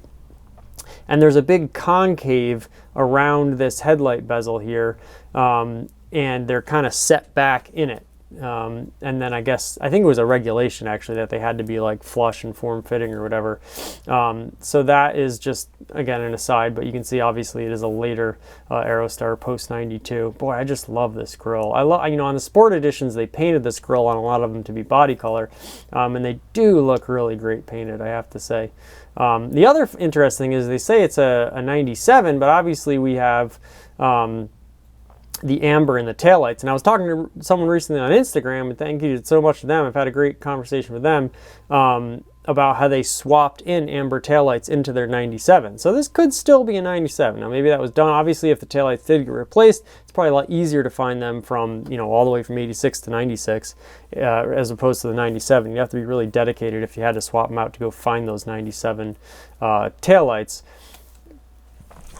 So that is an interesting thing. So maybe it's a 96 or a 95, who knows. And as we've seen, it's becoming a thing now in Year of the Aerostar that the year is not always accurate of the listing, and that to me the way I take that, and obviously this is in a very positive way. It might just be meaningless. You know, all cars might be not listed accurately. We've seen some issues with Facebook Marketplace in terms of being able to easily list specific things and makes and models of vehicles. But what I say is, because the Aerostar is this beautiful, I think I said monolith in a good way last time, it's this beautiful singular creation, then it would make sense that people are confusing the years, because, you know, to the untrained eye, they all look exactly the same. Now, of course, on Year of the Aerostar, we know now that there are many, many iterations and variations of the Aerostar, but the thing I like about it is it does have this profile and this sort of iconic imagery that we can immediately recognize and you know, see the value of. So that's you know, just neither here nor there, but the taillights are you know, have the amber in them, and the 97 taillights only were just red and white without the amber. I love that it's a cargo version. I love the barn doors in the rear. I'm jonesing for a cargo Aerostar one day, because I think if these barn doors in the rear are just very, very convenient. You know, the hatchback is great, love it, but the struts go on them a lot, and you have to replace those struts. This is just a very simple mechanism. I like the look of it. The bumper's a little bit different. It has this sort of notch cut out of it on the bumpers with the barn doors. Oh, what have we done? Oh no. Apologies, viewers. I have accidentally clicked away. I've had some technical difficulties lately on Year of the Aerostar, but you know, it's janky, so it's all part of the program. I was saying the rear bumpers just have this little notch cut out of them where the hinge for the barn door resides, and those bumpers do not have that. It's more flush in here in the corner on the hatchback liftgate bumper. So if you are trying to replace your bumper on your Aerostar, your rear bumper in particular, you got to make sure that you get one that is appropriate to your barn door or your liftgate situation. Now you could probably work around it and it would look kind of all right. And you know, bumpers are getting really, really hard to find for these things. And I hope someone does. I hope Ford. My dream is that Ford starts making these parts again. As part of like a legacy situation. Now, of course, that would require the Aerostar to get a lot more provenance in terms of being, or a lot more standing in terms of being a true classic car, but you know, we're working on it. So the bumper is slightly different, and you know, because you have this hinge right there, the bumper has to dip around it. So another little factoid for you. But I love the barn doors, and you know, it'd be great to have a work van Aerostar one day in my fleet. And this would honestly be the perfect one. So if anyone's in, you know, the Phoenix, Arizona area and wants to negotiate a deal, I'd be happy to give you a finder's fee. And then we have to figure out about actually getting the van back to upstate New York. But, you know, cross that bridge when we come to it. And cross it in a Ford Aerostar, of course. Lovely, lovely shot here with the big palm trees in the background and your blue skies with white puffy clouds. Just great job taking photos of this. And boy, just a really, really great Aerostar. I love this one. I'm so glad we were able to capture it here for you on Year of the Aerostar. So we're going to be in Southern California soon, I promise. I got some great stuff lined up, and we'll see you very soon with more on Year of the Aerostar. And until then, Janky do thanky.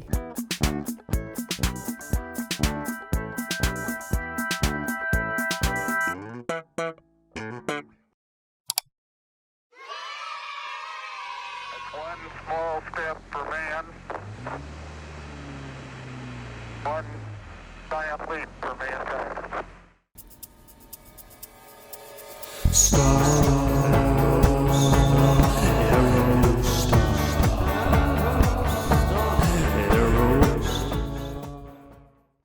And welcome back to Janky AF and Year of the Aerostar, episode 15. Well, we're getting close. We're in San Jose, California today on our Southern California-ish residency. And we have an absolutely stunning, beautiful 1993 Ford Aerostar extended minivan for just $2,000, listed, as I said, in San Jose, California. We have 163,000 miles on this vehicle, so not too bad. Still, you know, 37 to go till you hit 200.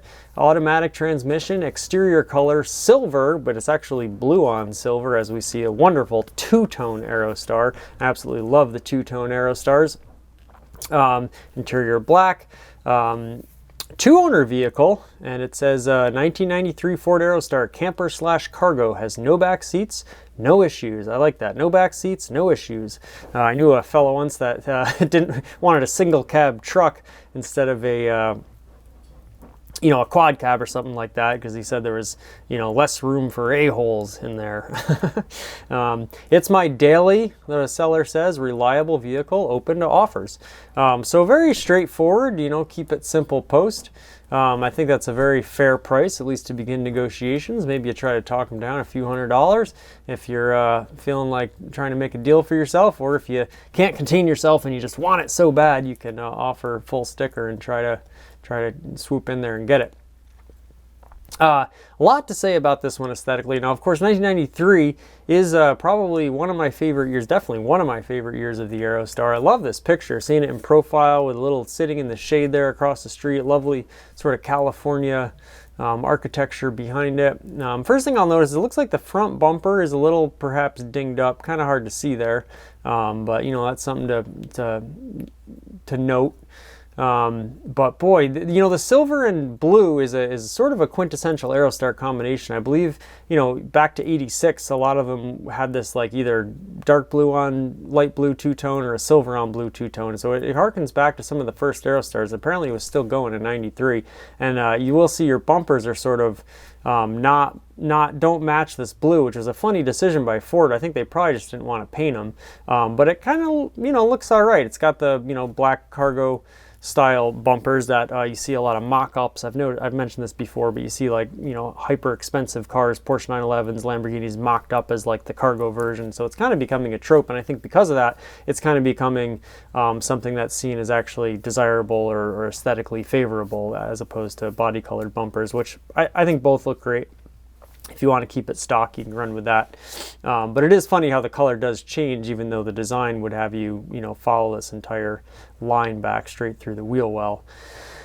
The extended ones are great. I've never owned an extended minivan, extended Aerostar. I would like to one day. They certainly have just a presence to them with all those angular lines going all the way back there. And the two-tone paint even heightens that further because you have the, your hood here with the silver, and it dips around very beautifully around your window line, and then just this long path back all the way to your beautifully arching rear window here that comes down through your beautiful taillights. And so that silver right in the middle of that blue is sort of like a forward moving arrow, and it looks like it's in motion even when it's still. One of the great things about the Aerostar. It looks like you have a factory roof rack up there, maybe a slight tint on those windows. They look very nice. Looks like you're riding your factory wheels. Now I do love these steel wheels, but they made these little silver hubcaps that popped over the lug nuts and such, and it's just a really good look. It's a classic truck look, really. And I think it looks great. I would like to see those hubcaps on there, but you can pick them up easily enough.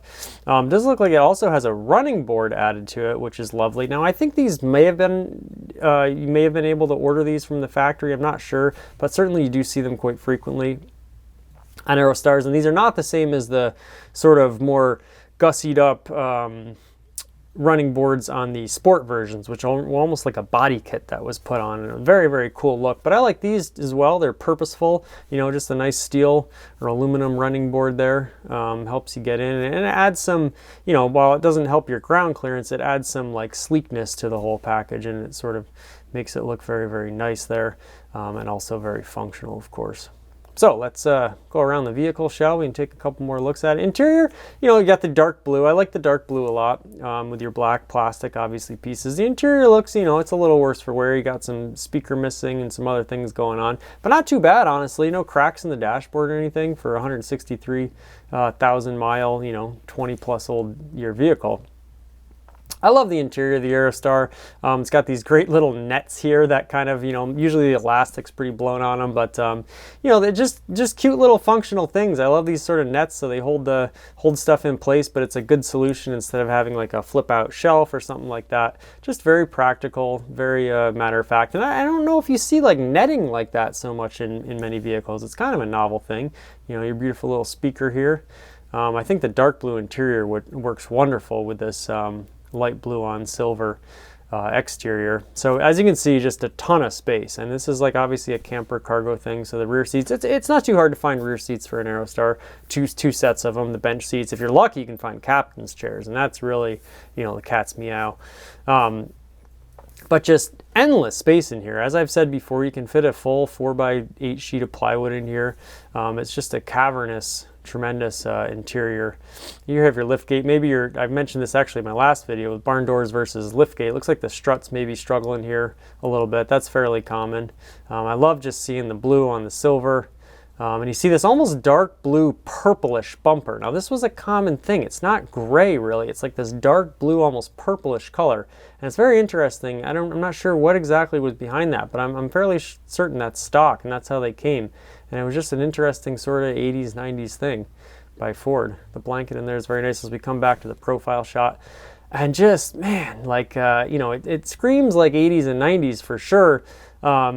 But it's quite timeless. I think two-tone is hard to pull off in cars. Certain cars wear it better than others, and I think the Aerostar was just tailor-made for it. It was almost like they designed the vehicle to, have two-tone color schemes, and that's something that's kind of gone away. You really, really don't see it too much. I guess you see now the rubber cladding on cars sort of a different color, but I wouldn't say that's like really a two-tone, and even the fact that it's, you have your different color on the bottom as well as the top, this sort of like sandwich motif that's going on here.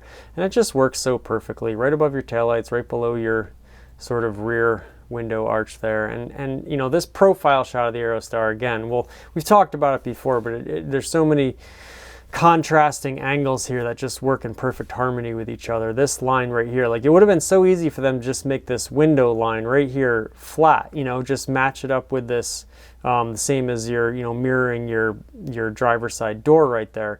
But instead they put this cute little angle in it, and it just adds so much to the design. And then that line is followed all the way down. So you have it here on the sliding window, you have it here again where the back fixed window comes, and then you have it here again with your, you know, the end of the glass here before it wraps around to your back of your vehicle. So all four of those lines all going in the same direction, and it even has these nice sort of gradual rounded scoops. It's not like a hard angle. So there's lots of curves, even though the Aerostar is very wedgy and angular. There's lots of little curves built into it. Another one of my favorite views of the profile is because you have all this momentum going towards the front, going forward, but there's lots of momentum coming backwards too. And one of my favorite parts is the way these headlight bezels just taper off at a perfect kind of 45-degree angle and make this little triangle here. I love that. You know, it could have wrapped around and been just like a boxy block, but they put in these, like, you know, angles in this these sort of like contrasting directions, and it just and now that I see this bezel here, it's very similar to the angle that's taken up here with your great little window line on your little triangle window here. Same swooping angle, and there's a lot of like sort of parallel lines running through the Aerostar, and as well as, of course, you have the AV problems. You have of course, the idea of parallel lines running together. Highlighted or accentuated by the two-tone in this case, but of course all your great little body creases here running all the way down. So there's lots of these, as I've said now, parallel lines, and it adds a continuity or consistency in motion and momentum, and I really like that. The other kind of funny line in here, because you have this perfect line going down the driver's side door, and that kind of breaks the Aerostar into its two halves. Of course, the one shorter half that has a direction mostly going in one side, and the longer half which has its direction not as steeply going in the other side, and that balances itself out perfectly. The crease on the front of your door is very interesting, however, because it's one of the only lines that's not just a straight vertical line on the least body portion of the Aerostar. So that's kind of interesting to note. It's just like a slight little bend there, but it works quite well, I think. And it kind of just has a little bit of forward momentum to contrast this backwards momentum. And stunning, really. You know, just a impeccable piece of design, the Ford Aerostar. This one, you know, 163,000 is decent mileage, but you're going to get classic insurance on it. Maybe through Haggerty, who are trying to sort of pursue and seduce into maybe sponsoring some of these videos. They've actually done, you know, I keep tooting their horn, but they've done one of the only really good pieces of scholarship on the Aerostar. They wrote a great article about the Aerostar and how it kind of got lost under the, you know, the Dodge Caravan was such a big deal for Lee Iacocca and for Chrysler and for the minivan in general, and it came slightly before the Aerostar, but I would argue that the Aerostar was a much more diverse, or you know, there's a lot more things you could do. There's a lot more variety in the options you had, and versatility is the word that I'm looking for, than those vehicles. And then, of course, you have the Chevy Astro and sort of the trifecta of minivans from that period, or at least American minivans, that is very, very much like the Aerostar. In fact, people always call Aerostars Astros. They say Astrovans, even when they're talking to me, or sometimes they say Astrostars, which is a hilarious combination of linguistical jumbles. And it's very funny because I have a good friend in Switzerland, and shout out to Schmitty, and people would always refer to Switzerland as Sweden. They say, oh, you're going to visit your friend in Sweden. And they would say, oh, you're going to drive your Astrovan. And I said, well, you know, not quite. So that van was very similar to the Aerostar in that it had all-wheel drive, and was sort of this combination or hybrid between a truck and a van and a car. But I think the Aerostar in the looks department has it beat, and you know, you can argue the Astrovan, quite honestly, seems to have a bigger following than the Aerostar, and I wonder why that is. And I think the Haggerty article kind of pins it down in a way, but by just saying the Aerostar was kind of lost. And it's kind of ironic because to me, they had kind of the splashiest ad campaign, and they had this real, I always say the Aerostar is so great because it's because it's so aspirational. Like, it really aspired to be so great, and I think it pulled it off in spades. I mean, they sold over 2 million of them. So I think it is a success, but yet somehow it still lingers in the shadows, even within this market and then at large within the carscape generally. Now, obviously, we're trying to change that, and you know, I've encountered so many people now, and it's been so great, who really, really appreciate these Aerostars. And in fact, a lot of people I meet that own an Aerostar own multiple Aerostars. So serial ownership is always like a real true sign of a classic car, where they're so great that you can't just have one. You need to collect multiples. You see that with Porsches, Lamborghinis, Ferraris, and you see it with Aerostars. You know, just more thoughts on the greatness of the Aerostar. But certainly for $2,000 or less, this would be a very, very sweet pickup. Maybe get your bumpers, you know, fixed up a little bit. And other than that, a great cruiser if you are going to be camping or just want a lot of space with a vehicle, or you could use it as a work vehicle too. Certainly this is right on the borderline of something you'd want to like kind of preserve a little bit versus something you could just, you know, throw anything in. You know, even if the interior gets a little dirty, your exterior is still very nice and pristine. Looks like it's fairly rust-free.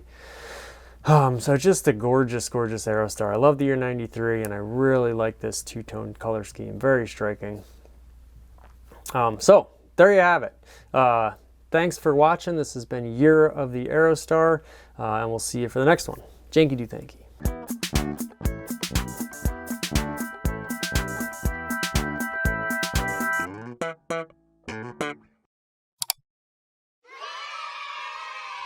One small step for man, one giant leap for mankind.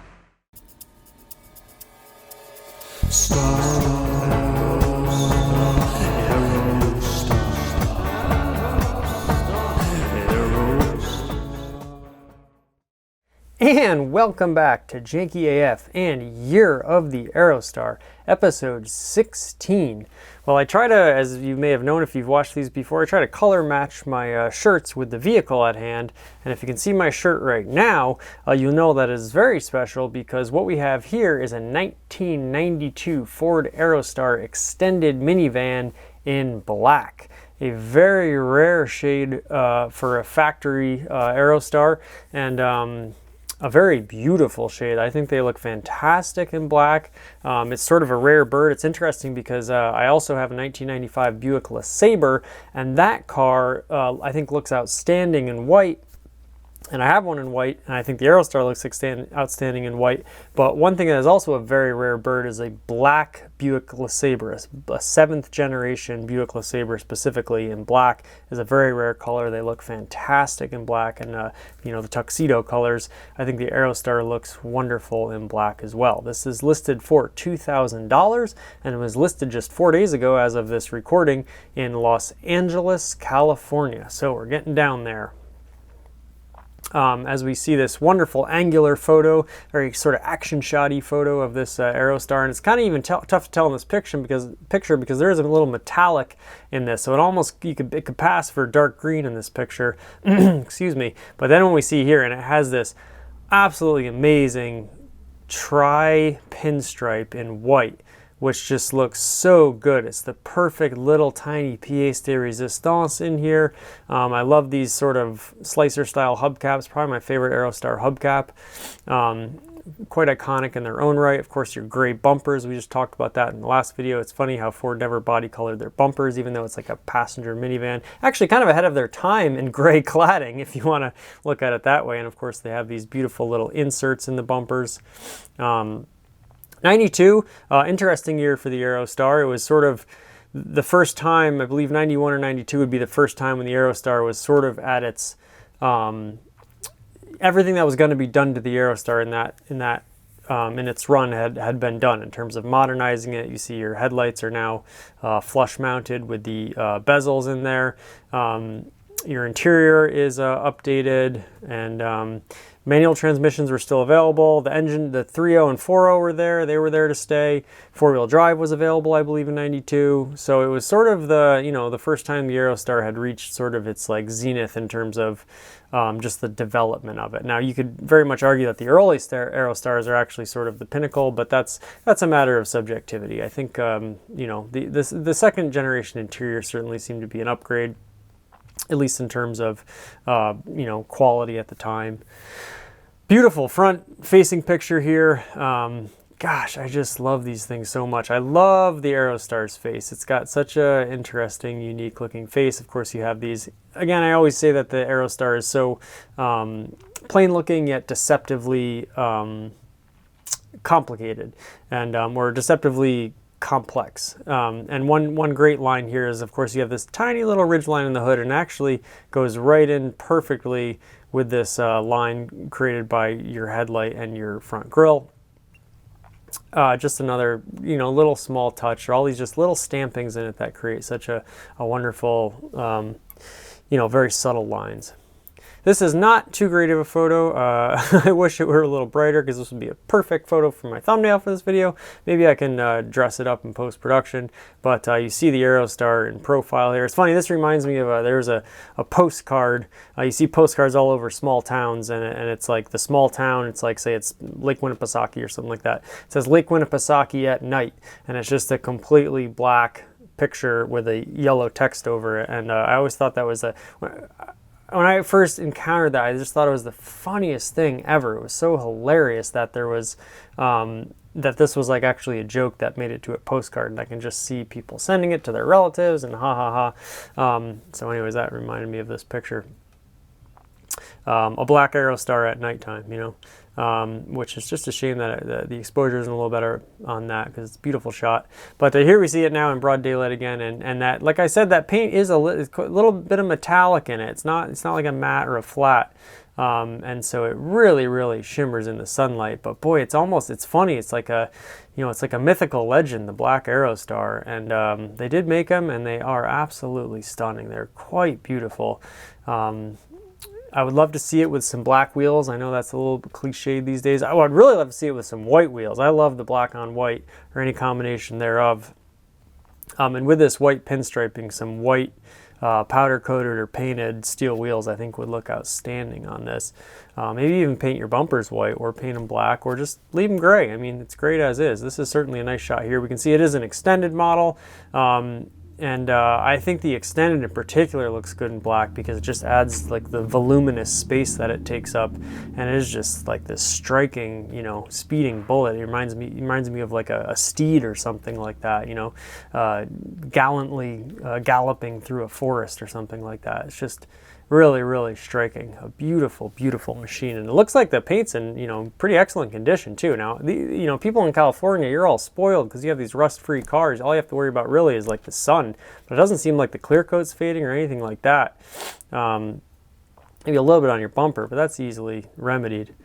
And you know, this front grille here is gray. It's not black, it's not body color, but it makes you realize how dark that gray is in relation to all the other paneling. It's another weird thing by Ford, where your bumpers and your grille are both not the color as your body color, but they're not the same color as each other either. So you have this silver on gray. There's like various, you know, shades of grays and midtones in here, and it's very interesting that Ford did that. But certainly this would look great as a body colored bumper if you wanted to finish that off, grille, front grille.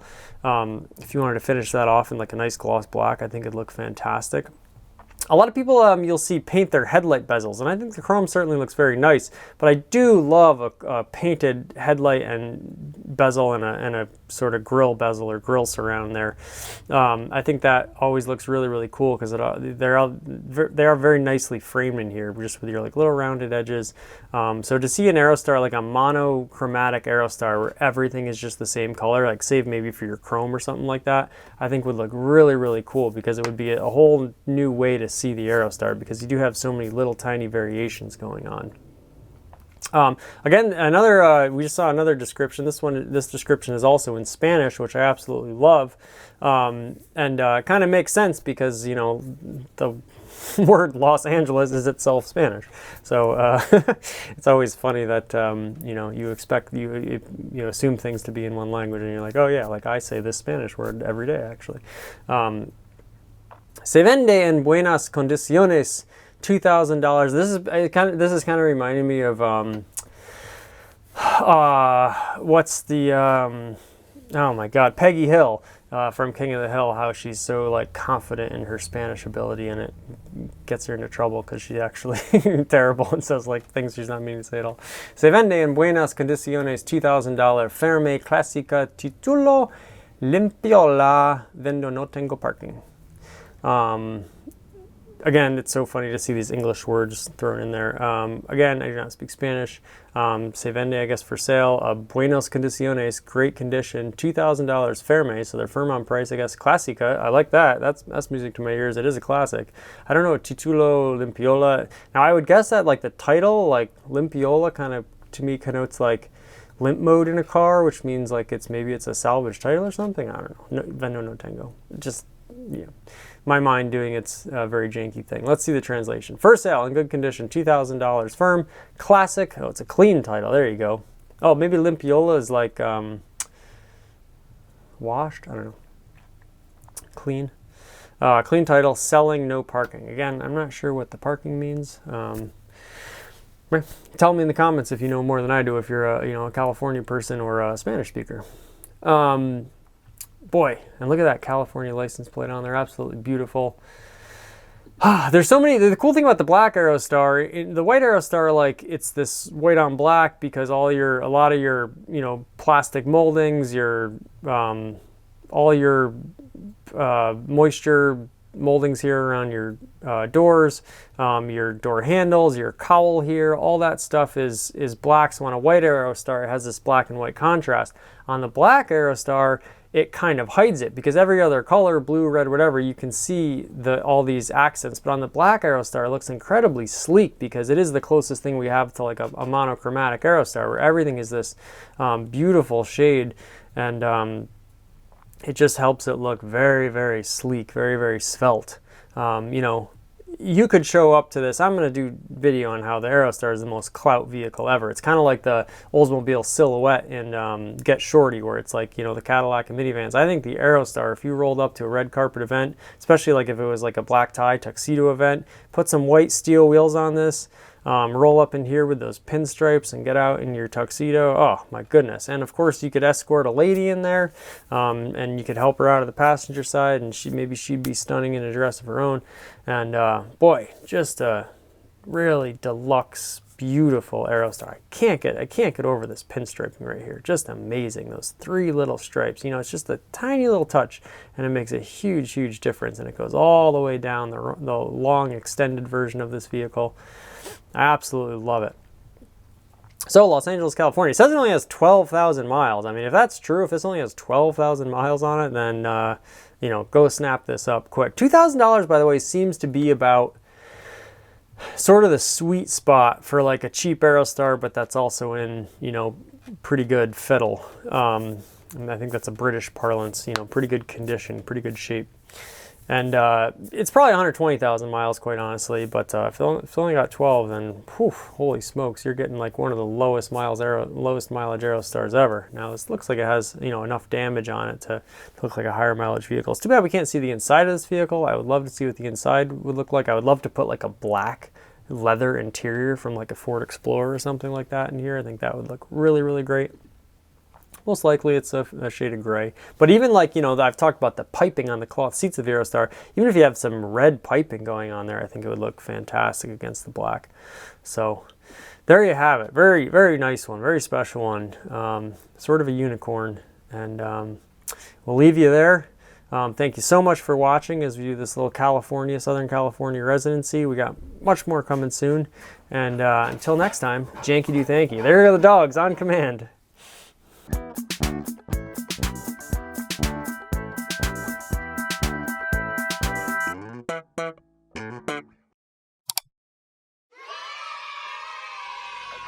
small step for man, one giant leap for mankind.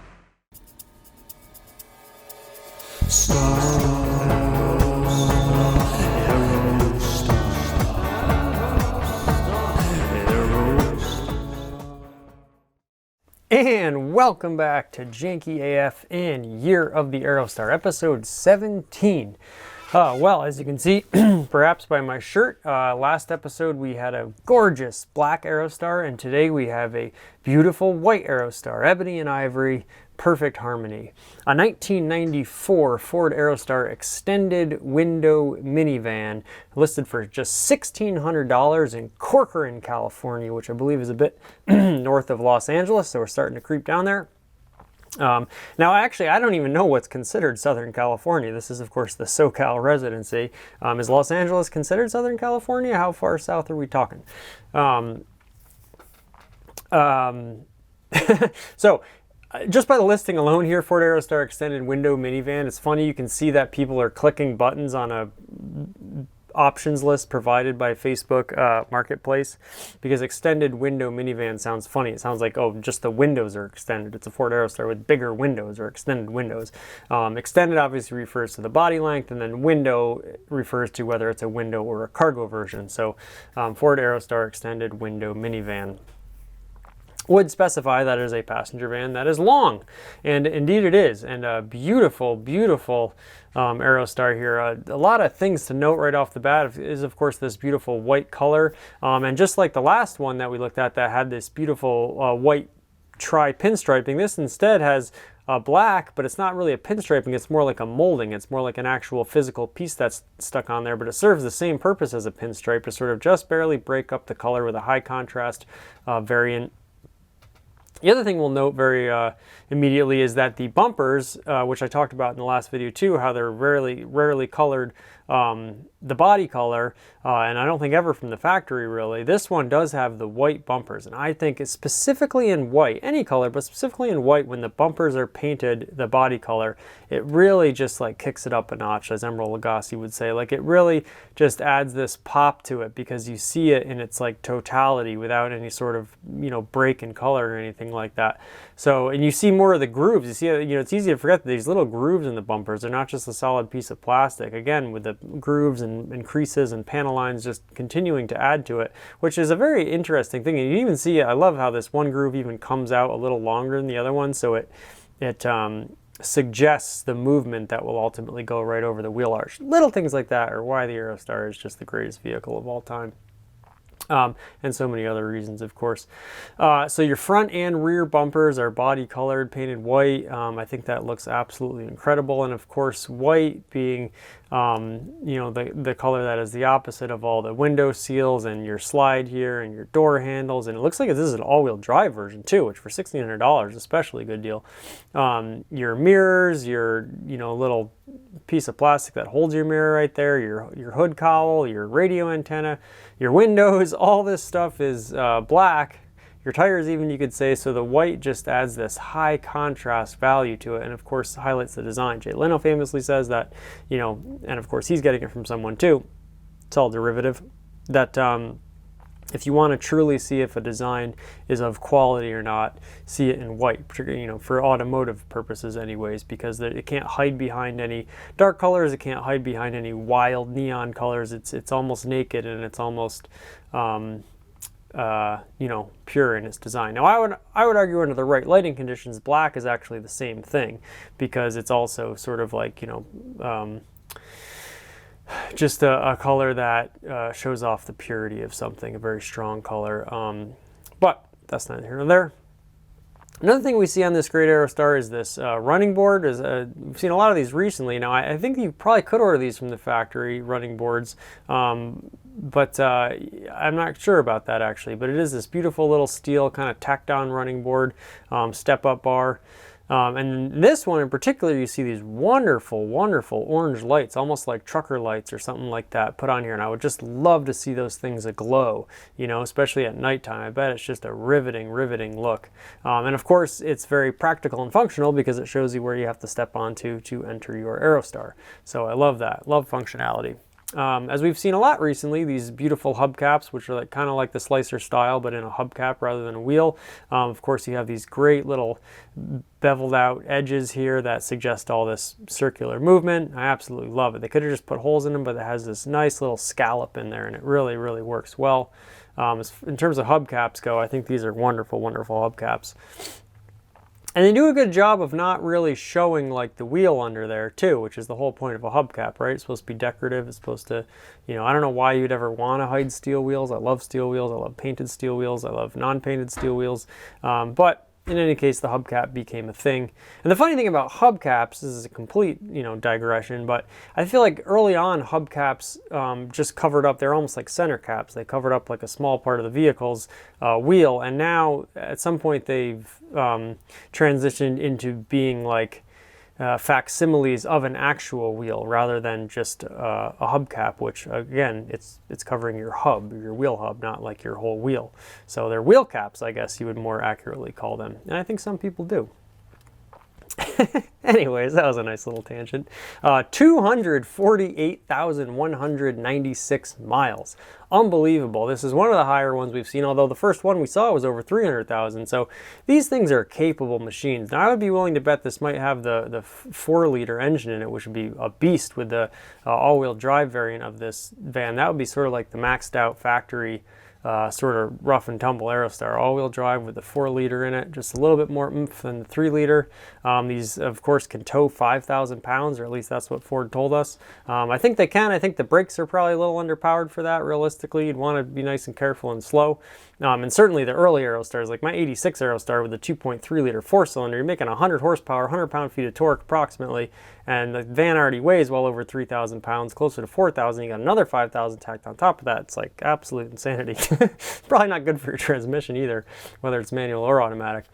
But I would say if this is all-wheel drive, it could definitely, you know, tow 5,000 pounds. And there's not easy brake upgrades for the Aerostar. I've searched all over the forums. That is unfortunate. It'd be nice if you could just bolt on some Explorer brakes or something like that. I think any sort of meaningful brake upgrade, other than just like slotted rotors or something, that will require quite a bit of fabrication. I would love if someone would come out with like a, you know, easily reproducible, or if Will would or something like somebody like that would come out with an Aerostar brake kit as an upgrade. That would be fantastic. But until then, we'll just have to be careful. Good condition, runs good. So not only is it in good condition, but it also runs good. So the running, I guess, is part of its condition. And as a automobile, that is important. No leaks, heater works, just had it smogged. Again, is my favorite word, smogging. We had a good smogging last night. 2022 tags for 8 people. 2022 tags for 8 people. I love this. This listing has got me going. Not seats 8 people or can seat 8 people. This is for 8 people. So it's like 8, at all times, 8 people must ride in this Aerostar. Which is funny because I guess that means you would have 2 in the front and then 3 in the middle and back rows, which makes sense because a lot of the, we'll see if we can get any interior pictures of this as we scroll around now. I love this. Another great trope. How do you cover up the license plate in a marketplace picture? And in this case, they have done it with a thumbs up symbol, which I give a thumbs up to. That's just thumbs up emoji. That is fantastic. I don't know why it makes me so happy, but it's like, I'm not letting you see my license plate. Thumbs up. We can also see here, which is another thing I talked about in the last video, the beautiful Black Beauty Aerostar. Well, it seems like only one. They painted one headlight bezel. I love when the headlight bezels are painted too. You see this it's fairly common. But if we scroll over, it looks like the other one is chrome. So maybe they never got around to it, or they started and they didn't like the idea. But that is very, very funny. There's a little bit of asymmetry there in this Aerostar. Oh, maybe this isn't a molding. Maybe it's actually a pinstripe. I apologize if I'm wrong on that, or maybe it's just is a molding. It just looks quite two-dimensional here. I wonder if it is in fact a double black pinstripe. That would be quite striking, wouldn't it? But you can just see with the doors open here and the white bumper and the white headlight bezels there, you can see just how the monochromatic white is hitting you in the face, and yet in strong contrast to these black accents all over the vehicle, which I understand is not monochromatic, but I think you catch my drift. Okay, another beautiful shot, sort of front 3/4 here. Again, the thumbs up. I love it. I love everything about this listing. I love everything about this Aerostar. And quite frankly, you know, it's funny. I just heard someone talking about a 1,000,000 mile. I guess Tyler Hoover has a 1,000,000 mile diesel truck of some sort. There's, of course, Matt Farah's 1,000,000 mile Lexus. And so I like this really. I saw a Corvette C5 red with 740-something thousand miles on it. That was a famous one that went to auction. So it's funny that the higher mileage you go, the worse it is for resale value until you kind of hit that threshold, and all of a sudden it kind of becomes more valuable because it's made it that far, and it's like a milestone, you know, like if you can get an Aerostar with over 300,000, you almost want to buy it just because that odometer reading is like a trophy in and of itself, you know. And even if you rebuild the engine or whatever, I put a new one in there, it's still that vehicle has still done those miles, you know. And speaking of miles, for 248,000 miles, this is incredibly clean inside. Now you have this, I love this wheel cover, which almost seems like it, I'll show you in a second, the two-tone gray seats almost matches the seats. So although I do not really love wheel covers, I do love the fact that they got one that like, it almost looks custom made to match these seats. That's like almost like shocking. Now you have a great button here. I wonder what that's for, if it's, and then you have another one here. So you have some sort of custom auxiliary functions. I'd be very curious to what those are. And I will say quite neatly and tastefully integrated in there. Looks like it's almost been detailed. I don't see a speck of dust on this. It has one of my favorite accessories of all time, which is the dashboard mat. I love the dashboard mat. I compared it on another episode to, you know, your carpet that goes around your toilet seat. But I love the dashboard mat, or maybe that's what I compared the steering wheel cover to. I can't remember. The year of the Aerostar on Janky AF. Thank you very much for joining us. This looks like a blue dashboard mat, which doesn't really match the rest of the car aesthetically in color, but it is a nice little sort of like little accent. I think white and blue, the sort of Greek color scheme, is very, very beautiful. And I love a dashboard mat. It's funny, it protects the dashboard, and also it just seems like sort of this weird form of luxury where you can set stuff on it, or maybe, you know, put some little figurines or statues and create a little landscape living on your dashboard. So as we move around, looks like a custom head unit there. And notice the detail in this dashboard too, how it even comes all the way over just to fit this little crease. Amazing, you know. Looks like you do have a rear defroster on this model. This is, I will say, this is quite, you know, the loaded Aerostar. See your little great center console. I love that this was a picture they chose to include here. It looks like blue floor mats too, so you got a little bit of a blue theme. You know, showing off your great center console. The lighting is very, you know, almost film noir. Like it's very deep shadows and brilliant highlights. I like that. Adds to the drama. Of course, there we have living proof of our mileage. You know, he's not lying. 248,196.0 exactly. Amazing. What an incredible achievement. You know, you think about 100,000 miles, that's a lot. And then you think 200,000 and it's like, whoa, that's double 100,000 and another 50 on top of that. I mean, it's a lot of miles. Again, your dashboard is in beautiful condition. No cracks, looks like it's in great shape. Looks like it's been recently dusted and detailed. They really went all out on this listing, and I appreciate it. Now, I've talked a lot about the Aerostar two-tone seats. I love the two-tone seats. And this is a little bit on the rare side because they're gray, two-tone gray. And of course, the two-tone is not just referring to color, but also fabric type itself. You have this wonderful, almost heather little stitch pattern here that goes against this more like velour-like comfortable material. And of course your headrests are integrated into the seat, which I absolutely love. It's very 80s/90s. I think it's just a great look, and they just look so puffy and inviting. You just want to sit in them and drive for 248,000 miles. I love yours. This is sort of like a, you know, a little giveaway that this is sort of more like a truck than a van, because you have these like sort of long seatbelt holsters. But beautiful. I love an old school metal seatbelt buckle, you know, none of this plastic, although your button is plastic, but it's a beautiful red, so we'll forgive that, or orange. But you see the no piping on these seats, and while I think the seats look great with the piping, it's a perfect little accentuator that sort of highlights the disparity in the different colors or patterns, or, you know, thread types. Without it, it's almost a little bit more subtle, but in a way it's more striking because it shows you the contrast between this, as I said, the more velour material and the more like sort of heathered starchy cloth material. Really beautiful seats. I can't believe this vehicle has been driven in for almost 250,000 miles and the interior is in this good condition. Really outstanding. There's one bench seat, and I believe it has like a middle buckle there. So yeah, you could fit 8 people. This is for 8 people. So if 7 other people want to join me in buying this Aerostar, it only costs us a few $100 each. So, you know, let me know.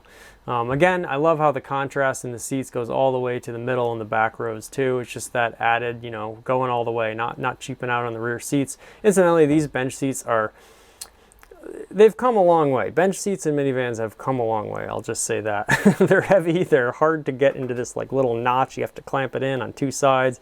It's quite the rigmarole. Not the Aerostar's finest moment, but, you know, I feel like most people, they're either leaving the seats in or taking them out. So you're not doing it all the time. as you can see, just amazingly spacious. Even your carpets look to be in fairly good condition. A little bit of staining going on there. You don't see any, your headliner even looks in good condition. Your plastic moldings all inside here aren't warped by the sun or anything like that. So for a California car, it's very impressive. I won't be surprised if this was even garaged for part of its life. It looks very, very clean. And you got a little paint fade on the bumper there. Most likely that was probably like a rattle can job. But seems to have held up pretty well. You do have, looks like maybe some duct tape or electrical tape there. It's an interesting situation. And there we go, back to profile, and just absolutely beautiful. Looks like it's almost climbing a hill here, a little slant.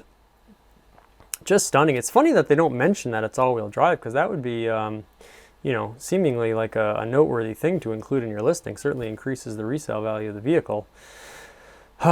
It's in good condition and it runs good, which is just phenomenal. I mean, you know, it's $250,000, but then again, for $1,600, like, even if your motor blows up, then, you know, you put a new one in for a couple thousand and you got a brand new motor on a just amazingly clean, useful, versatile, fun, beautiful vehicle. So like, even worst case scenario, your engine blows or something like that. Now it's California, so, you know, maybe you have to replace some suspension or brake components, but not because of rust, you know, just because of wear.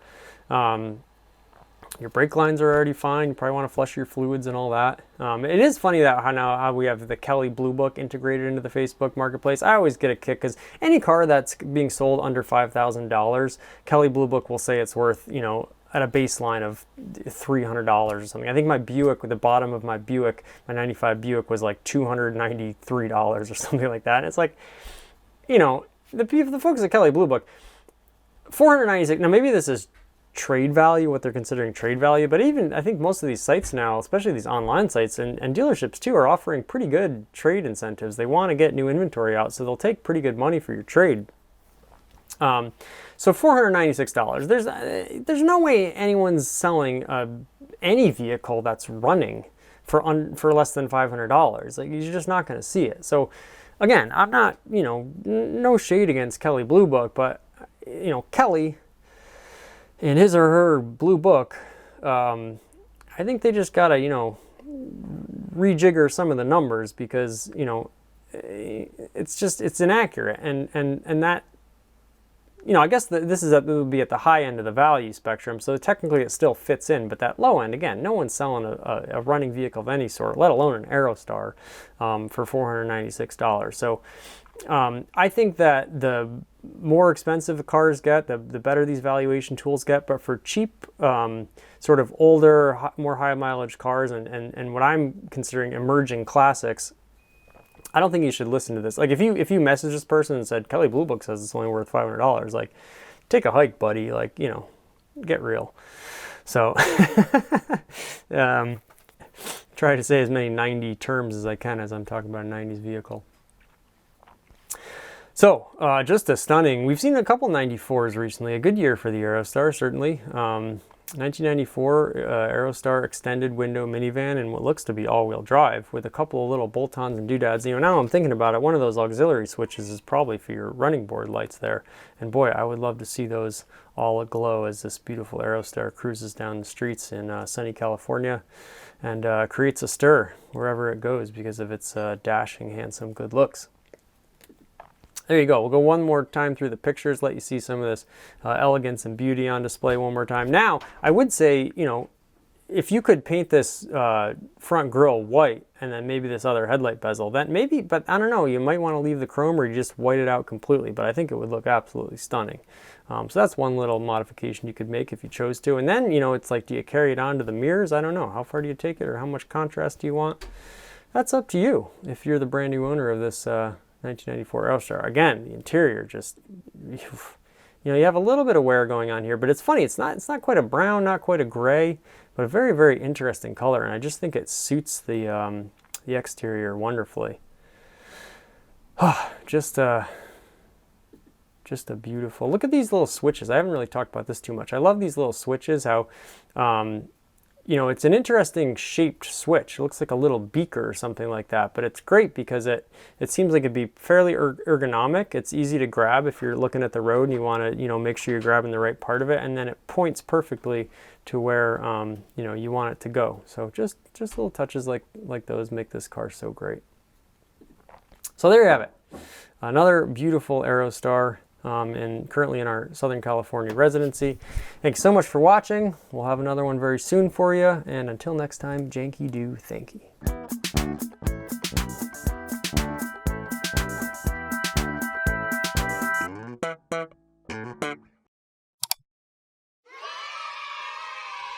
One small step for man,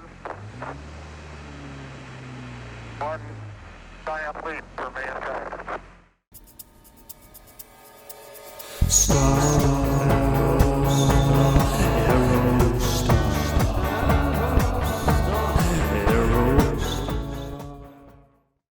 And welcome back to Janky AF and Year of the Aerostar, episode 18.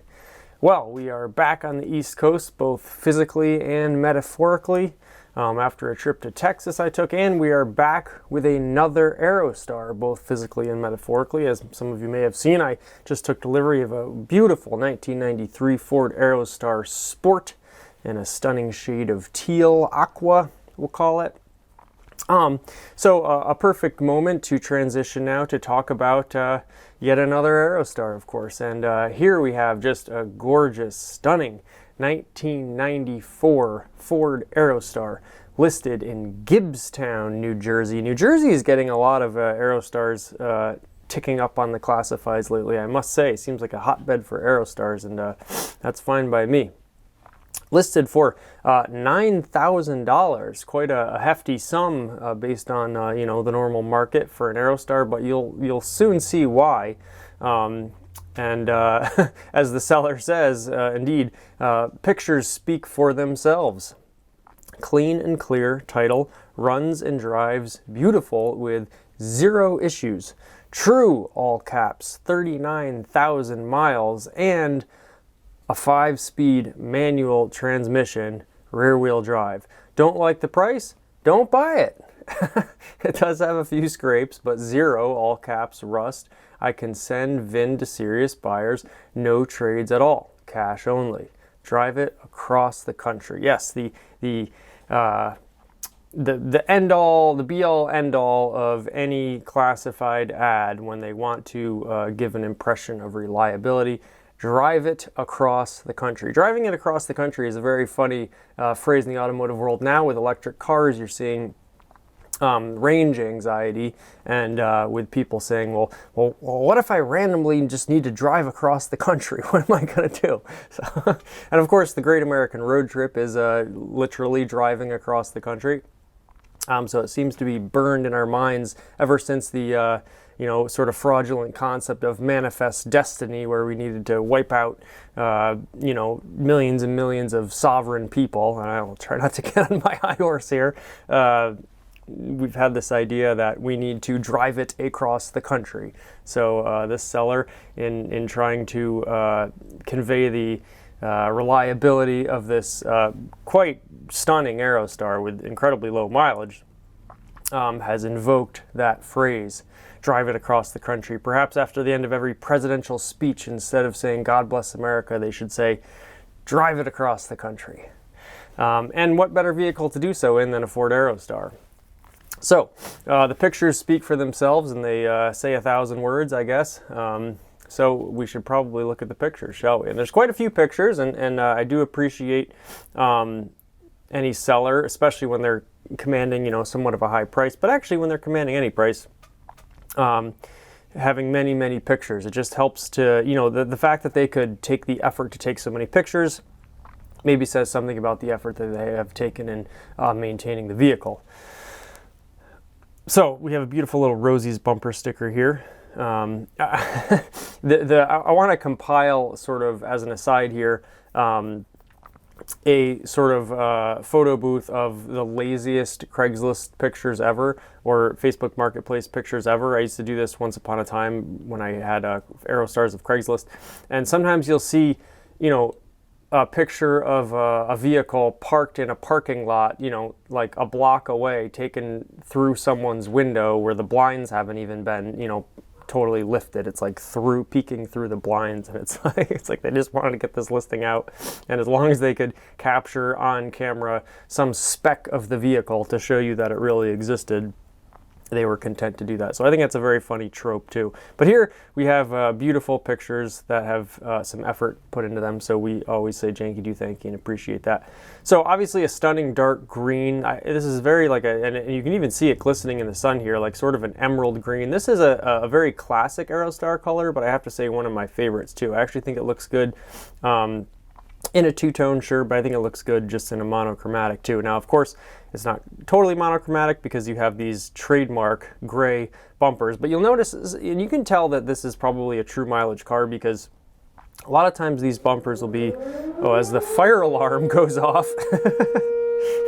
Ever a dull moment here in Janky Town. Hopefully you can hear me over that, and hopefully one time the fire alarm got stuck on for like 40 minutes, and you just heard this noise for 40 minutes straight. And we all had to Google, can fire alarms get stuck? And turns out they can. And turns out it did. I rarely edit these pieces. I actually never edit these pieces, but I might have to edit this and wait for this fire alarm to go away.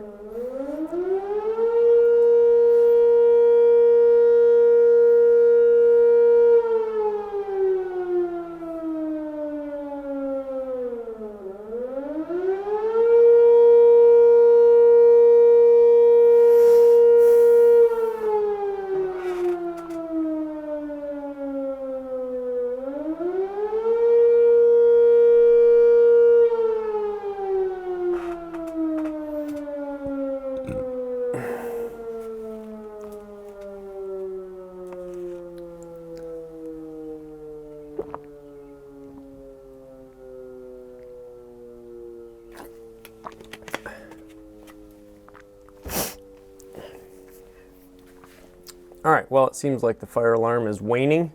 So as I was saying, an indication that this is probably a truly a low mileage car and has probably seen some time in a garage is that a lot of times these gray bumpers will have faded quite a bit, and these still seem to have quite a bit of sheen and reflectivity on them.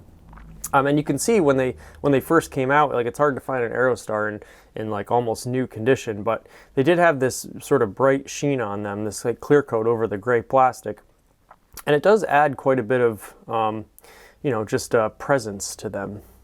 So I do much appreciate that, and very good condition. Now we did say there are several scrapes on the car. And quite a few when you get down to it, but you could always do some light paint correction on those. But the trademark gray bumpers here kind of insinuating and demonstrating the cargo aspect to the Aerostar. It was a purpose-built, certainly not bare bones because the interiors had quite a bit of advanced features for the time, audio system in the back and such things like that. But the gray bumpers were kind of a trademark. Now, occasionally you do see an Aerostar with body color matched bumpers. I believe those are all aftermarket things or things that were done by the owners of the vehicles, and certainly this would look good with some emerald green bumpers, but I don't think it looks any worse with the gray bumpers. Sort of just a nice little sort of accent piece there, and we still get plenty of emerald green in our lives. It does have this beautiful also little white pinstripe. Now we'll see in some other photos, maybe close up, we can see if it's actually a solid stripe or if there's many little stripes in there.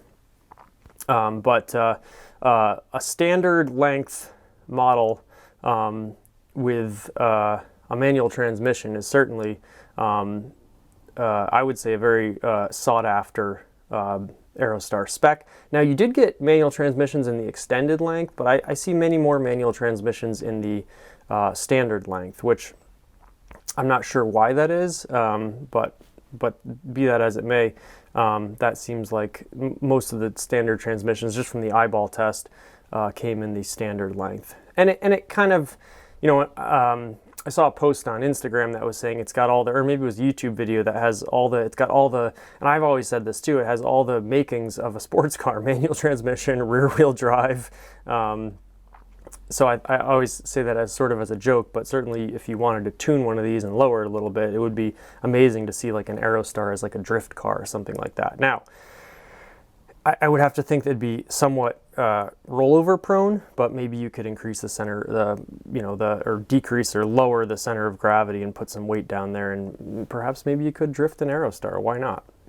But you probably wouldn't want to do it in this one because it's so pristine. So moving on, we have our lovely Aerostar interior. Now this being a 94, of course it is the updated interior and a wonderful just sort of like bulbous round sort of console here. And having finally spent time in and driven the quote-unquote post-facelift interior, it is very lovely. The radio works very well. It's got a nice sound system.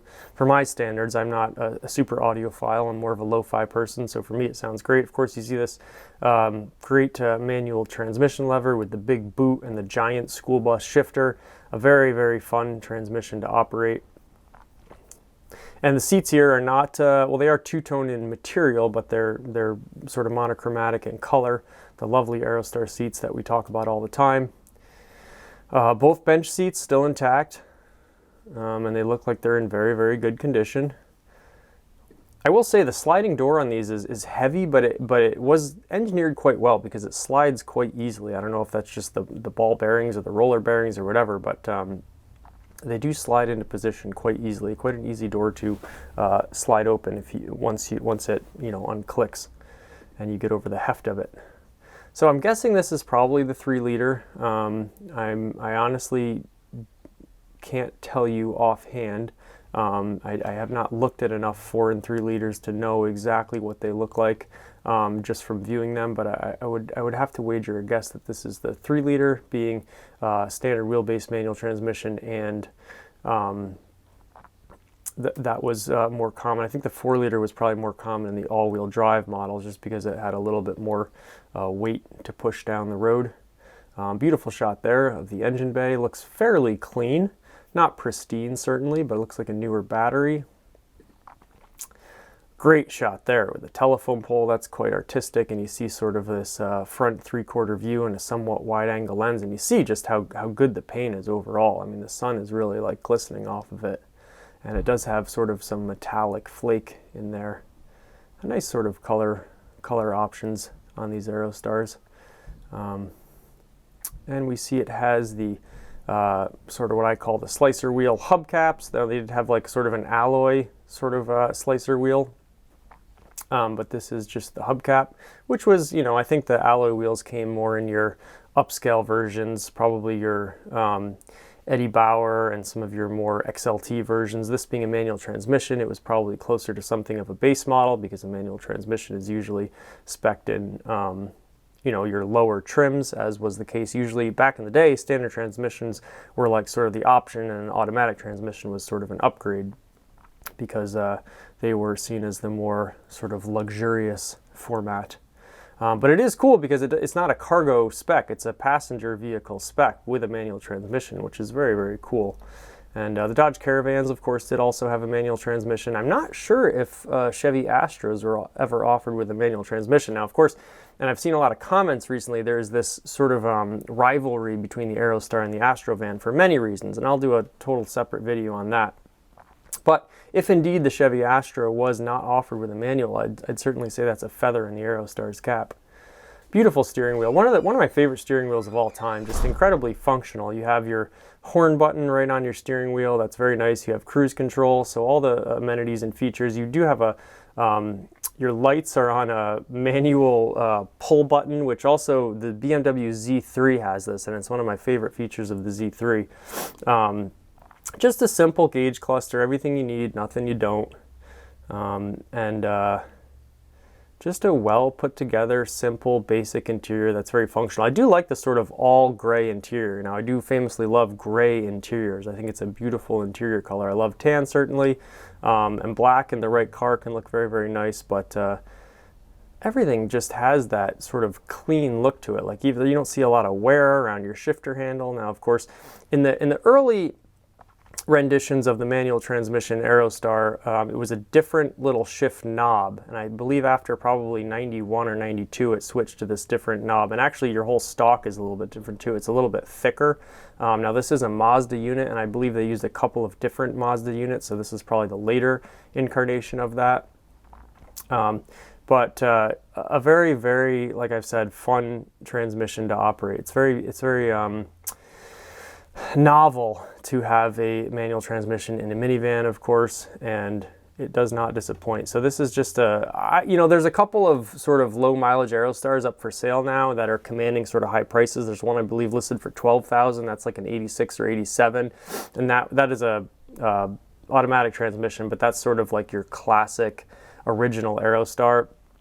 I would say for my money, this is one of the coolest low mileage specs out there. Like I would say this is actually the one to have if you want like a museum piece that is will demonstrate all the sort of cool things about what an Aerostar is and was. Another great shot of your interior. You can just see how clean everything is. And again, I talk about the two-tone seats, how you have this sort of, it's not quite velour, but it's a more like fuzzy fabric that's like very fun to touch and wave your hand across, almost very much like when Buick offered cloth seats. They were this like sort of like luxury soft material, and then you have this like a longer thread cloth with like a little stitch pattern in there. Very similar to a lot of Honda interiors of the time that were very nice. I do love cloth seats. I think that when I was younger, leather seats were like this giant luxury item. But as I get older, I appreciate cloth seats. I think they're a little harder to keep clean, but if you can keep stains off of them, I think they look very, very nice. And the longer they age without getting dirty, the cooler they become. Great, big, thick armrests. I do think the Ford Transit, and as a side here, has terrible, terrible armrests. Mine fell off. I guess they're notorious for just falling off and not being very good. So it's funny how Ford actually took a step back with their armrests, because these armrests are fantastic, having just used one for 4 hours the other day. Again, your gauge cluster, your great photographic evidence of the true mileage. And look at how clean this is. No dust, no cracks in your gauge cluster, any of that. All the, screws and pieces holding it together are all very intact. No bubbling or cracking anywhere. And I actually don't know if mine is the same, but I had never really quite noticed this orange and yellow. Of course, orange and yellow, the janky AF colors. Seen here on the gauge cluster. Very, very nice. You have your hazard light button there, which I think is a cool placement, and I love the red color-coded knob there, or button. Now here you see some of the jankiness. Now we do appreciate the transparency of the seller and showing some of these scratches and dings here. A little bit of dent, but you could probably take it to a body shop, and if you're buying this Aerostar for close to $10,000, you probably want to go ahead and invest in whatever repairs are going to make it absolutely perfect. We do see the pinstripe here is a 3 pinstripe setup there, which is very, very nice. Little white pinstripe. A lot of Aerostars, maybe this is a product of the 90s, but a lot of them had, even if they're a solid color, had some little doodad or a little thing, just a little accent piece on them. And this is certainly no exception. Again, little scratches and dings. Unfortunate that that happened, but we do appreciate the transparency. Little nicks on the bumper. But you can see how clean and shiny this bumper is overall, and these little chrome pieces that run through in the grooves. I feel like this chrome was not on all of them. Sometimes I just feel like it's an empty groove, but this one has the chrome accents, so that's lovely. Again, you can see the quality of the paint here and the shininess. It probably does need a trip to the car wash, but that's okay. Underside, a little bit of surface rust, but you can see on mine I have this issue where these pinch points were jacked upon, and they've sort of like bent, and you want to lift your vehicle up from the frame as opposed to these points, because they will bend quite easily, and this one looks like it's in very, very good condition. More scrapes, and that's the thing, it does have quite a few on it. You're probably looking at spending a little bit of money on a body shop if you want to make it perfect. Again, fairly clean. Very clean, I would say. No even really surface rust on your frame or anything like that. Some of your control arms and things here, and your exhaust pieces have a little bit of surface rust. But, for 94, 2004, 2014, almost a 30-year-old vehicle, pretty darn impressive. And back to the beginning. So, just really a stunning piece. And they seem like they're very firm on the price. It's been listed now for 3 weeks, so we'll see if they get their price. Perhaps they'll lower it a little bit, or maybe they'll just hold on to it and let it increase in value. I would say this is definitely a bring a trailer candidate if they wanted to get more of a national audience and more of a discerning sort of like car enthusiast audience. But now that it's been featured on Year of the Aerostar, of course the eyeball views on it will just explode. So Janky do thank you to everyone involved for that. So there you have it. Just a really belle of the ball here. This is a stunning Aerostar, certainly a well-preserved piece of history, and I hope if and when it does get sold, it goes to a buyer that is going to appreciate it and be a custodian for this vehicle and take care of it, because it definitely deserves it. And getting one of these things and drive it and row through those gears, you will not be disappointed. It's a very, very interesting and fun vehicle to drive. You could use it for almost anything. I would stay away from using it as a work vehicle. It's almost too nice for that at this point. Boy, just a stunning vehicle and a pleasure to look at and talk about. So that's it for this episode. Thank you so much for watching. This has been Year of the Aerostar, and we'll see you for another one soon. Until then, Janky do thanky.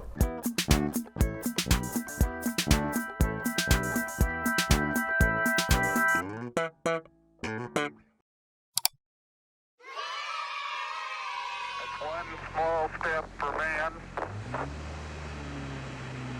one giant leap for mankind.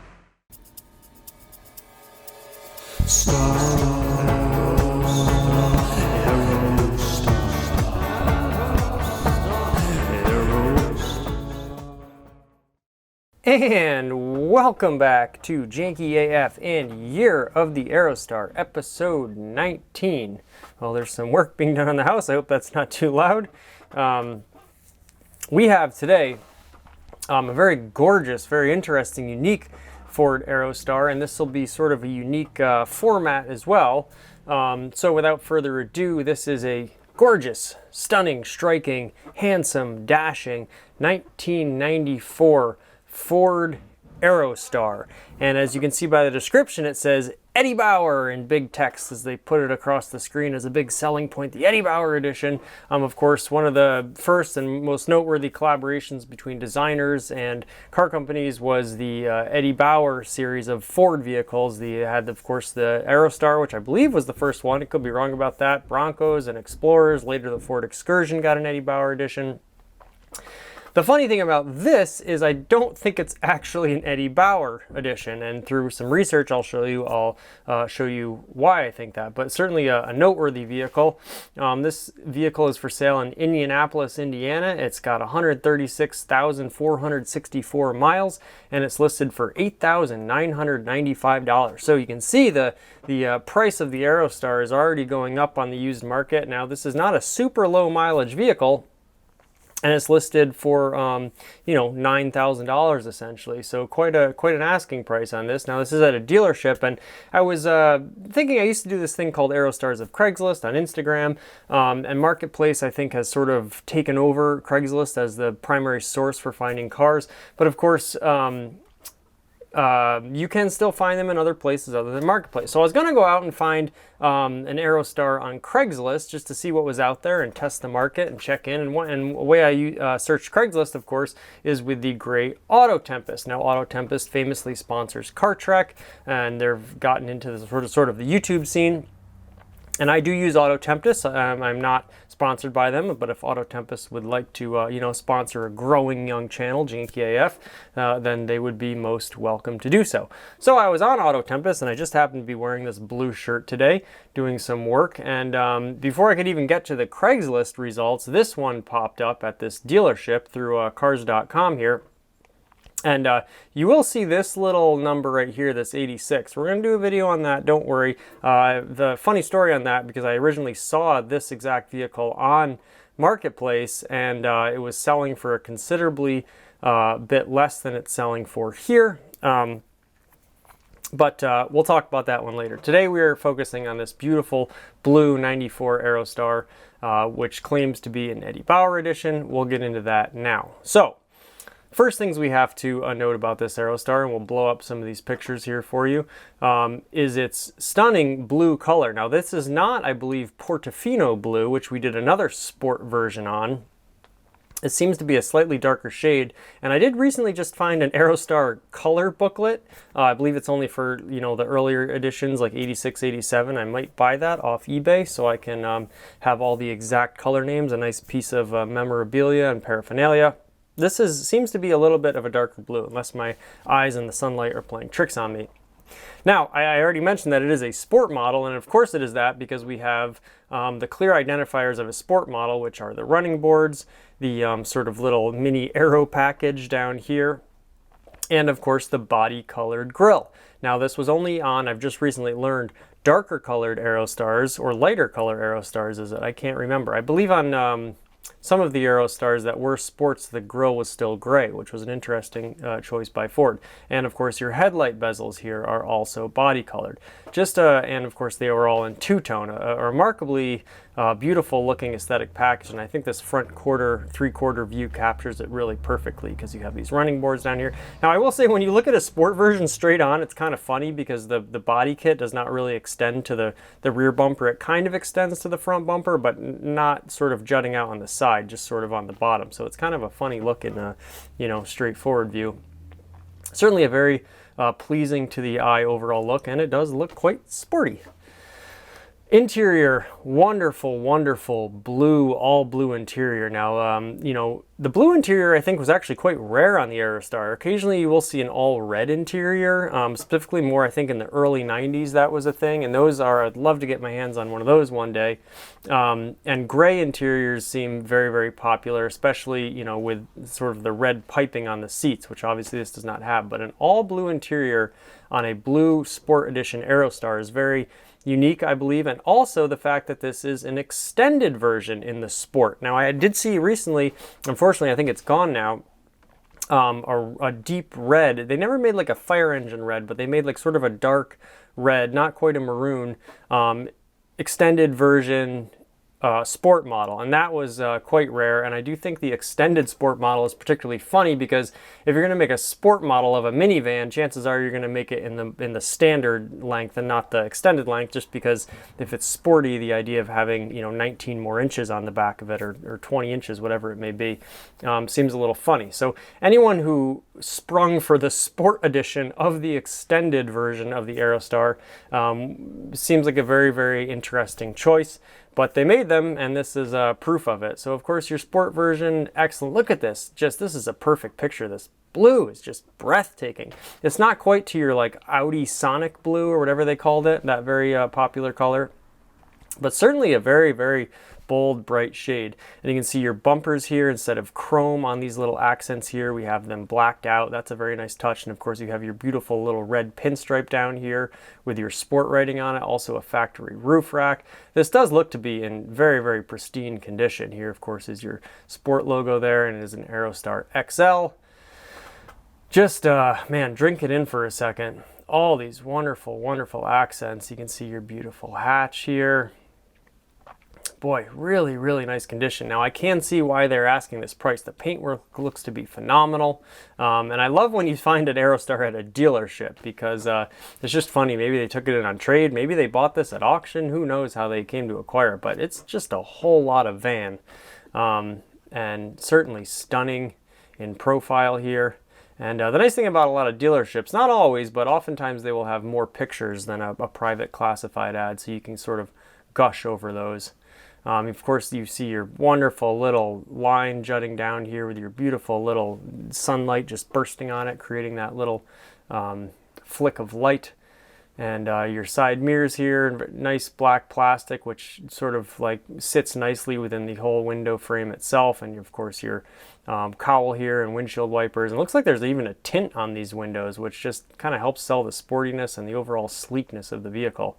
Again, we see it in front three-quarter, this time from the other side. This is at Carmel Motors in Indianapolis, Indiana. And I believe this is actually, now of course, one of my favorite shots is the just straight on front face view of the Aerostar. And certainly with the little aero kit here, it looks even more sort of enticing and sporty, and just all your sort of curved around air inlets that match on your bumper and your grille. Just a beautiful, beautiful design. So like friendly and still sporty at the same time. Wonderful, wonderful pictures of this vehicle. I wish there were, okay, here's some more pictures of the interior. Now again, it looks to be a gray, but I think it is slightly different than the gray. I could be wrong, but the seats look a little bluer than a normal gray seat on an Aerostar. So I would go ahead and call this like a blue interior. Your seats have a little bit of wear on them, but no rips or tears, just showing their age a little bit. You can see your plastic down here. Looks like they've detailed the vehicle, which is very nice.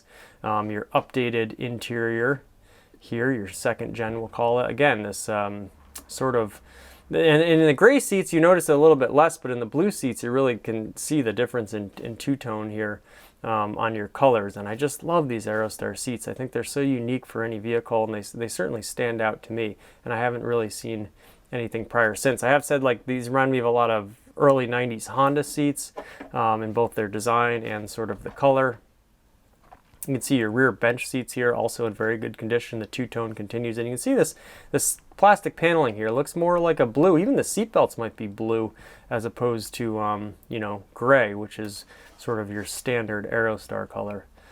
So very, very beautiful. Almost depends on the picture whether they look gray or blue, but I'm going with my gut here and saying that this is indeed like a blue interior. Your carpeting there as opposed to a gray. Your headliner still looks gray, and that's how you can almost differentiate as well. So just immaculate inside, and you can fit the whole family in here plus some friends. And I haven't talked about this too much, but it looks like this may even have some rear climate control and also your rear radio controls here. So you could plug in headphones to these. You have volume adjustments on them. So, you know, in the days before DVD players and phones and all that, you could you know, have your kids listening on headphones in the back seat and be occupied and not ask, are we there yet, every 5 minutes. I don't know. I'm wondering if these are the seats that fold down into the bed. I have a feeling because this one's a little not as wide, they may not be. Some of those Aerostars, I have to figure out which ones exactly. And it may have been only the Eddie Bauer edition that folded down perfectly flat into a bed. So you didn't have to like take the seats out and put a bed in if you wanted to go camping in it or something like that. So another great Aerostar feature that was well thought out and quite ahead of its time. So we'll just take in some more pictures. Now this is where it really looks blue and not gray, you know, so you have your beautiful little door panels here. I love the color-coded automatic window panels for up and down there, and just this little splash of color adds so much to the interior, and I appreciate that. And you don't see that in a lot of vehicles anywhere. Like, it just seems like the Aerostar stands alone in so many of these little tiny touches, but they all add up to this quite unique and breathtaking package. So you can see, looks like the actual handlebar here has either faded, or maybe it was a slightly different color from the factory, or just faded differently over time because of the angle of the sun or the materials or whatever you have it. But now it looks like this nice like two-tone blue, and then you can see your door panel here adding yet another color. So just variation on a theme. I love when everything is sort of monochromatic in color but not quite all exactly the same, so I call that variation on a theme. So beautiful, beautiful pictures here. And again, one of my favorite steering wheels of all time. Just beautiful to look at. Your horn buttons here, your cruise control, everything you need, nothing you don't. Not overly complicated, but also with some more advanced features that allow it to be very easily operatable. It looks like it does have an aftermarket head unit here. I would go ahead and try to replace that with the original. My 1993 Aerostar Sport, which I just acquired, you can watch the video on that. The radio is actually quite good, and what I love about it, and this is a thing that I wish more modern cars would do, is it almost has like not quite a full equalizer with your levels and everything, but all your little adjustments for balance and tone and stuff are actual physical knobs that you can manipulate to adjust all those things. And I actually think it's a safety feature, because you don't have to, you know, stare at a screen and like push on a thing and see if it works or not, and the slider gauge and all these advanced sort of controls that you have in these modern newfangled cars. So I would, if I purchased this vehicle, definitely re-put in the factory head unit. But that's sort of neither here nor there. Again, our beautiful gauge cluster shot, our beautiful speedometer and odometer shot to prove beyond a shadow of a doubt that this is actually the mileage that they claim. And I believe the listed mileage is actually a couple miles higher than this, so maybe they took this and then drove it 6 miles or so. There's your new radio.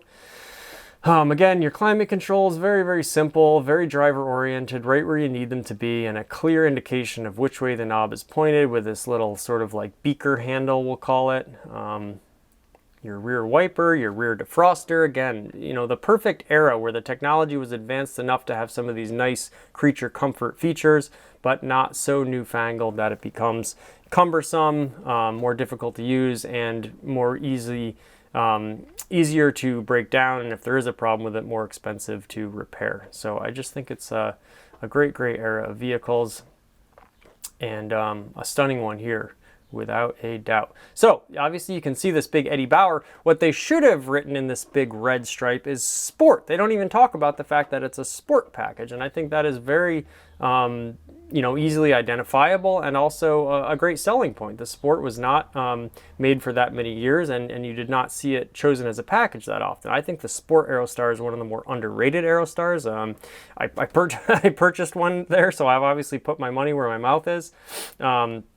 And I think it's just a great looking aesthetic package. And it is an aesthetic package, because they talked about on Wikipedia, which we'll go to in a second, it says the Aerostar Sport was largely a cosmetic package. And I think that's hilarious, because they're giving it so much credit, even while they're saying largely, it's entirely an aesthetic package. You know, when you say largely an aesthetic package, you're suggesting that it was devoid of performance options, but the fact that you would say largely and not entirely, or simply just say it was an aesthetic package, you're leaving this weird little gap or suggestion that maybe there was some performance options added. And the only thing I can think of is this little bumperette down here, this little what do you want to call that? You know, rear spoiler, or diffuser, I guess is the right word. And perhaps that gives you a little bit more downforce at high speed. That could be considered a performance upgrade, but that certainly is a stretch. But nonetheless, very funny little Aerostar trivia. So the reason I say this is not an Eddie Bauer edition, one, because there's no Eddie Bauer badging on it, there's no Eddie Bauer insignia on any of the seats, so it's pretty devoid of any suggestion that it would be an Eddie Bauer. Aside from that, according to my research, and we'll jump here to Wikipedia now, Aerostar Sport, 1992 through 1996. So 92, 93, 94, 95, 96. They only made this for 5 years, and of course the Aerostar had a 12-year run, so less than half the model years had a Sport Edition available, which means that automatically makes them rare. There were over 2 million Aerostars sold, and I don't know what percentage of Aerostars in that year range were sold as sport models, but I imagine it's less than half. So you're talking about probably only, you know, a couple 100,000 out of the 2 million, less than a tenth easily, I would say, are sport editions. And certainly the eyeball test would back that up, because you really don't see them that often. Now it says here in very plain black and white, in 1992, Aerostar Sport was introduced as an option package available for any non-Eddie Bauer Aerostar wagon. So you could get the Sport package on any Aerostar as long as it was not an Eddie Bauer. So the two are therefore by definition mutually exclusive. Now it's too bad they didn't do that, because an Aerostar Sport Eddie Bauer would have been like the ultimate creme de la creme, but there's maybe just too much going on there visually and aesthetically, and so it makes sense to me why those two wouldn't have any crossover. It says, similar to the Chevrolet Astro RS, GMC Safari CS, and Dodge Caravan ES counterparts, the Aerostar Sport was largely a cosmetic upgrade. There we go again with that great line. Distinguished by their silver accented paint and sport pinstriping, even putting in air quotes sport, or in this case, you know, written quote sport, kind of selling the idea that it's just an idea and not actually any sort of thing of substance. The Sport featured integrated running boards with a color-matched front air dam and color-matched rear mud flaps. On darker colors, the front, there you go. So it's only darker colors. The front grille and chrome was painted body color. Now, I guess the only light color Sport that I've seen, because Portofino blue is a fairly light color, and I guess maybe that didn't get the grille match, as we can see here in this picture. So it must have been the Portofino blue did not get the grille match. And then there is you see it fairly often if you Google Ford Aerostar. There's this, I think it seems to be like a factory ad photo of a silver Aerostar Sport. And that looks remarkable, because it's not two-tone, or if it is two-tone, it's a very slight alteration between the running boards, bumpers, etc., and the body color. So it's a very stunning picture, because it's like a monochromatic sport version of it, and that grille of course is also gray. Now whether that's body color matched or not, you could go either way. You could say it is because it's gray, but also it's probably just the factory gray color and not the color of the body, so it's slightly different. That being said, we're getting into the nitty gritty, but the silver Aerostar Sport is an absolutely stunning looking vehicle, and certainly rare, I would imagine. So the trim version of an Aerostar Sport is most easily identified by its wheels. I would totally disagree, because I think these wheel covers on the Aerostar Sport actually were used on different other non-sport Aerostar editions. I would say the running boards and the grille are the most easily identifiable features, in addition to the word sport on it. Perhaps I should go into Wikipedia and alter the Ford Aerostar Wikipedia page. I think I now probably have as good standing as anyone, without trying to be braggadocious, to speak on the matter. So aside from, you know, Ford executives. So perhaps I should take the liberty of altering this page. But for now, it's fun to talk about and notice the differences between my observations and the website's information. XL sport wagons with full wheel covers, XLT sport wagons less common with aluminum wheels. I would definitely vouch for that. An Aerostar Sport with alloy or aluminum wheels is extremely rare in my experience. So we'll go back to the actual, and now whenever I see a listing on cars.com, and this isn't to pick on cars.com, but I always check, because cars.com seems like a very anachronistic website. It seems like Car Guru and Auto Trader are certainly more modern and more utilized than cars.com. Often you click on a link on cars.com and the car has either been sold or you know, the dealership doesn't exist or something like that.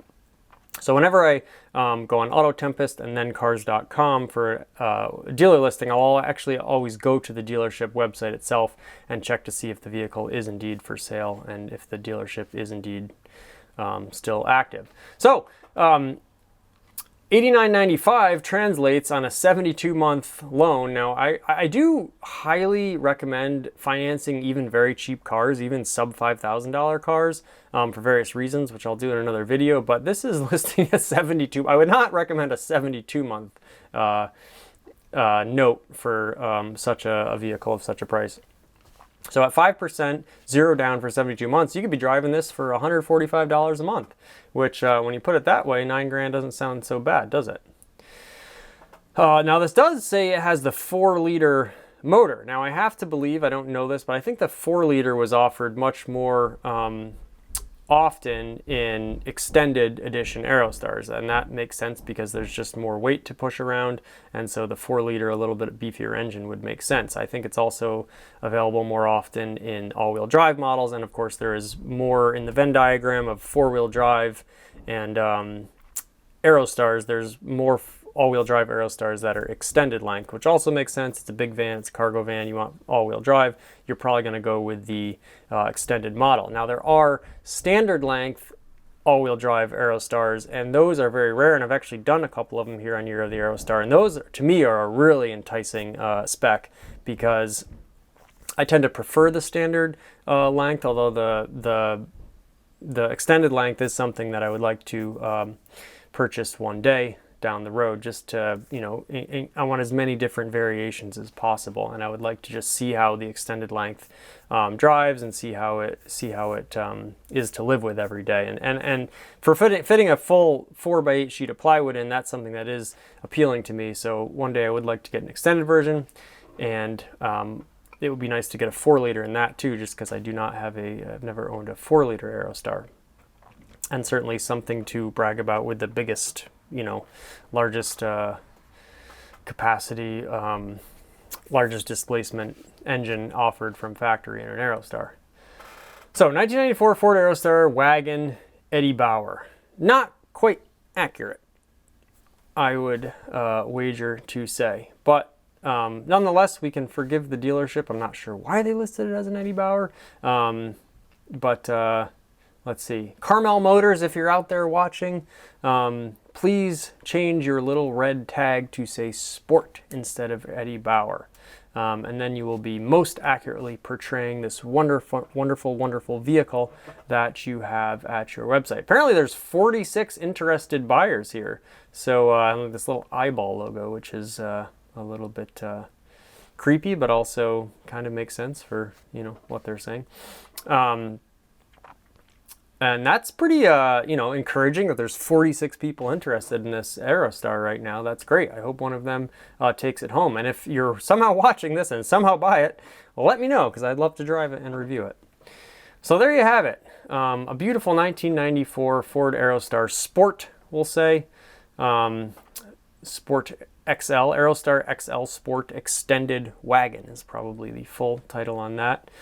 Just gorgeous, and it's so nice to see that these are still out there, and I actually appreciate that dealerships are selling these too. It's always heartening when you see a dealership selling an Aerostar, because it hasn't been relegated to the classifieds where someone's trying to dump their old non-functioning vehicle. These vehicles are good enough and reliable enough and in wonderful condition that they can be sold at dealerships right along with $50,000 and $60,000 trucks of the modern era. Go back to the start here and look at this beautiful picture here as we bid you adieu. And thank you so much for watching this episode of Year of the Aerostar. Always a pleasure to talk about and observe these wonderful, wonderful machines. And we'll have another one for you very, very soon. So, until then, Janky do thanky.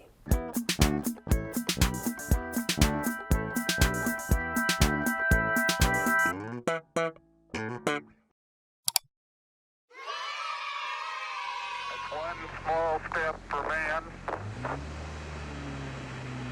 one giant leap for mankind.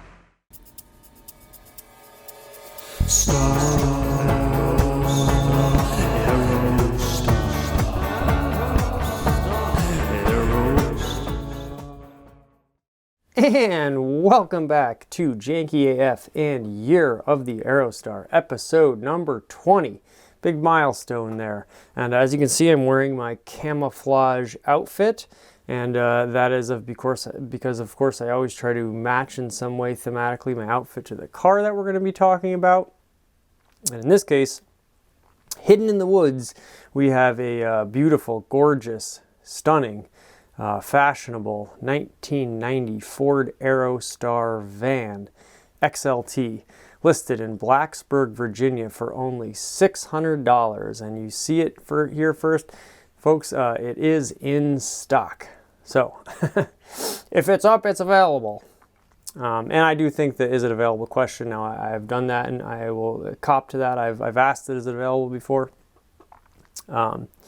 I've learned my lesson and I will never do it again. And for all you folks out there just starting to navigate the classified ads, you know, cut to the chase. If it's not available, you'll find out soon enough. So operate under the assumption that it is.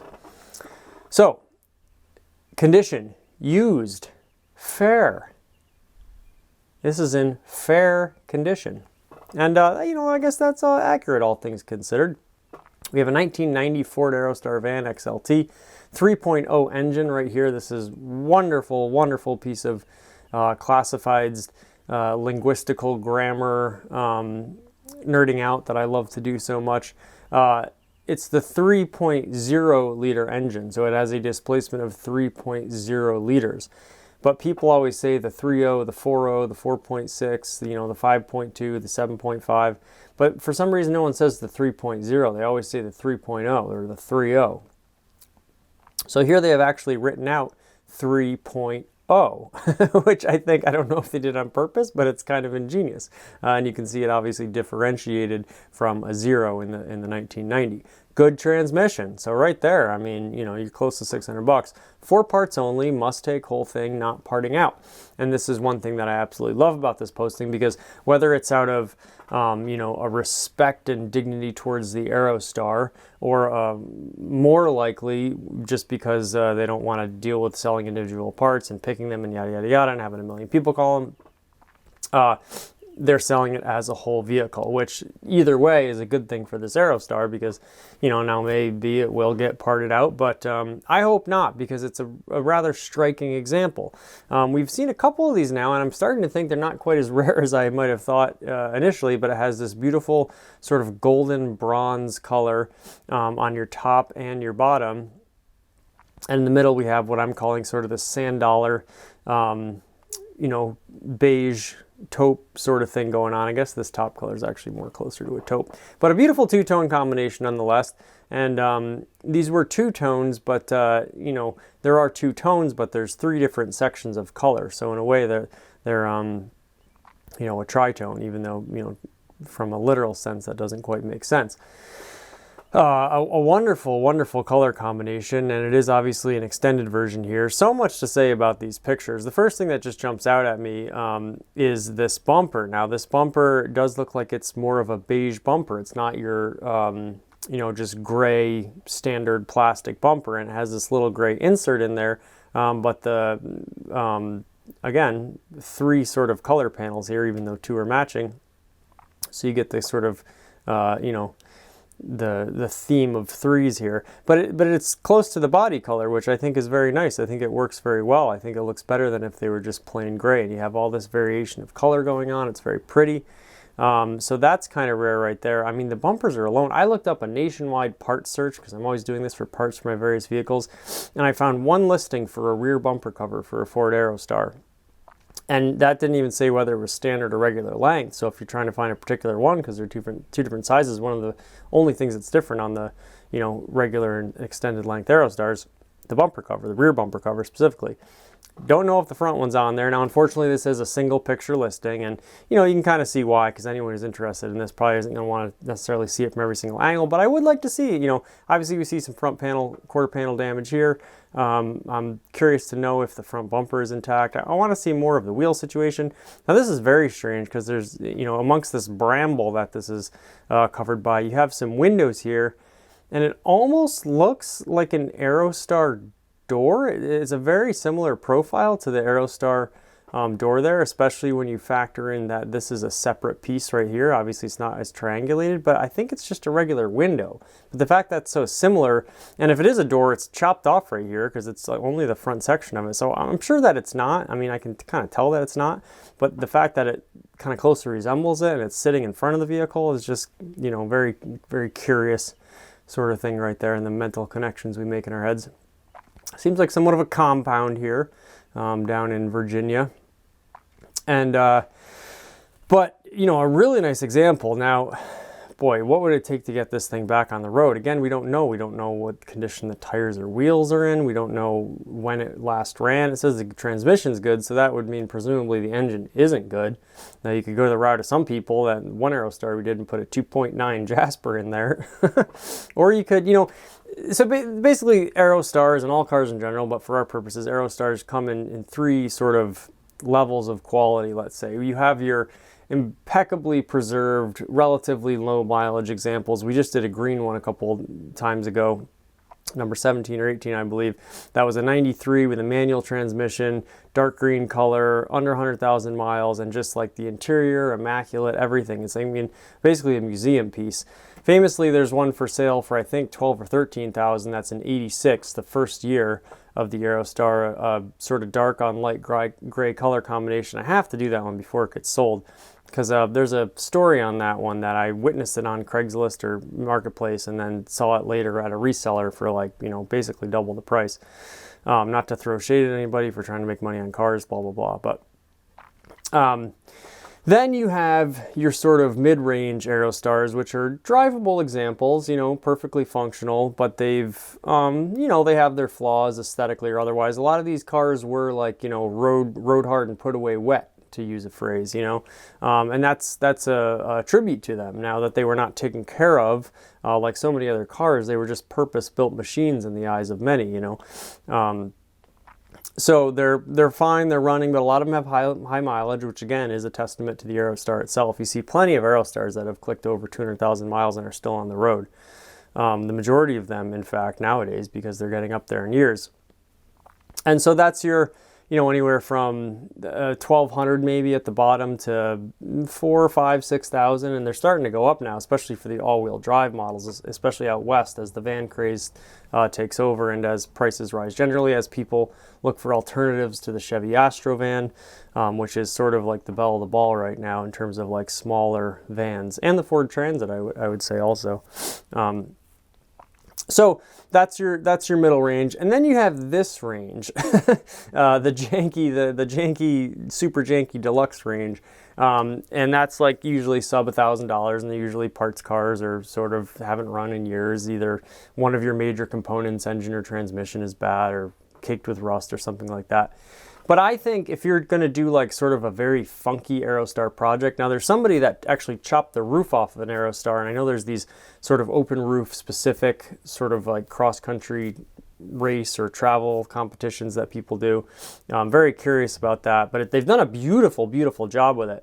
And arguably you could say you should actually start with a nicer example with that too, because you know, like people say when they convert cars to EVs, you actually don't want a total junker because you're going to have to completely rebuild the car and refurbish it mechanically just to know if it's a good candidate for conversion. So I'm kind of eating my own words here, but you know, if you wanted to do something, say like a crazy diesel swap, you know, manual transmission Aerostar or something, well, maybe you do want to start with something like this because you're getting it for bottom of the barrel price, you know, and you're going to put a lot of money into it anyways.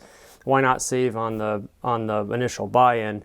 Your body is relatively straight, couple dings and dents here, but if it's a utility vehicle and not like a showpiece, it's a very good candidate here. And diesel swapping an Aerostar is something I would love to do one day, and I'm very curious about it. It has been done. Maybe I'll do a whole nother video on that. The Aerostar was initially going to be offered as a diesel, and I wish it was, because those things would be like, you know, hot potatoes right now. I really wish they made it as a diesel, because to have it factory engineered as a diesel and not have to do a conversion on it, and I'm very interested in cars powered by veggie oil, waste vegetable oil, so to not have to, excuse me, I'm just crackling up at the thought of how beautiful that would be and how sad I am that they didn't make a diesel Aerostar. To have to sort of re-engineer all your systems, get everything to play with each other in terms of getting your interior lights and gauges and all that stuff to work. Far easier if it came that way from the factory. But neither here nor there. So a car like this would be kind of a great example as just, you know, almost less than a blank canvas from which to start with, where maybe you want to put, you know, a big thing with the Aerostar nowadays is the brakes were not, maybe didn't hold up well to the test of time of how much power they had for how big of a vehicle this is, especially when you're towing. So say you wanted to put some custom brakes in, and you're going to spend all that money, you know, fabricating custom pieces anyways. Well, then who cares if your brakes are any good on the car right now? You know, maybe you're going to run all new lines anyways. So if you're going to do a really, you know, start from the absolute bottom custom project on something, well, this is a fine place to start because it's so cheap. That's where I think the value in this sort of third tier price-wise of Aerostar lies. I wish we had more pictures of it, but I love that they're selling the whole thing as is. And you know, just the fact that you're getting the bumper cover alone gives you a head start. Now it looks like the taillight is missing there, but a great color combination. I've been getting a ton of great comments recently. I really appreciate it. People educating me on the Aerostar in terms of engine combinations and things like that. So I really appreciate that. Thank you to all the people who have commented. And I suppose we'll leave it there. Just sort of a quick hitter, maybe not. I don't know how long this went. I tend to, you know, get yapping when I'm talking about the Aerostar. But a beautiful 1990 Ford Aerostar van XLT. Thanky, as always, for watching, and we'll see you for the next one.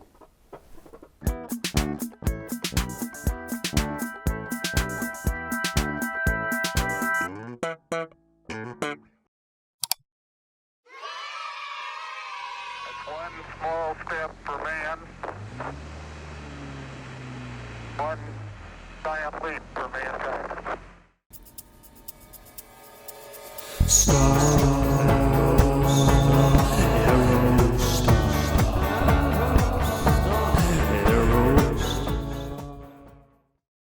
And welcome back to Janky AF and Year of the Aerostar, episode number 21.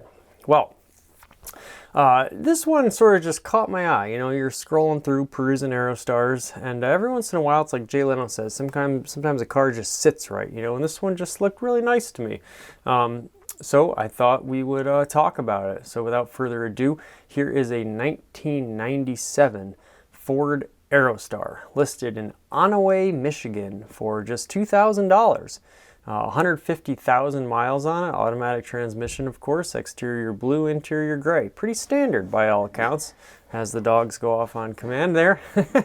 And the fuel type is gasoline. Just last video we talked about diesel-powered Aerostars, and of course the Ford Aerostar was going to be designed to have a diesel engine offered in it initially, and that was canceled at some point, and I'll try to dive more into that at some point, but for our purposes today we're going to talk about the good old gas job, as a tow truck mechanic once referred to his truck in front of me as. So, seller's description. I have a 1997 Aerostar. Immediately I'm jealous. New tires, new motor 2 years ago with paperwork. Well, that's always good. If you got a new motor, you're going to want some paperwork and see if, you know, Russ and Terry put it in and they were drinking a little bit too much. Clean green title. That must be a Michigan thing. Or I'm guessing it just means no liens or anything like that. No salvage rebuilt. Has new shocks. Excellent. Suspension stuff can be expensive. Runs and drives good. Mileage is not accurate due to new motor. I love this description. Very straightforward, very to the point. If there is a flaw, it's described. There's a reason or rationale behind the flaw. So actually, you know, the mileage would be less than 150,000 miles. Now it says new motor. Now we don't know if that's brand new crate motor or one that was pulled from another vehicle.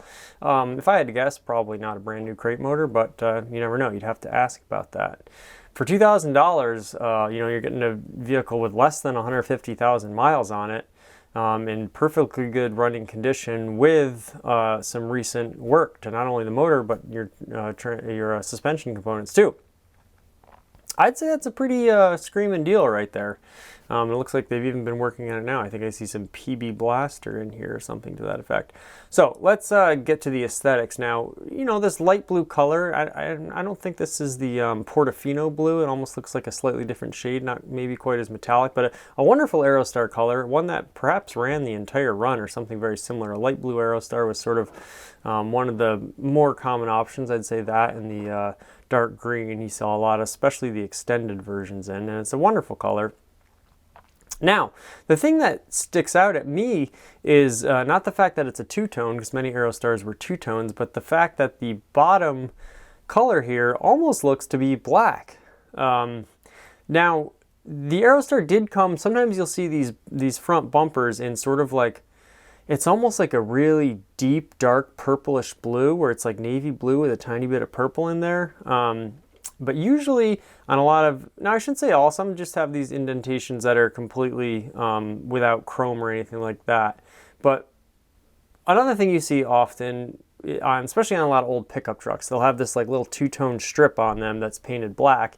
And a lot of times you can tell it's, oh, there are the dogs again. They're very excited about this Aerostar, let me tell you. You'll see these lines and they're very DIY, you know, nice enough looking, but you can just tell that they're not sort of like a factory job. And often that's done when rust corrosion is repaired using either Bondo or having more metal welded in. Probably more likely Bondo in a lot of these cases when you're just trying to, you know, get something on there, get it done, no shame in that. And then they're covered up with like a black strip. I suppose it's easier to do that than to try to match the existing color on there, and you do see a lot of, you know, a lot of bumper and trim treatments, especially with all the cladding now, that are often a dark gray or a black, so it just sort of looks natural.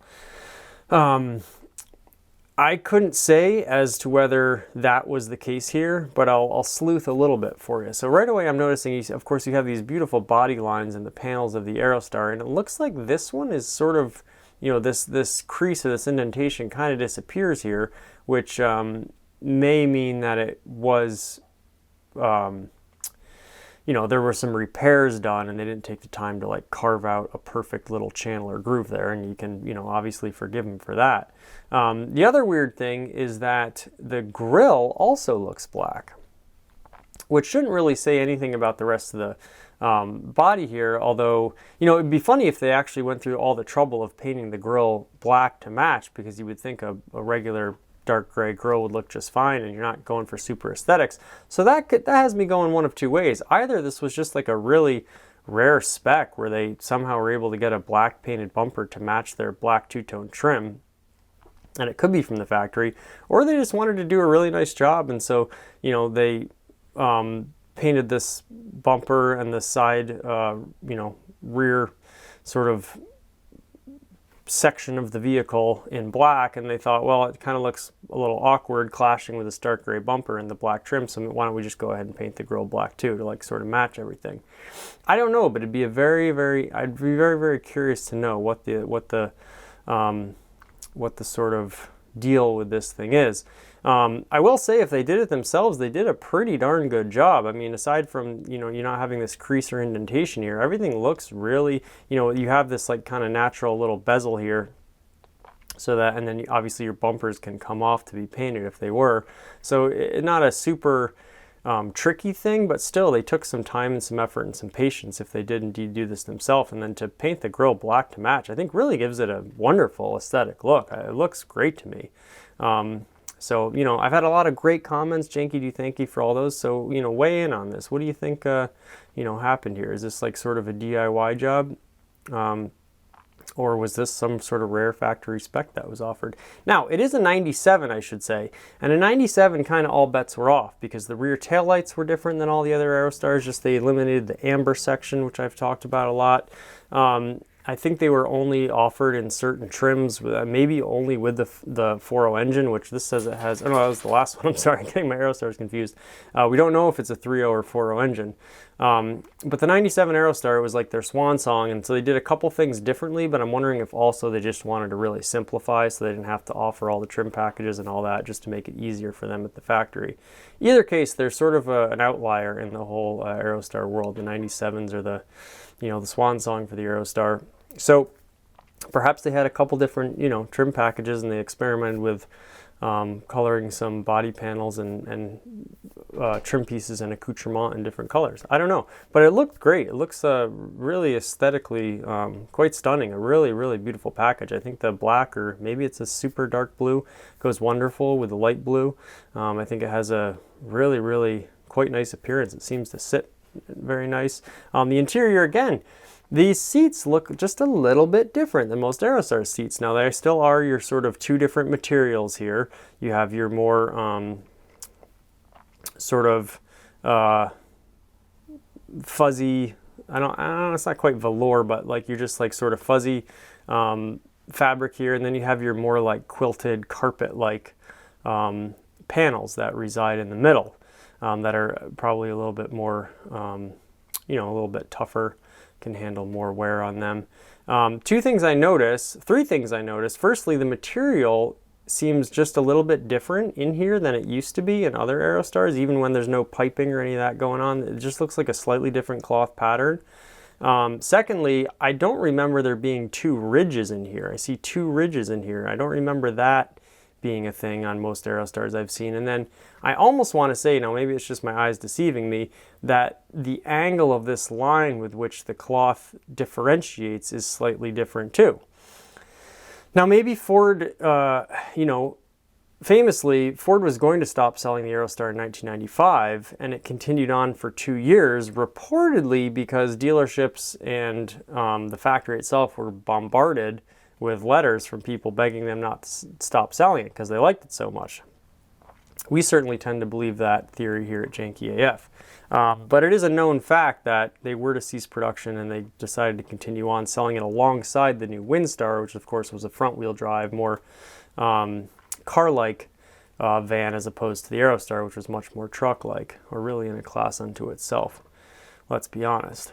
So maybe they either ran out of parts or they ran out of materials. You know, 96 they had enough to cover it, but 97, you know, maybe that's why they made the new taillights, because they didn't have any left, and they didn't want to crank out a whole new set of new ones because they know they were only going to make it for 1 year. So they sort of maybe saved a couple bucks on not putting the amber on there, and they had these seats that were close enough, or maybe they even were in a different vehicle. and they slapped them in there. I don't know, pure speculation and conjecture. But I will say that 97s just for some reason seem to, you know, be a little bit different. And you see that a lot in the automotive world. You know, Tesla is a great example. Like every Tesla now from year to year, or even which month of which year it was made, will be slightly different. They're always sort of either improving things or selling so many that they can't keep stock readily available. So they're changing things or they're upgrading or whatever it may be. And you see that all over the automotive world. You know, it's funny that you see a car, especially like the Aerostar, where it just always kind of looks the same. But from year to year, they're always making little incremental changes. And you see a lot with, you know, smaller companies specifically where they're just trying to get cars out. And so there's always just little subtle tweaks and stuff. And I like that stuff. It goes into the lore of the vehicle, and you realize that these machines are being made by real people somewhere. And even the people that are running the companies are real people, and they have to make these decisions, and they have to try to work with what they got to make the best possible product and sell it for a profit. And so things like just sort of get altered and changed along the way. And you know, no two Aerostars are ever the same, and that's very clearly demonstrated here. And now again, just like the description, you have very purposeful. You have, okay, here's the exterior of the vehicle. Okay, here's the interior of the vehicle. Okay, I said new tires, so here's the new tires. And you know, that's a pretty nice looking thick tread. You even still have the little plastic nubbies here, or rubber nubbies here hanging off. So we have a good demonstration. Now, I wonder if we can deduce any more about the paint job from here. Now, perhaps because it comes over this crease a little bit, it was like a tape line that was made right there. If I had to guess, I would put my money on this was something that was done not by the factory and rather either by a shop or by the owner of the vehicle. I think there was probably a little, I maybe even see a little bit of overspray here, right there. So just a little bit of Aerostar sleuthing for y'all. And I think the biggest thing, honestly, was the fact that I feel like this crease has disappeared. And that would make sense because usually the rocker panel rust comes sort of right in front of the rear wheel well. You have this, you know, front tire that's kicking up all this debris and residue. Moisture gets trapped in there, it starts to rust. But if that's the case, it seems like they did a pretty decent job. Obviously, you'd want to. I feel like Michigan, and I love Michigan. It's just like New York State in that rust is a really significant issue in these states. So you'd probably want to check the underside of this vehicle and make sure it's not completely all, you know, seized up and whatnot. Is that a reflection? I thought that was maybe like a little diffuser down here. I wonder if it's even like a sport bumper that they got put on there. Wow, I'm just discovering more and more things. Or maybe that's just a reflection of something shiny underneath, but I don't know what would be so shiny underneath the vehicle. So I almost feel like I see the line over here. Maybe this was on them and I'm just not noticing it as much because of the color difference, or maybe it was actually, you know, the sport bumper had that extra little piece of like aero on there that I've talked about in previous videos. A lot to uncover and discover on this 97 Aerostar, but a beautiful example. And I think for the price, you know, even if it's had some rust on it, it's been corrected, obviously. So you're probably going to get some trouble-free driving for a while for $2,000 with under 150,000. Quite a good deal. Brand new sneakers on it, and they look to be of a, you know, a nice tread. So all around, just good listing, good van, unique specimen, 97, unique year, and just caught my eye. So I thought I'd talk about it here for a while on Year of the Aerostar. So thanks so much for watching. We'll have another one for you very soon, and until then, Janky do thanky.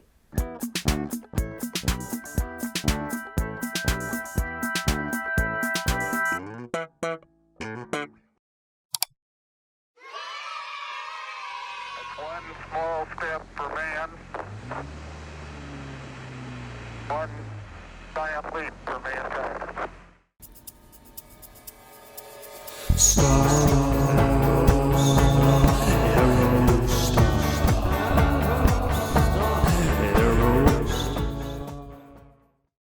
And welcome back to Janky AF and Year of the Aerostar, episode 22. That's two number 2s. And we have quite the wonderful one for you here today. It's been a little while, so welcome back. And without much further ado, here we go. We have a 1994 Ford Aerostar minivan listed for just $1,500 in Pittsburgh, Pennsylvania. I see a lot of Aerostars in the great city of Pittsburgh, Pennsylvania. So, you know, freedom and Aerostars, they go right hand in hand. And if this ever was a cracked Liberty Bell of an Aerostar, this would be it. Only 137,000 miles. We have a wonderful brown color, which we'll get into in a second, and a lot of sort of random, situations going on here. Looks like a slightly modified. And of course, the most noteworthy thing is a manual transmission. Did I say that already? I don't know. But anyways, I'm saying it again. A manual transmission on this Aerostar. It's a Mazda unit, of course, and I always love seeing Aerostars with manual transmissions. Just melts my heart. They are so fun to drive. A lot to get into in this Aerostar, let's do so. Parting ways with this much loved Aerostar, which has many rough edges for sure, but has been well maintained, is running fine, and includes a huge bunch of both new and used spares, and has some special features as well. Right off the bat, a great start by this seller. I can tell already I would get along with this seller. And if they're willing to bring this Aerostar 4 hours away to where I am, well, things might get a little dangerous. So, here's, and that's in quotation, so here's a 3.0 liter fuel injected V6 minivan with about 137,000 miles. I love that because they're catering to a broader audience there. It has never had any but synthetic motor used oil in it. I had to read that about 3 times to see whether it was only synthetic or never synthetic. But it is only had synthetic, which is quite impressive if you think that this is a 1994 and they were putting synthetic in it from the beginning. I wouldn't say a dubious claim, but that's quite impressive if it truly has never had anything but synthetic used in it.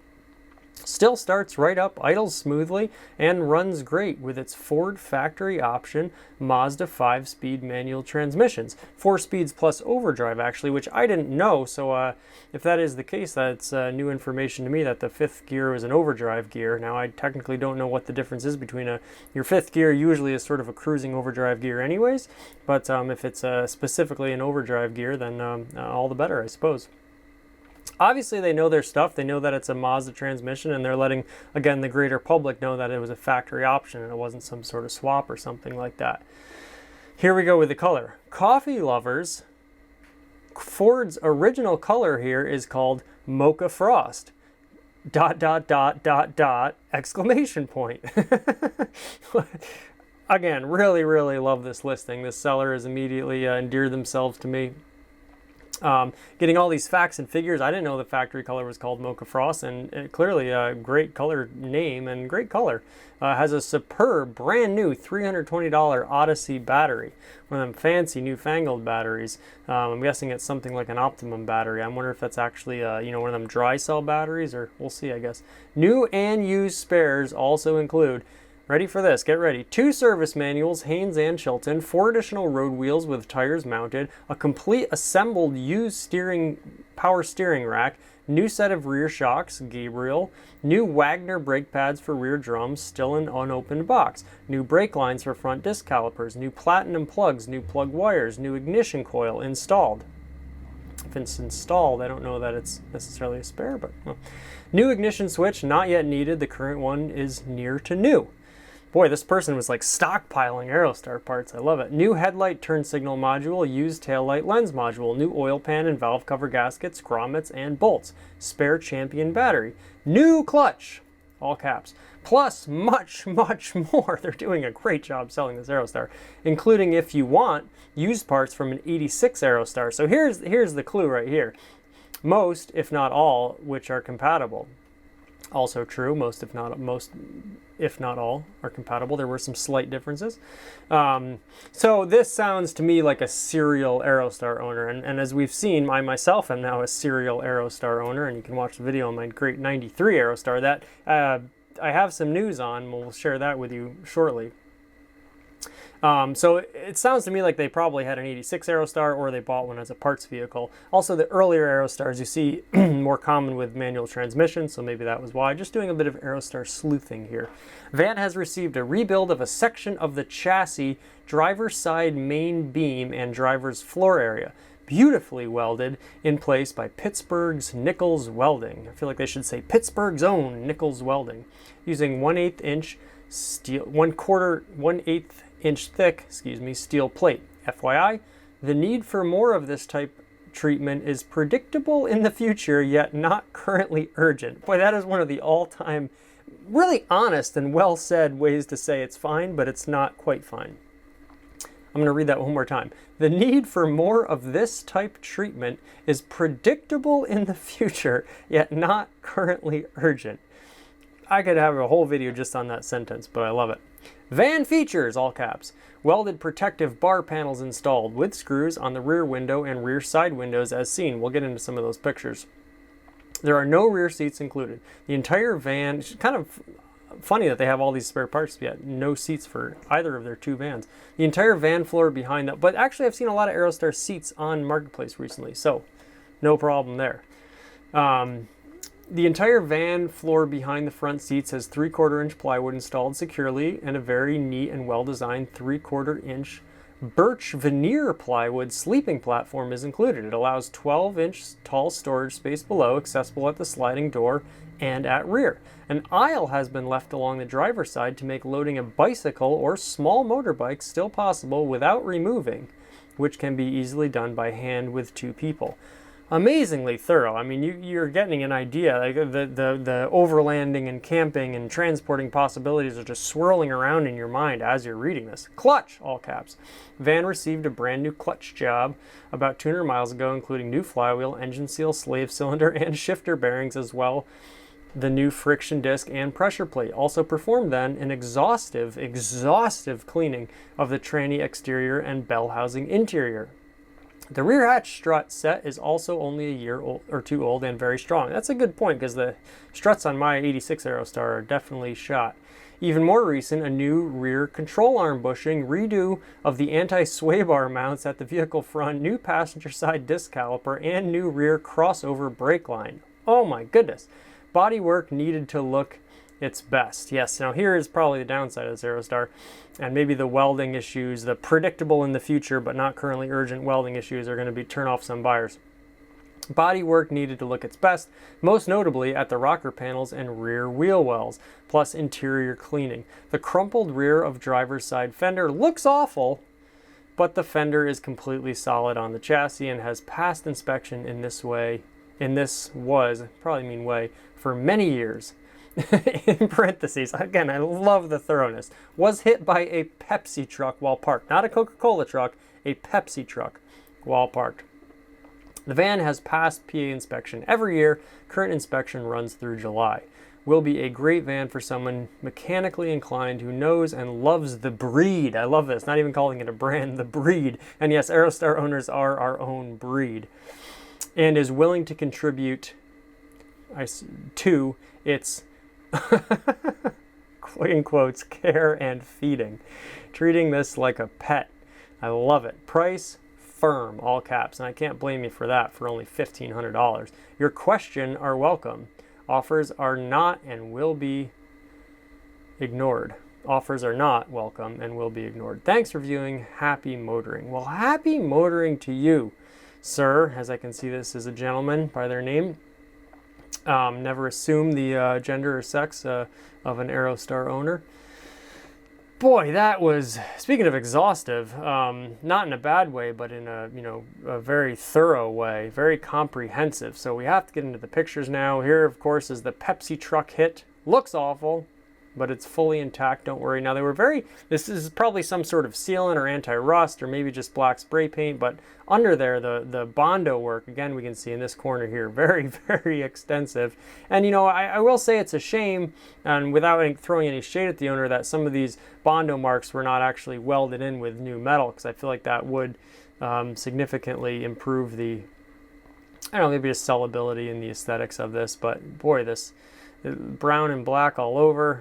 As you can see here, really looks like there's just pretty much Bondo on the entire bottom half of this vehicle. Again, this is really funny to me. That I guess this looks like a mix of Bondo and duct tape and black paint. Just janky AF. I love it. Mocha frost with a little bit of maple syrup, that sort of crept to the bottom and is settled there. Again, just look at all this beautiful, beautiful Bondo work with some flat black spray paint. It does look like it almost has a little bit of a DIY tint job there. You can see by the streaks, and it always has that little purplish hue on the DIY tints. I think it works. It makes the package look good. Looks like some pretty good tires on there. And this is a rear bumper section, which is actually quite intact with some more black spray paint. Again, just wonderful. I don't know if someone was doing a stencil here or what was going on there. Just liberal use of the black spray paint. Again, another great, this is probably some sort of, again, anti-rust or some sort of goop there that is streaking down the side right across the Aerostar logo. Beautiful little waterfall there. I do really love this color. And it's funny because I said this was sort of a rare color. It's almost like a trope now, and I keep seeing more and more of these things in this mocha frost. Now here, just, you know, they're not hiding anything, which I love. That's the honesty of this post, and the comprehensiveness of this post is just wonderful. Look at all that Bondo. Oh, Minkya. That's, boy, just a plastering on there. And Bondo does sand, but it doesn't sand really well.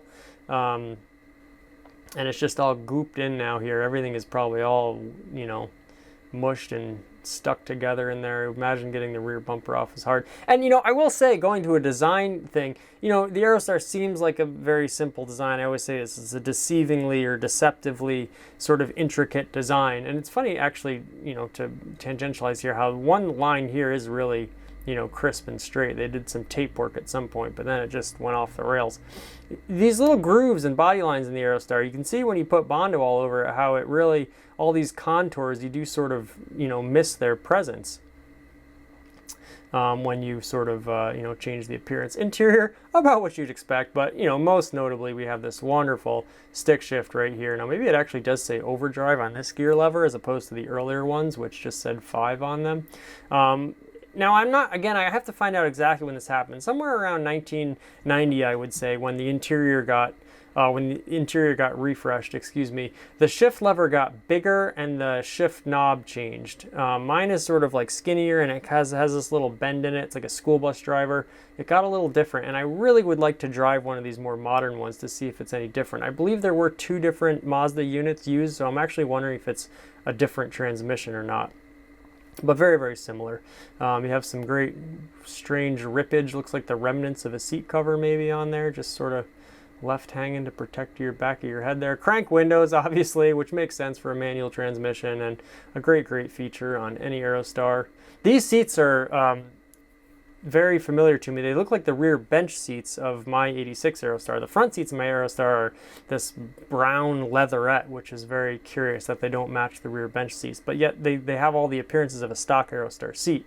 But they're not the small vinyl seats in the cargo van, so another mystery. And then when you make over 2 million vehicles, that's the great thing about the variation in these, is you never quite know what was what. A great, you know, light brown over dark brown, two-tone interior. We always rave about the two-tone seats on the Aerostar, and these just lovely, bubbly, very comfortable padded seats with the built-in headrest. Very futuristic, very ahead of its time. I still think these are some of the best factory seats in any vehicle ever made, mass-produced. You can see your brand new Odyssey battery. Very impressive, $320. Fairly clean on the inside, and obviously you have your 3-liter V6 in there. Some new shocks, miscellaneous parts. Here's all the things he was talking about. And you have your Haynes and your Chilton. Now here is some of the steel he was talking about. They have these great sort of reinforced little panels here. So obviously this was probably used as a working / camp vehicle. You know, and that's nice if someone smashes your window, they can't get into it. Or just if you got stuff rolling around, rumbling around in there, it's not gonna, you know, hit your glass if you got something in the back there, like a motorbike or a, you know, bicycle. I do love the rounded off edge on this little beam here, and it looks like you got a jack in there, and all manner of tools and straps and everything you could possibly need. This would be a great, great work vehicle, especially because you're not too worried about the interior, as it's always already been sort of jankified. This is a telltale sign of any Aerostar. This plastic starts to kind of, you know, warp and bend and fall apart. Obviously your struts are in good condition. Boy, the camo in orange too, and the little solar light there. Just, you know, can imagine the adventures that this thing has been on and taken its passengers on. Again, the grate on the back, I really actually do like that. That's a great little neato sort of piece of kit there. And very well done. Someone really took some time on this thing. Again, your plywood that's laid down. Factory roof rack, always very nice as well. You could just take this thing anywhere and do anything with it. And with a manual transmission, it's probably pretty fun to drive. Obviously, it's the standard length, not the extended length. And we'll just take another little tour of the outside here with this great tape job here. I would imagine you could paint all this, you know, in something of a mocha frost, and it'd probably hide it a little bit better. Or you could run your black strip here, make it like a sort of a standard two-tone. But just a beautiful, beautiful Aerostar. Quite a unique one, and again, you're buying the seller and you're buying the description as much as you're buying the vehicle, and I don't see how you could go wrong with something like this. So again, that's a 94 Ford Aerostar manual transmission for only $1,500. Someone please buy this, and someone you know, let me review it after you do, please, because I would love to take this for a spin. Funds are a little tight right now at Janky AF after our second Aerostar acquisition and the money that's gone into fixing that and the million other projects we have going on. So to not scare any of my loved ones or family members, I will probably not be buying this. But boy, it is tempting, especially if they are willing to deliver it. Again, just your it's like what's left of the bumper. It's just all like duct tape and Bondo. I like how they made this line kind of connect. It's got like kind of this crooked mouth. Just very, very cute and beautiful. Mocha Frost. What more can you say? So, this has been another lovely edition of Year of the Aerostar. Thanks for joining us again. Glad to be back. Hope you've enjoyed all our content that we've been putting out recently. And until next time, Janky do Thanky.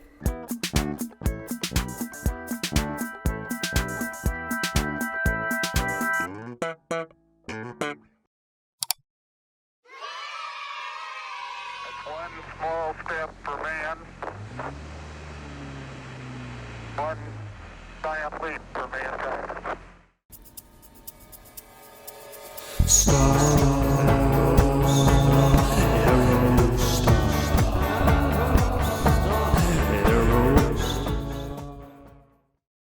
And welcome back to Janky AF and Year of the Aerostar, episode 23.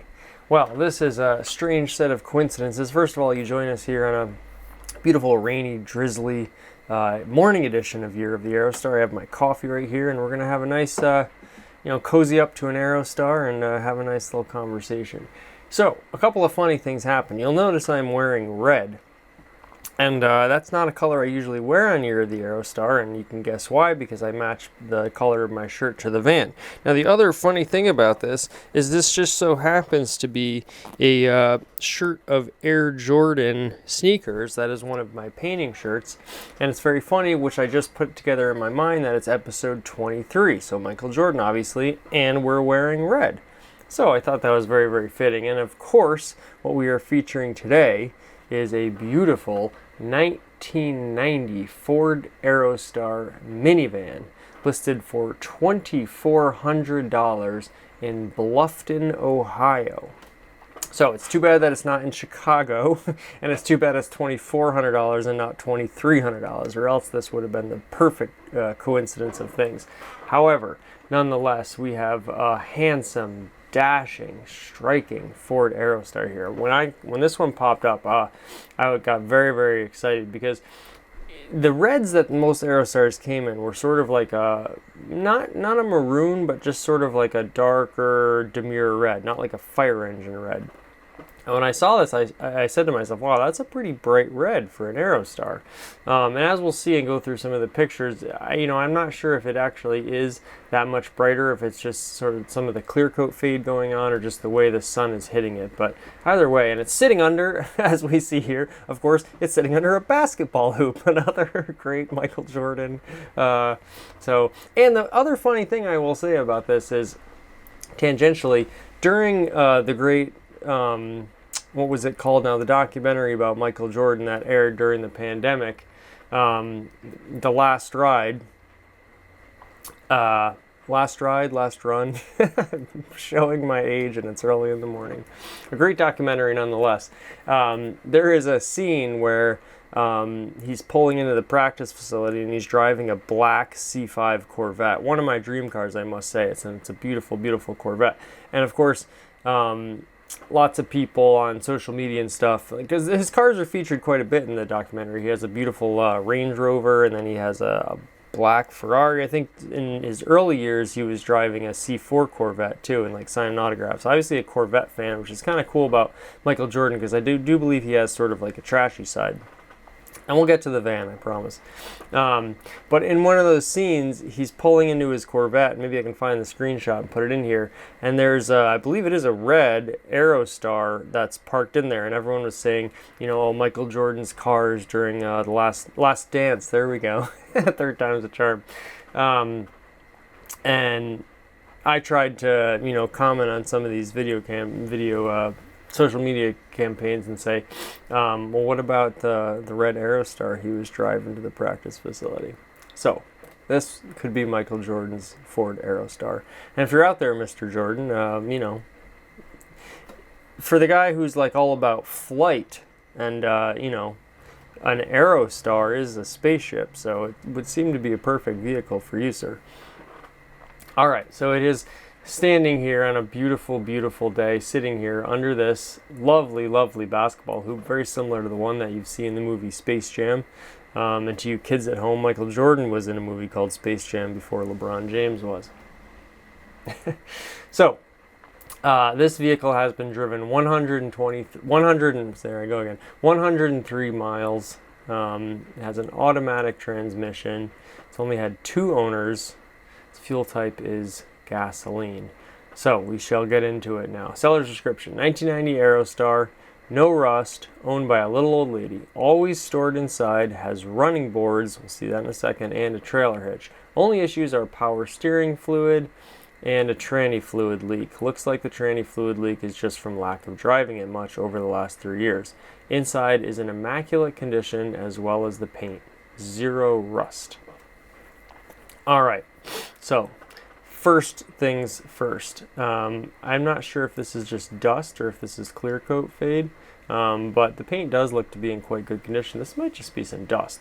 First thing we're going to notice is these wonderful little like sort of rally style lights that I absolutely love. I've always been trying to find rally style lights for these Aerostars. Now there's a contingent of Aerostar owners in Russia who actually I think the guy's name is Papa Thanky. He's like a bass player, and I've seen quite a few. You know, some of them made them over there, probably during the Cold War or something. And they have these, you know, sort of round running lights, and I just think it's a great, great look. I think they look so good on an Aerostar, and they've put aftermarket wheels on them and done some like just subtle but very tasteful modifications to them. So I'm always looking for sort of a set of rally lights, and these seem to come up through the bumper, which is very interesting. I'm not sure quite how they're mounted. And I will say too also that this Ohio style license plate looks very, very nice, especially on this red Aerostar. Very striking, very nice. So, boom, the big reveal. It does indeed have these running boards, and these are not like sort of the sport style running boards. These are a more basic steel running board. I think they were still, or maybe they're aluminum, I could be wrong about that. Maybe they're, I believe they are a factory option, but they just don't have sort of like the, maybe the finish or the sportiness of the sport ones where they're all sort of circular and windy. This is much more of a basic running board. But very nice nonetheless. I think they do look great on an Aerostar. I think it adds to the look, and it makes them look a little bit lower, a little bit sleeker, and it looks a little bit more like a spaceship. Now the running board does seem to be hanging off here a little bit, but you know, that's probably easily fixable. And the fact that there's not a lot of rust, I feel like these running boards sort of collect moisture, and rust develops a lot with Aerostars that have these running boards, and I feel like this is quite clean, even down to your rockers, which is very nice. A couple other impressive things as we see this beautiful basketball hoop again. Excuse me as I take a sip of my coffee. Ah, delicious. All right, is these beautiful graphics package. Now, of course, you have this pinstripe. Now, this is a very common Aerostar pinstripe location, and it just perfectly accents and accentuates this beautiful curved line that runs all the way up here, balances out, and then runs all the way down the entire length of the vehicle, and even maybe onto the back a little bit there. This is one of my favorite lines of the Aerostar. I think this line makes the Aerostar because you have all these wedges and flat lines and angles, and then you just have this beautiful, just sweeping curve that just sort of undulates its way and then eventually does turn into a more angular straight line. But I just think this curve is so beautiful. It's a beautiful body panel line, and it just perfectly gaps all this other stuff here. You know, this gap right here to the bottom of your little triangle window is approximately the same size as the gap between your top of your triangle window and your windshield. This whole area here in the Aerostar is where everything kind of comes together. It's kind of the fulcrum, and you can trace every line on the vehicle to this little triangular window, which is very, very interesting. Really cool piece too. And of course this graphic down here, wonderful. I mean, this is a Chicago Bulls Aerostar. You have your gray and white here. And I wish the picture were a little bit higher resolution, because I have a feeling it's like kind of a gradient line thing, where the difference in color actually between this sort of more white color and this sort of more looks to be pink color is just that I believe the number of lines that are in here, and so it's just a tiny bunch of tiny little thin lines, and it's such a nice detail and very precise. And then from afar, obviously, it just gives the illusion of being a different color. Now, the gray could be solid, or that could be a lot of lines too. I feel like I see some red coming through. Maybe in some of the other pictures, we'll see the graphic a little bit better. The other thing I have to mention about this is I love this style hubcap. Now, this is a hubcap. It's not a... Well, maybe this one is a steel wheel, but I believe this one is... Yeah, so that's interesting. This may indeed be a steel wheel. I can't be sure about that. But this... Is this a Buick hubcap? This might be a Buick hubcap, which would just be perfect for me. Anyways, there is a hubcap, a factory hubcap that looked very much like this. Now, 1990 is quickly becoming one of my favorite years of the Aerostar, because you had this style hubcap, and it's very like Crown Victoria-esque. Like, I just think it looks nicer than some of the other hubcaps that were on there later that were more like had a little bit more swoopy and angular, like the ones that came on the sport versions of the Aerostar. They were the more common hubcap, but these just look like a little bit more high quality. They actually appear to be like metal. They have that shine to them, and they have the bright blue Ford logo in the middle. So for that reason, I really like this era style hubcap.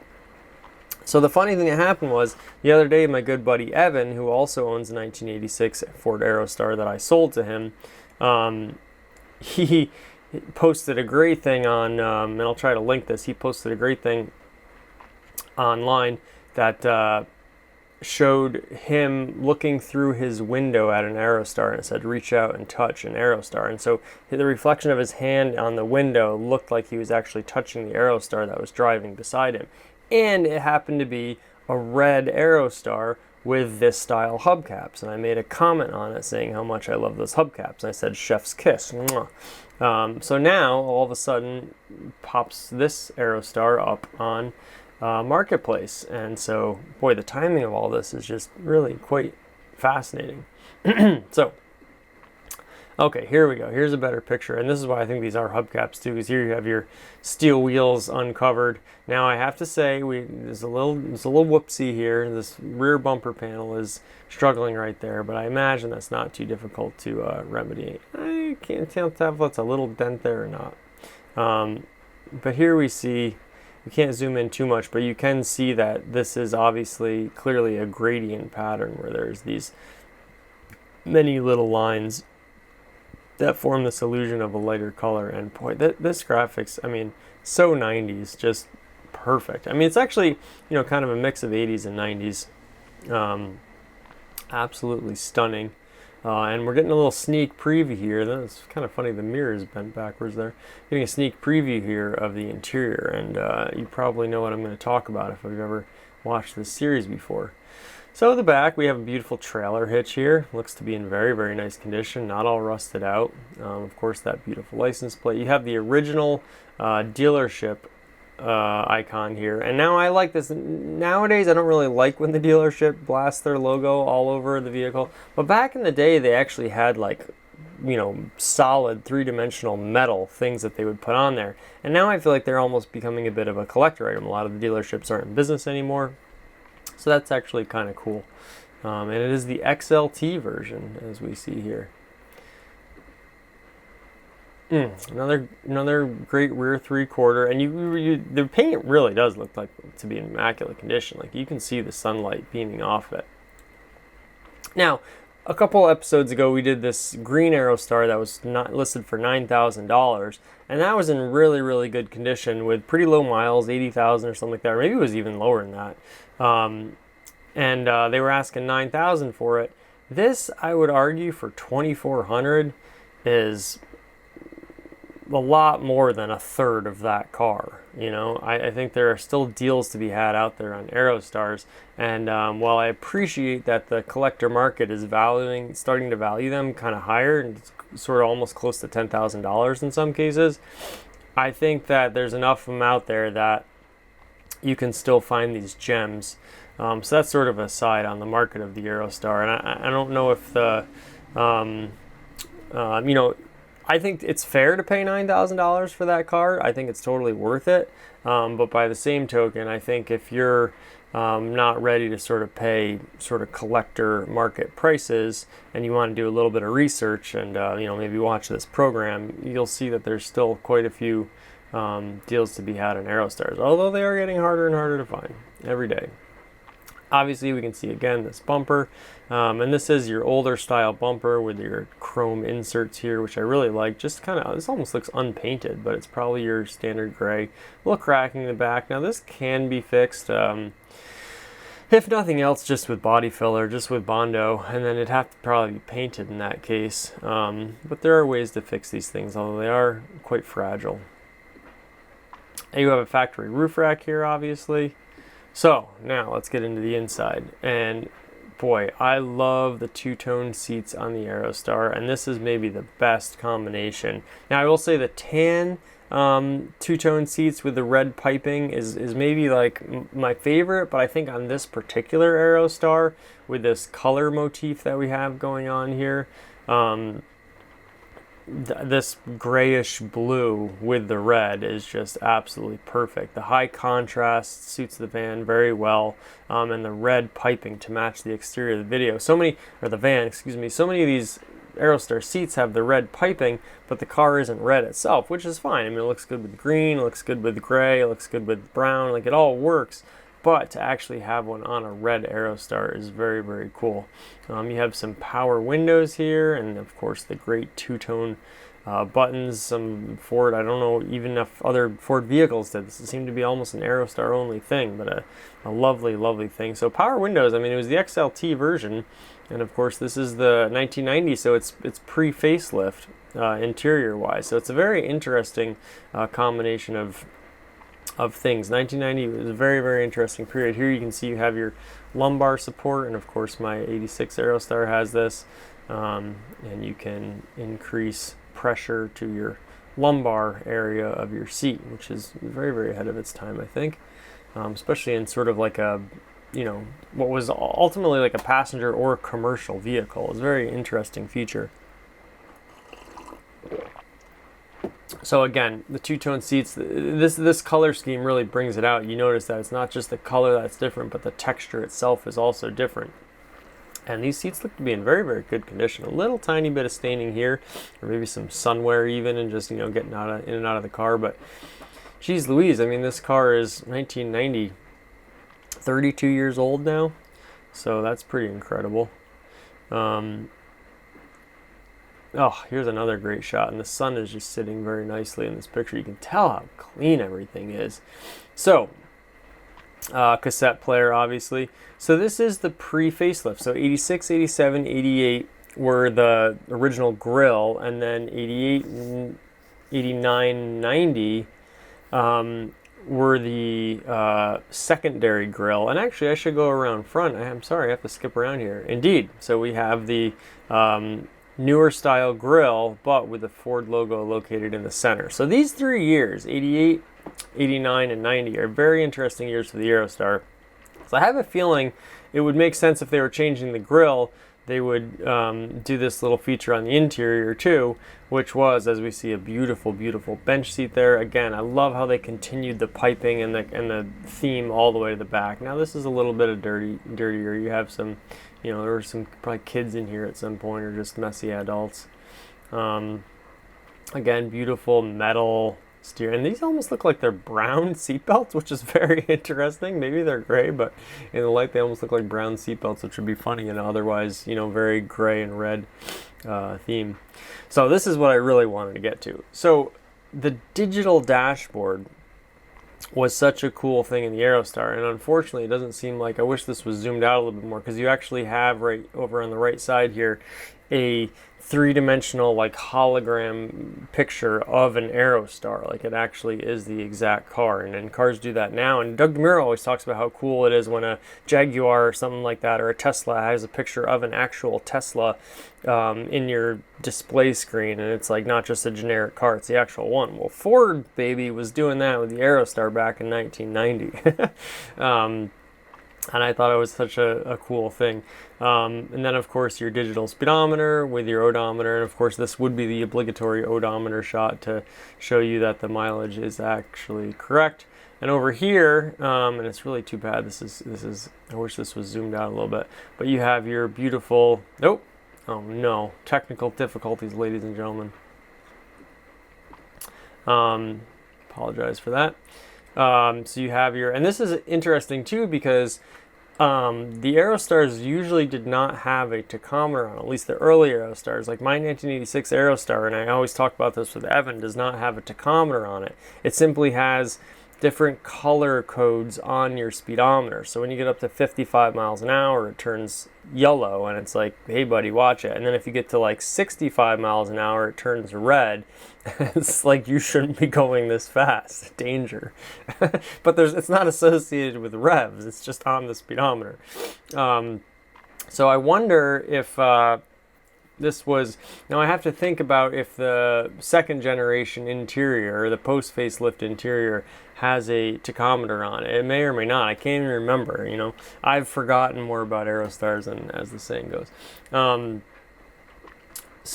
But that's beautiful that it has a tachometer, and it has your little yellow light, little red light. It has your fuel here, which is wonderful, and it's in bars, just like a Toyota Prius of modern time. But it's very, very similar to the Corvette C4 digital display. Very similar. I mean, even the layout with the tachometer sweeping over, and then your other information here is very similar. And the illuminated numbers for your revs. Just beautiful. I wish there was a zoomed out picture, as I said. But that's okay. So we have a beautiful cassette deck here.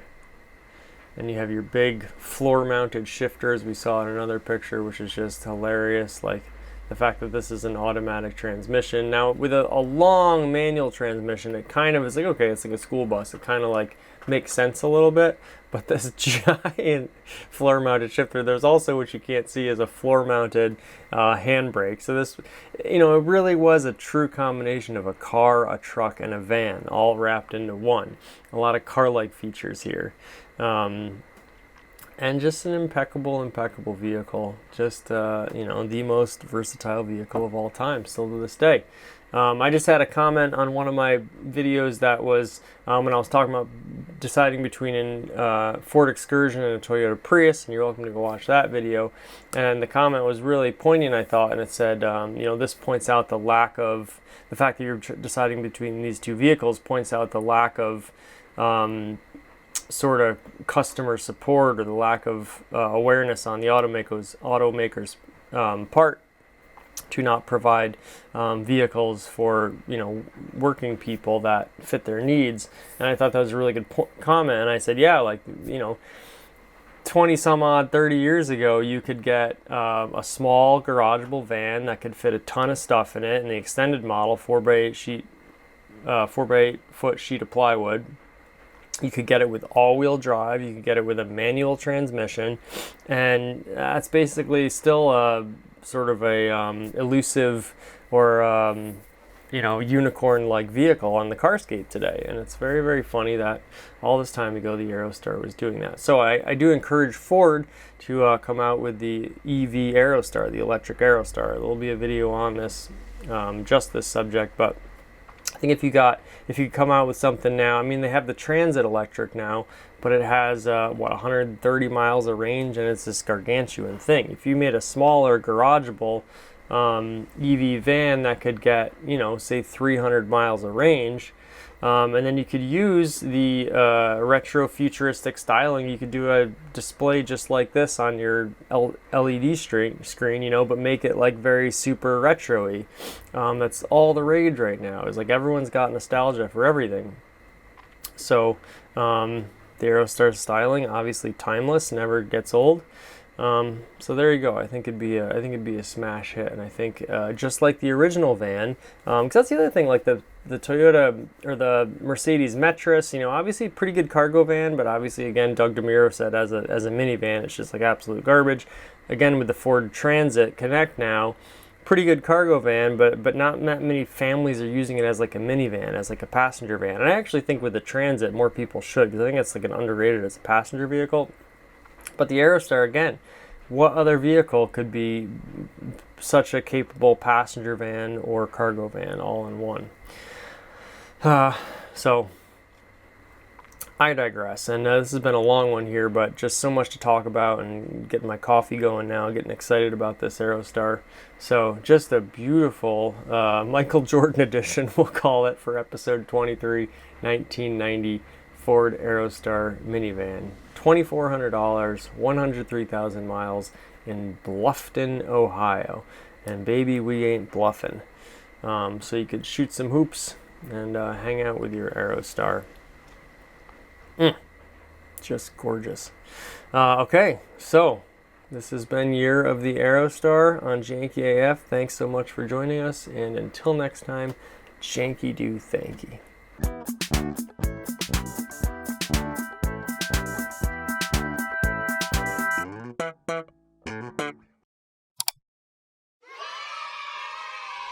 One small step for man,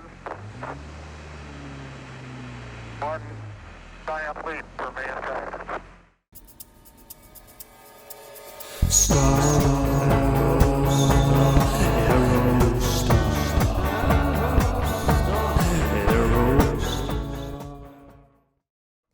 And welcome back to Janky AF and Year of the Aerostar, episode 24.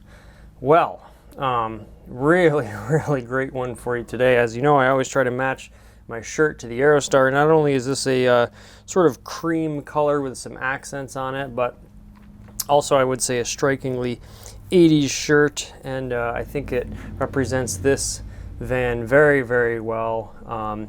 So without further ado, here we have a 1986 Ford Aerostar XLT, listed in Warren, Michigan, for the price of $1,234, which basically means that's not the real price. If there were cars listed for $1,234, that would be great, and certainly I wish this one was listed for $1,234. However, that basically just means make an offer. Now, I don't love it when people put in that price. I think you should at least start off with a basic price. A lot of times you'll see also $999,999. I like for the seller to set a baseline price, so that's my little commentary right there. But as you can see here, we're burying the lead. This is an amazing van that has been decked out with just about every possible accessory you could ever imagine. Now, the one glaring tragedy in this post is that this is a single picture post. However, it's such an incredible picture that I think we will still have plenty to talk about. So, seller's description: needs work, very little rust, runs and drives. So right there, it does run and drive. It needs work, but it runs and drives. So I'll take that bargain. Willing to trade for almost any dirt bike, go-kart, four-wheeler. Seat 7. Whew. Where do we start? First of all, this is a 1986, which means it's the first year of the Ford Aerostar, the inaugural year. It has a very special place in my heart because I own a 1986 Ford Aerostar, and I've owned two 1986 Ford Aerostars. Of course, I sold my other one to my good buddy Evan, and eventually, I promise, we will have some wonderful content on both of those vans. I always say it's the 86, the first year of production, before they worked out all the kinks. I say it as if it's a good thing, and I'm not sure why. I just like saying it. So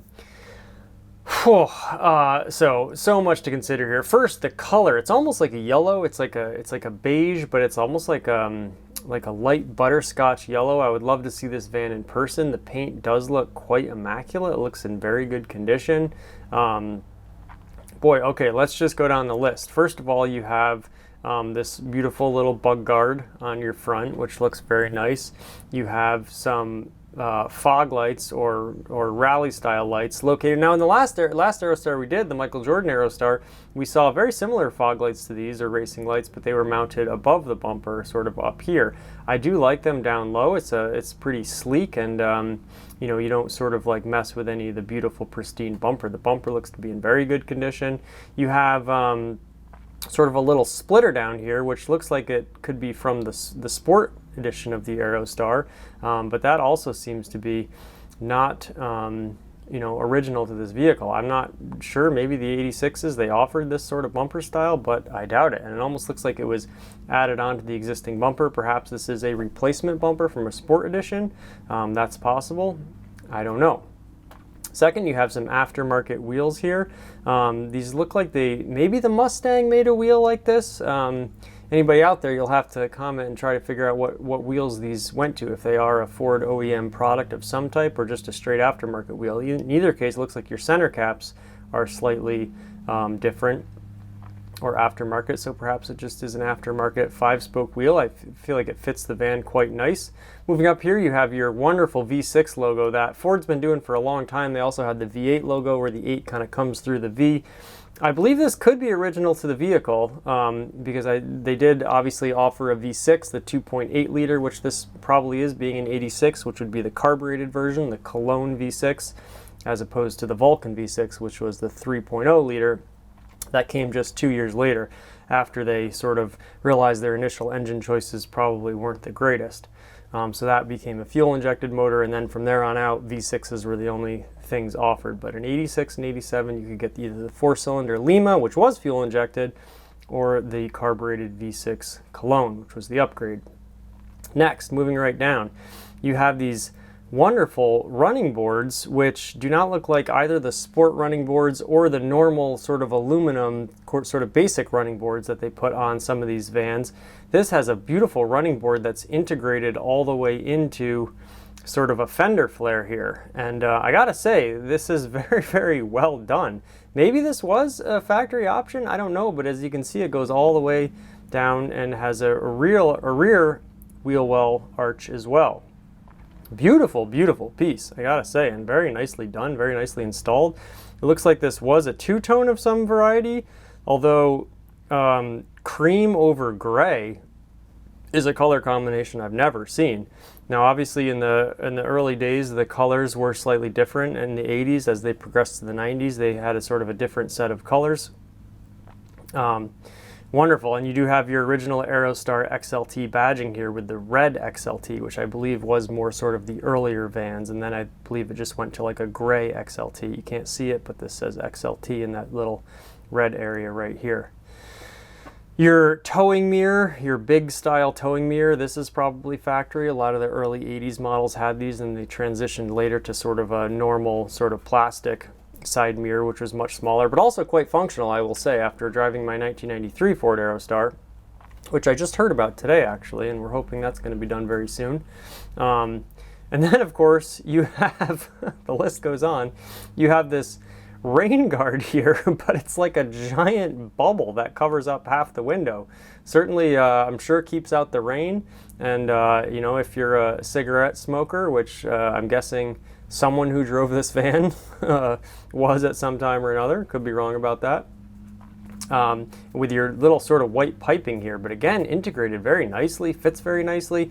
This has like every Aerostar accessory that you can no longer find. They're impossible to track down, and my favorite of which I believe is the front spoiler here, this sort of you know, exterior sun visor, you may call it, but it fits so well. It looks so good. It offers this like overhang. I think it looks wonderful on the Aerostar. Again, I'm sure there were aftermarket companies that were making these at one point in time. Now they're impossible to track down. Every time I see one online, I'll ask, whether it be Facebook or Instagram, like, hey, like, where'd you get that factory spoiler? And everybody always just says, oh, they're impossible to find nowadays. So if you were to ever be able to find one, I'm sure it wouldn't be cheap. Next, moving up, you have the limo spoiler, which was, you know, if you've seen, I believe this, the limousine in the Dumb and Dumber, the first scene of that movie, I think has one of these. I could be wrong about that. The limo spoiler is one of my favorite things ever. It's just sort of this wonderfully sculpted. It gives a, you know, aerospace connotation in it, but just the sculptural aesthetic qualities of this, with it swoops up and then it swoops around. It looks like a boomerang. I've always thought those were cool, and that's placed on here as well. And it looks like your front spoiler may even have some running lights on it. I can't quite tell because of the resolution of the picture, but it may even be decked out with some lights, which wouldn't surprise me considering we have this running light on the side here, which is almost like a hearse style running light. And of course, right next to that, we have sort of a grab handle, which also looks like an aftermarket accessory that's been put on. And shockingly, none of these things have caused the vehicle to develop any rust where they were installed. So that is quite magnificent. It looks like we have some sort of a window tint here, whether that's factory or not. This almost looks like it even bubbles or bulges out a little bit too. So I'm wondering if that has an actual sort of like cover slapped on it, or if it just is some sort of like three-dimensional tinting situation that of course matches perfectly your rain guard, and it kind of all seems to flow together and gently gets more and more bulbous as it comes out here. It also looks like, I'm just noticing that there might be a dash mat here. Now I love dashboard covers. I think a carpeted dashboard cover is a very cool accessory. I would like to track one of those down one day. Also very, very nice. You have, it looks like a factory roof rack here. Being the XLT version, that does not surprise me. Whew, you have some subtle pinstriping going on. So, you know, you could say this is gaudy and you could say that it's overdone, but I think it's kind of like a beautiful, beautiful time capsule of every single possible accessory that you could slap onto an Aerostar, or any vehicle for that matter, is on this one. And being a standard length and not an extended length, it just, everything is compact in that package, and it's just like, you know, just a feast for the eyes and sensory overload almost. It's just really quite special. I have never seen an Aerostar that is quite like this one. And of course, last but certainly not least, this is like sort of the pièce de résistance to me, is this wonderful graphics package that we have going on. Now this says Aerostar XLT electronic. Now of course, if you have seen your way around a couple of Aerostars, you will know and notice that this electronic is the same sort of, you know, same sort of script or font as the Aerostar itself. Very, very 80s. Very, very sort of like what do you want to call it, cyberpunk. I mean, the Cybertruck itself obviously connotes a lot of this sort of like 80s techno graphics, what the 80s thought the future may look like. And of course you have all your buttons and beeps and boops, and whether it's Back to the Future or Knight Rider or arcade games, any of these things that kind of like crystallize the 80s for us. So you'll notice that this electronic badging is very, very similar, if not identical, to the badging that went on the all-wheel drive or four-wheel drive version of the Aerostar, the electronic four-wheel drive. So of course, and because we only have one picture here, I have done a little digging, just a quick couple of Google searches, and you'll see now as I've Googled the Ford Aerostar electronic four-wheel drive, and it's not electronic four-wheel drive, it's electronic four-wheel drive. Okay, I'm very, very adamant about that. So, if you Google it, you'll find some nice pictures of the actual badging, and we can see here. Oh, my computer is being uncooperative. Hopefully my face is not blocking this.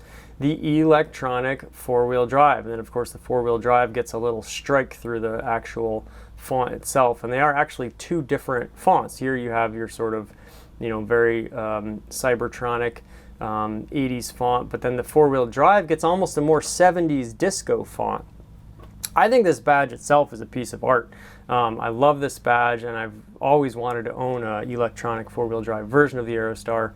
One, just to have, and two, also because they are quite practical. You hear things about, I've seen videos of like an Aerostar versus, I don't know, a RAV4 or something like that, try to do a hill climb, and the Aerostar blew it away. And from all accounts, from everything I've read and everything I've heard from people, the electronic four-wheel drive system is quite robust and does quite work well, whether you're climbing up a mountain pass or trying to navigate snowy roads or something like that. So the funny thing though on this Aerostar is it does not say electronic four-wheel drive, it just simply says electronic, which is hilarious because what is electronic about it? I mean, obviously it has electronic systems in it, but it is not an electric vehicle. Now, as an aside, there were two EV Aerostars that were made between Ford and another company, and I'll do a video on this. I actually tried to contact the gentleman that still owns one of them, and unfortunately I think I was a little too enthusiastic about it, and I think I scared him off because I never heard back after the initial correspondence, which sadly is a story of my life. I oftentimes, I think, scare people away with my enthusiasm. However, I'll be persistent and try to get in touch with them again. But there was an EV Aerostar, two of them actually, that were made as sort of a partnership between Ford again and this other company. Now, they were just lead acid batteries. It was a very, now you would say, outdated EV system. But they were made, and that's another great just sort of little chapter in the Aerostar's history, and just an added piece of the puzzle of versatility and how robust and all-encompassing this vehicle was in all its uses and potential uses. So let's dig deeper. Okay, we have the electronic four-wheel drive badging, and here you can see another example of it from an article, and this is a great article actually on thedrive.com that I'll go into further in another video. A little faded here. I dug further. And what I found on World Vector logo was download Aerostar XLT 56735 Vector SVG logo. Now this looks like probably what the template was for the graphic that this person has installed on their Aerostar, right? Looks very similar to this. However, at some point, either because it wouldn't fit or because they just wanted to, retrofit it here, this has been slightly altered to remove the four-wheel drive portion of it. Now, I will have to look closely here and see exactly. It looks like there's this line that goes under the electronic here, and which is still present there. So we just have to see. They've sort of rounded off the corner here, and it's a nice job. It's not a flat corner here. If you catch my drift, it's actually rounded off and sculpted. So whoever did the graphics work on this did a nice job of not simply cropping it, but actually rounding off that line. Subtle little detail. I appreciate it.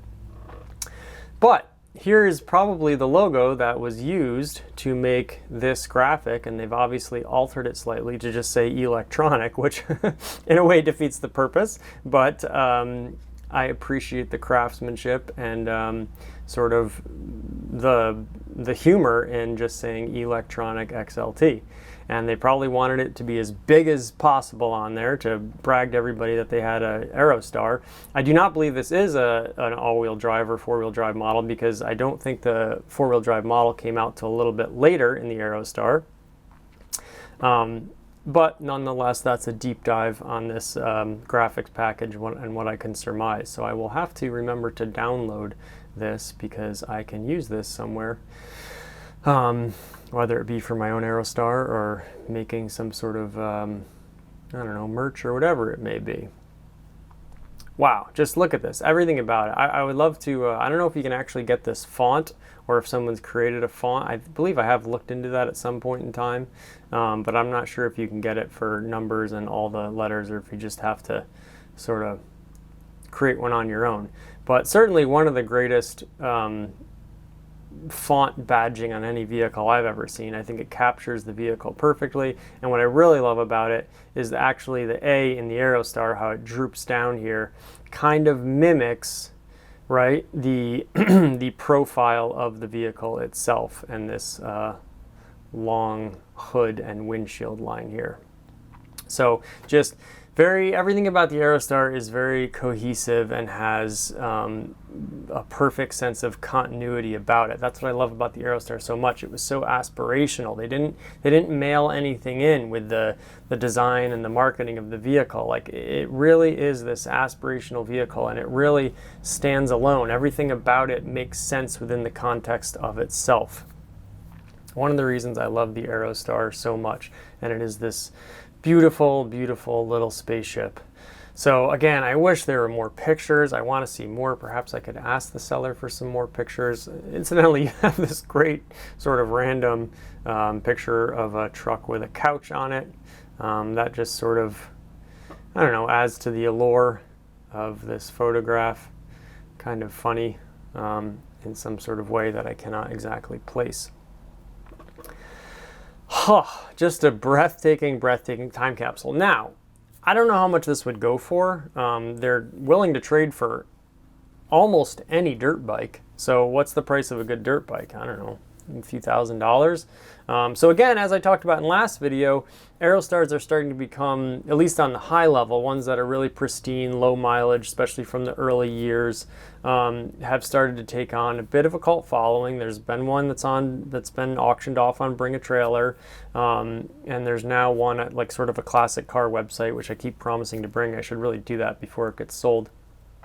But I would still venture to say that even with 200,000 miles, you could have the motor totally rebuilt, or you could even put in a donor motor. And yes, it's not original or numbers matching or anything like that, but I would still say this Aerostar with all these accessories is easily one of the most unique out there, and I would happily take this for 3,000 or 4,000 than the other one that's listed for, like, you know, between 9,000 and 12,000 are the two other highest Aerostars that I've seen recently. You know, we have to see what the interior looks like and if that's in good condition or not. But judging by the outside, I would have to say it's probably in pretty good fettle. Whew. So, boy, sensory overload here. This is just an immaculate, stunning, handsome, dashing Aerostar, and quite a time capsule. A really, really special one. I hope that someone buys this and preserves it and gets the necessary work done to get it running in good order, and it should be cruising down the boulevards for many, many years to come. I think if we took this to any car show, especially with all the period accurate sort of accessories on it, you would get a lot of attention at a car show with this vehicle, because you don't see them much anymore, and especially ones in this condition from this vintage. And of course you have, you know, the first generation grille. It's funny how the 80s Aerostars really do stick out from the 90s Aerostars, and I think that's actually kind of like a credit to Ford. So while the whole vehicle still is unmistakably Aerostar, the 80s to the 90s transition really did happen, and the 80s ones are quite distinguishable, and I think they give it just that little extra flair because it was a product of the 80s. It was, of course, the 86s were actually built in 85. So now you're in sort of like mid 80s, and clearly, like, you know, design wise a product of the 80s, but also fit quite well in the 90s. So I'm blathering on, but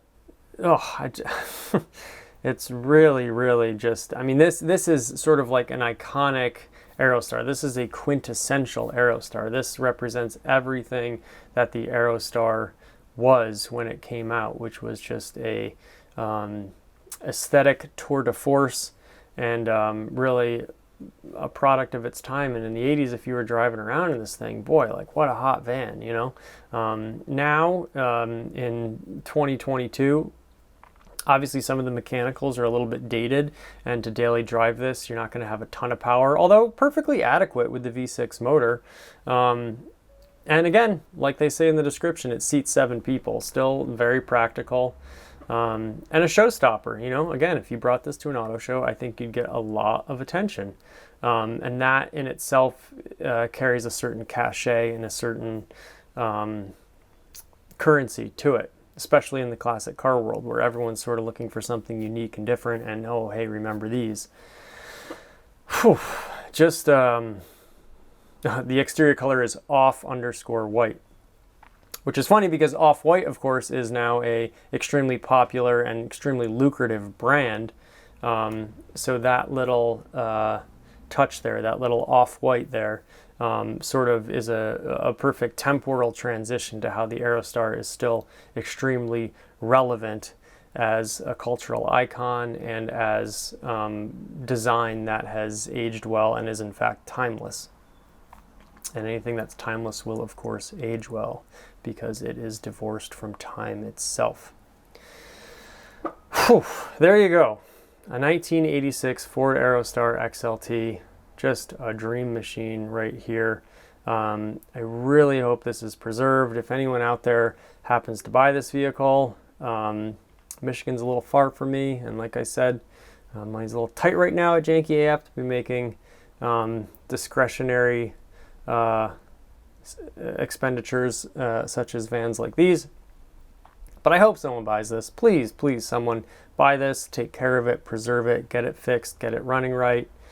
And when you do, let me know because I would probably travel to Michigan just to take a few minutes to drive this thing. Whew. Or if anyone has a free dirt bike they'd like to give me so that I could trade it to this person to get this Aerostar, then let's talk. So there you have it. This has been another just inspiring episode for me anyways of Year of the Aerostar here on Janky AF. And until next time, Janky do thanky.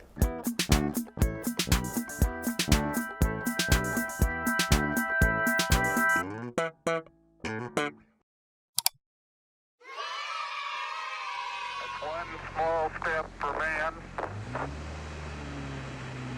one giant leap for mankind.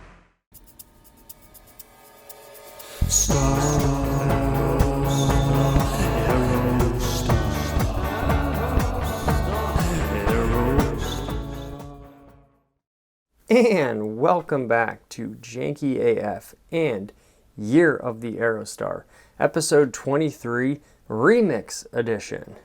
This has not happened often, it's not happened yet here, but occasionally a post will be updated, and this one has been updated, so I can't call this a new episode, but I have to, of course, bring you all the updates on this Aerostar. So without further ado, here we have a 1986 Ford Aerostar XLT.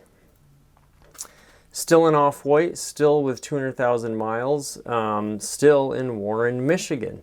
It has a price on it now, which is wonderful. It's almost as if they watched my video and heard me, cry a little bit about the fact that I don't like a 1, 2, 3, 4 pricing. I like the seller to put out a price, and I don't know if they watched this or not, but if they did, thanks for watching. Janky do thanky. And now it has a price on it, $1,500. Wonderful. In addition to that, as you can see, we have a bevy of new pictures, something I also called for, particularly of the interior as well, and we'll get to that. So just an amazing sequence of events here. I bemoan the fact also that there was only a single picture, and now we have more pictures. It's like, it's magic. It's amazing. And of course, the first picture they present here, and it's a new listing picture, we talked about all the accessories that were on the vehicle last time. And we have maybe the granddaddy of all the accessories. We have a giant ladder here on the back of this van. Now, normally this is only on sort of like camper vans and things of that nature. But we have a beautiful van, a beautiful ladder here. And I guess that probably would help if you wanted to put stuff on your factory mounted roof rack that we also see here. So, and if nothing else, it's just another bauble and bolt on to gussy up your Aerostar with. These pictures look wonderful. We can see in a little bit more detail the fine paint job and pinstriping on this wonderful Aerostar, and it does indeed look very, very clean. Now the description has changed very minimally. It seems like they actually subtracted from the description last time. Needs work, very little rust, runs and drives, willing to trade, wheeler, seat 7, super clean van, trade for other classic cars or trucks. And now that's actually in addition, even though there's less here. So now it's not just four-wheelers or ATV type vehicles that the seller is willing to trade for, also classic cars. So if you got an old classic out there and maybe you're looking to swap into something a little bit more trendy or popular or unique, perhaps you would consider a Ford Aerostar. So let's get into the pictures now. The second picture is, of course, this original one, and we can see it looks more like a cream color here in this beautiful sunlight, the way it's hitting it. And these pictures are probably a little bit more accurate in terms of what it looks like, and it is indeed this off-white. Now again, I've never seen this color, I don't think, on an Aerostar. You see the utility vans and they're like a more of a Arctic white, so a very, very beautiful color. We'll go back to the original picture here. A couple things to note that I did a little bit of Aerostar sleuthing that we'll get to, but first off, we finally see the beautiful interior, and it is this gray, two-tone gray with red piping, which is very, very nice. It does have this amazingly large speaker that's been put in here, actually mounted quite nicely, I would say, even though the aesthetics of the speaker itself are not quite my taste, but that's all right. And we can see even a better version here. It looks like we have, I don't know, maybe an additional speaker here and then another speaker here. It's just got a lot of speakers going on. So the sound system, it would appear, is quite amazing. Now we have a kicker. Is that it can't be a sub, right? Right in the middle of the thing there. I need some more oomph behind it.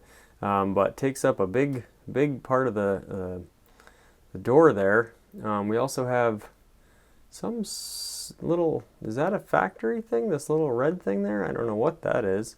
You can see the beautiful sort of light gray interior. Very, very nice, and all sorts of things going on there. Now we see some foam and some electronics and other things going there. Perhaps that is a foreshadowing of what's to come. Okay, first things first. Okay, so we get another shot of the interior. We do have these beautiful two-tone seats with the red piping. I always talk about the seats. It looks like this is sort of in progress, and luckily they've gotten their caffeine for the day in this McDonald's coffee, so that's good. It seems like they're all ready to go. I would, of course, inquire in the seller and see at what stage of the process this is in, because the center console is completely taken apart here, which is interesting. I've never seen this taken apart. It's funny that these little sections of the center console actually remain intact while your main gauge cluster gets taken out. And of course your audio controls here are completely ripped out. So hopefully this is in progress and it's will be completed at some time. Otherwise that's quite the project for the new owner. We did mention these grab handles with all the accessories last time, and this is you can see it in more detail here. It's almost it's got a very see-through portion here, which you actually grab onto, and then a chrome bars here. Very, very nice. I will try not to be too dirty here, but this does kind of look like something you might find in an adult store. I'll leave it at that. Another thing that we start to see here that I didn't really notice last time is that this sort of lower portion of your two-tone is actually chrome. We'll see it better in another picture, but I just figured it was like, gray or something like that. In the first picture, you can't really tell. It almost just looks like a faded gray with some paint fade. But that is actually chrome. Again, we get another great view of the little fog lights here. And the bumper even really has a shimmer on it. It looks like they've been grilling as well to add to their energy to fix up this Aerostar.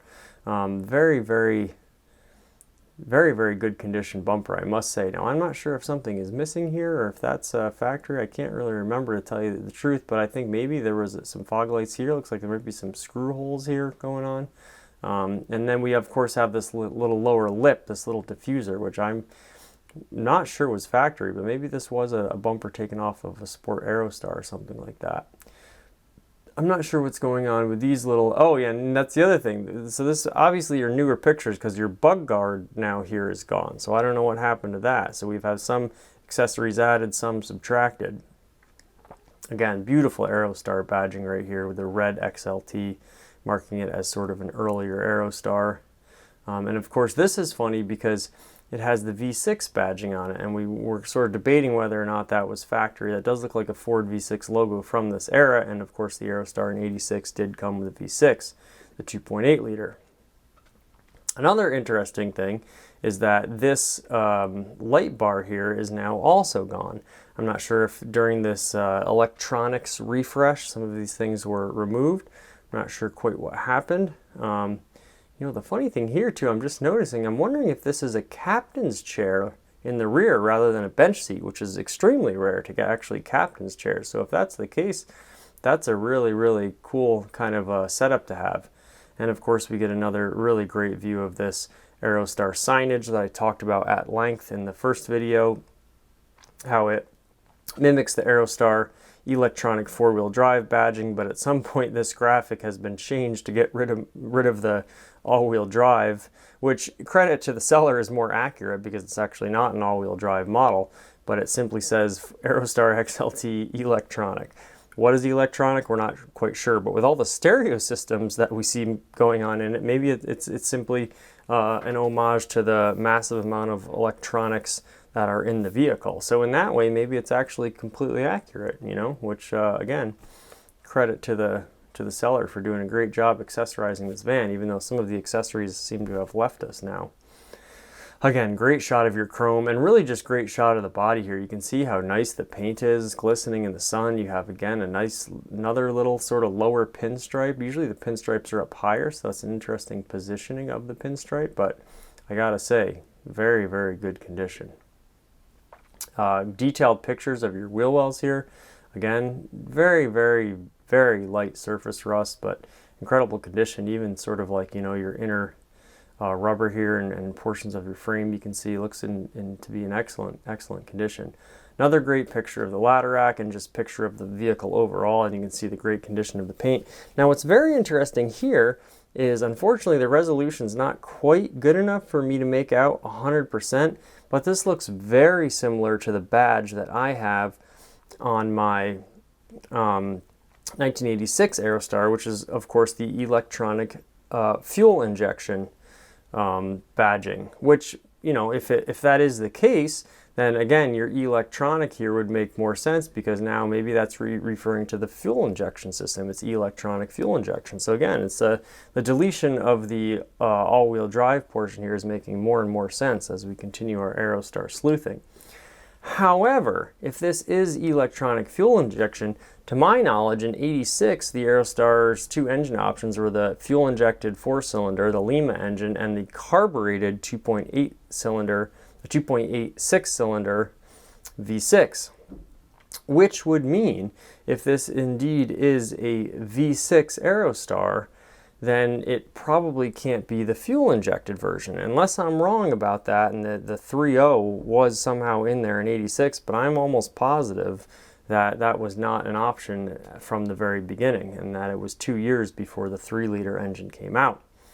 Not doubting that this is 86, because the interior looks to be, you know, of that first generation interior. Not that an 88, I guess, could have had the 3-liter in it, perhaps it's an 88.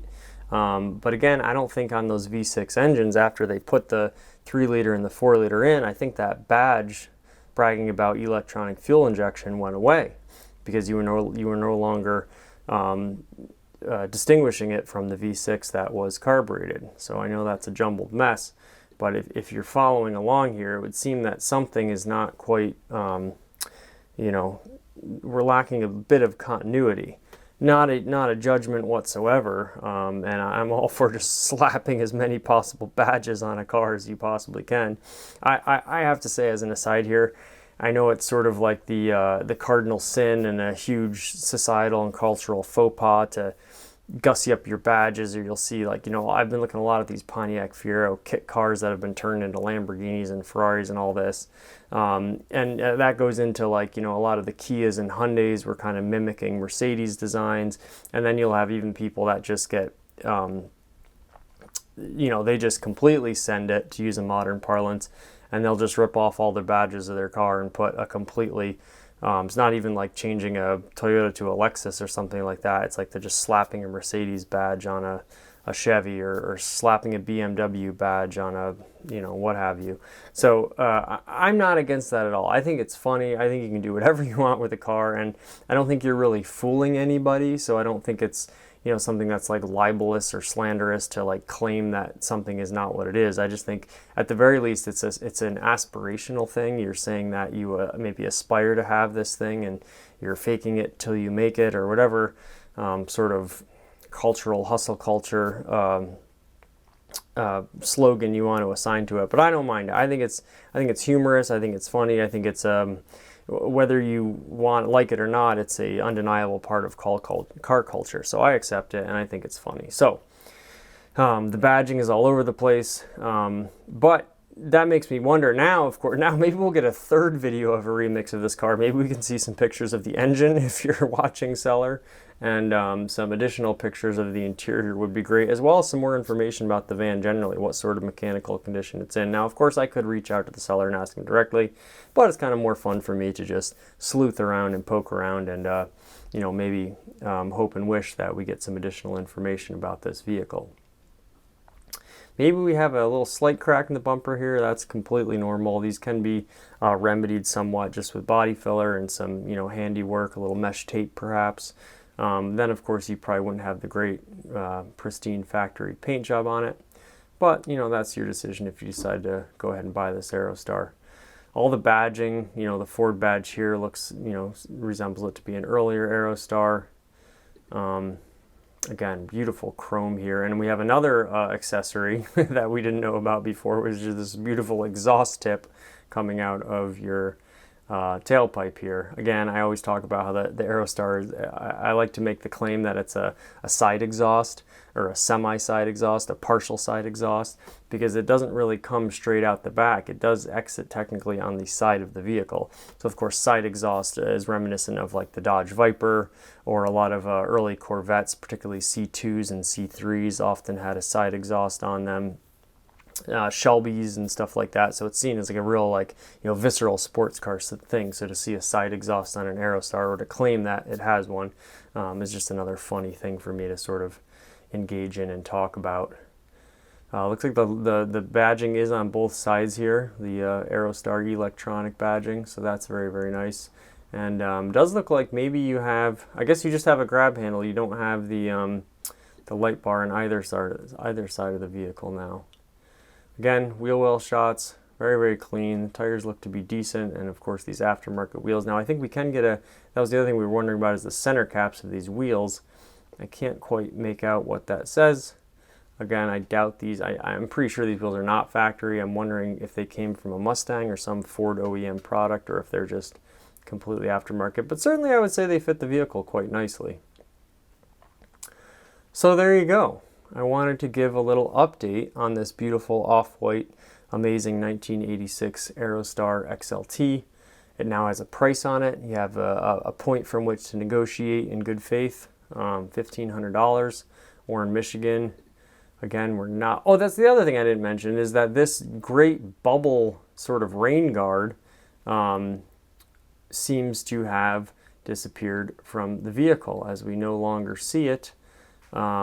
On this window here, it looks like it has disappeared again. Now it looks like also we have an overhead display here, which again, I didn't know came on the 86s. I thought that was later, but I learn things about the Aerostar all the time. As we know, it is a bottomless pit of information to be discovered and learned and appreciated.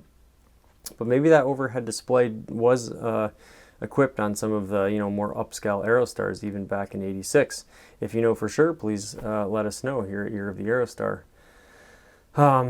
But just a beautiful, beautiful van, no doubt about it. Very clean. It's there's a little work to be done cleaning up some of the particulars and fine details here. But just a beautiful van, and I'm glad that we get to see what looked to be some sort of updated pictures of the vehicle. Again, we can see very clearly here that this rain guard is gone. And maybe, with it came this light bar. I'm not sure what exactly happened. Perhaps they were transitioned to another Aerostar. We really don't know. Certainly it's kind of begging for one now with these holes. And it would be nice to see that put put back on, and this Aerostar really just sort of finished off and brought to its beautiful full 80s glory. So we do have a pinstripe up here, again in super good condition, and another one down here, which is very interesting. I'd love to dig in more to the paint codes of this year of the Aerostar and see if this was offered. It is a really beautiful color, and seems period accurate for the time for sure. But I just have never seen one in that color, that particular shade of off-white. So there you have it, a little update on our beautiful 1986 Aerostar in Warren, Michigan. And maybe the case will continue, or maybe one of you fine viewers out there will actually manage to track this thing down. And if you do, please holler at us, because we'd love to get all the full details about this beautiful, beautiful, gorgeous, striking, handsome, dashing Ford Aerostar. That's it for now. Thanks for joining us all as always, and until next time, Janky do thanky.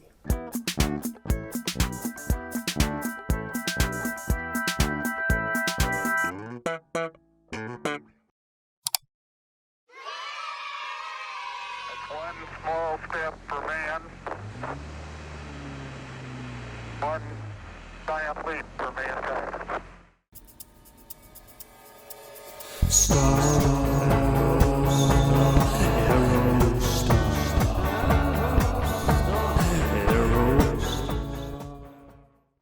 And welcome back to Janky AF and Year of the Aerostar, episode 25.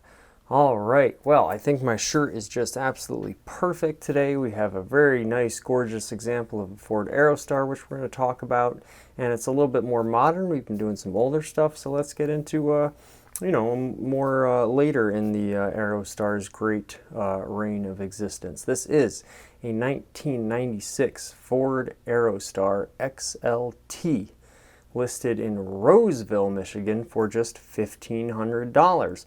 So we're still in Michigan, and we're still at a $1,500 Ford Aerostar, as was our last video, our beautiful remix edition to episode 24. This vehicle, it has been driven 235,000 miles. Not uncommon for Aerostars at all. I've seen Aerostars with over 300,000 miles on them. It's an automatic transmission. Exterior color is brown, and the interior color is brown. Now I'm going to argue more of a gold, but gold is certainly in the brown spectrum. So, in totality, no real argument. Clean title. This vehicle has no significant damage or problems. Well, that's great to hear. Unfortunately, this is one of those posts that has no description, and so it's up to us to speculate freely about everything about this Aerostar, which is kind of nice. The thing I'm going to highlight about this particular listing and this particular Aerostar is the photos. The photos of this Aerostar are just wonderful and breathtaking, so I'd like to shout out the seller for these beautiful photos. We have it in this sort of back alley lot. All the colors sort of match the Aerostar. It's very well framed. It looks like almost like an old film studio set or something like that. Kind of like Rust Belt Americana and industrial, and it's just a beautiful setting for the Aerostars, and I think these photos are very, very nice. So, because we have no description to get into, let's just do a beautiful little walk around. First thing we'll notice is that the bumpers are more or less color matched, and a lot of times these bumpers were gray from the factory, but these ones look to be gold. And as much as I love the two-tone Aerostars, and I love the Aerostars came in so many color combinations and two-tone combinations, even like a sandwich two-tone where the bottom and the top match and the middle's different, it's striped there. I love a monochromatic Ford Aerostar. I'm very into monochromatic color schemes on houses and all sorts of things. It's become a bit trendy, I would even say, monochromatic. And certainly, in the car world, monochromatic cars are nothing new or nothing really special. It's very common to paint a car all one color. It's probably the majority of cars are that way. However, given the Aerostar usually has these factory gray bumpers, I've always loved when the bumpers are color matched to the vehicle. I think it just gives it, a very pure look, and you can study its design with sort of an uncluttered eye. So I really like when the bumpers are color matched. Now, this is not maybe quite perfectly color matched, but maybe it's just the light here. But even the hood and and the quarter panel on the side of the vehicle don't look quite exactly right. And actually that's one thing I love too, is almost sort of like a janky monochromatic, where it's kind of variation on a theme. It's not necessarily like the wheels on my Buick are painted white, and it's not the exact same white as the color of the car, but I kind of like that. It's just a little bit off, and it gives that just little tiny bit of depth and jankiness to it. So I really, really appreciate that. Of course, your grille here is still gray, the factory Ford gray that almost everything was done in. Now I think that would look really cool gold as well, and then you got the real complete, and you see sometimes people will actually paint the chrome surrounding the grille and these headlight bezels the vehicle color too, and that's really doing it up. And then you're like kind of really you know, coloring it out and making it totally like plastered. I think that looks good. I'm all for that, but I think this is just a little bit more subtle, a little bit more factory. You just sort of have the bumpers, the only thing that really is matched to the rest of the vehicle, and I think that looks just fine. You still get just tiny enough variation there to make it not hit you over the head with it, but still very pure and very having a sense of continuity. So I like that. Moving on. This is my favorite photo of this whole posting. I just think it looks great here. We have this tractor trailer. You have some, paint fade here. Just a beautiful blue sky with some white puffy clouds. You got some green in the background. You got a stack of pallets here. This Aerostar is just like, ready to do some work or ferry some people around, whatever its purpose may be on that particular day. It's ready for action. It's obviously put in a long amount of work already at 235,000 miles. And this is obviously just like a standardization thing here, but no significant damage or problems. The seller has listed it as such, so it's up to them to sort of hold that up. But just a beautiful, beautiful shot. Your Aerostar is framed nicely in a beautiful sort of 3/4 shot here. Looks like there is a tiny bit of rust going on down here. Just the edge of the door, probably a little, water dripping off there, and maybe a little bit right here in this corner as well. No big deal. You can get that patched right up. It already has this beautiful, like, sort of patina that's sort of just beautifully floating on down the side of the car. So the quarter panel here looks like I have the majority of it, and then it just sort of slowly meandering its way. I love patinas on cars. My 86 Aerostar is brown. It has a beautiful patina on it. I always tell people, it took the sun 30 years to paint this beautiful paint job on this vehicle, and you really can't outdo nature's way of making everything beautiful and organic and subtle and nuanced. Excuse me. And so I think patinas are so beautiful, because if you tried to fake a patina, and you often see this, especially like distressed jeans and stuff like this, but I think there's no faking out Mother Nature, and I think a natural patina is one of the most beautiful looking things in the world. So I love the patina. It almost takes the same pattern as like a flame logo would. When you see flames running down the side of the car, it almost is that. And obviously it's the sun that's doing this, so in a way it's like a natural sort of like paint sun flames coming down the side of your car. So I think that's very, very beautiful. Love the look of this Aerostar. Just really no frills. It's a good color. I love gold cars. I have a gold 1982 Fiat X19. I think it's a very underrated car color. I love Ferraris in gold. I love Corvettes in gold. And even brown, that Zeus bronze on the new C8 is a beautiful, beautiful color. And becoming sort of a sought-after color too, I believe, as an aside, because not many people ordered it.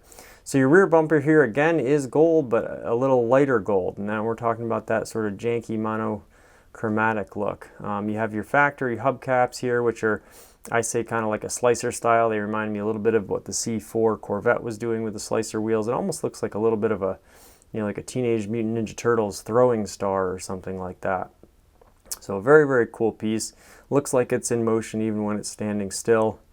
And just a beautiful, beautiful shot of this Aerostar. The sun just glistening down upon it in all its glory.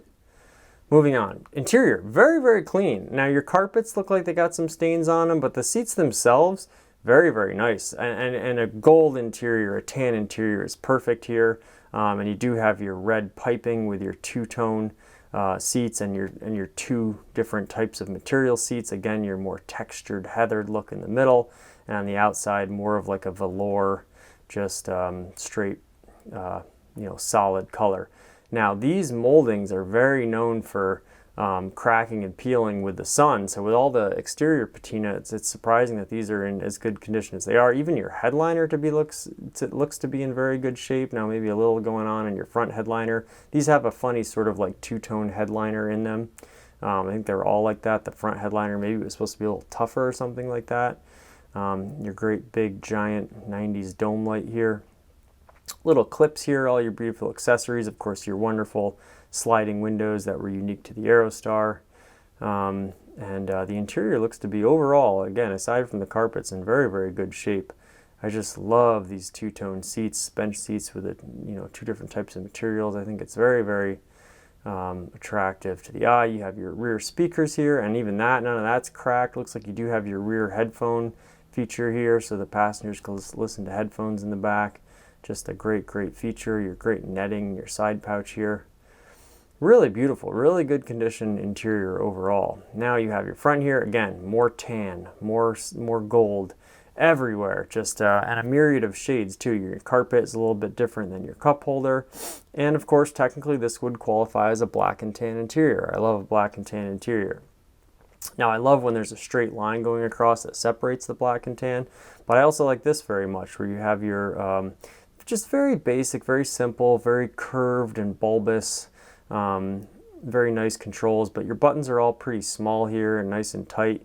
You have these sort of like beaker shaped controls and knobs where the arrow of the pointer, obviously indicates where exactly the dial is, which is nice and clear and concise, easy to use. You have of course, your cruise control. The nice thing about I really do, as much as I love the earlier Aerostars and sort of the pre-facelift interior, I do really like we'll call it the second generation interior, the post-facelift interior.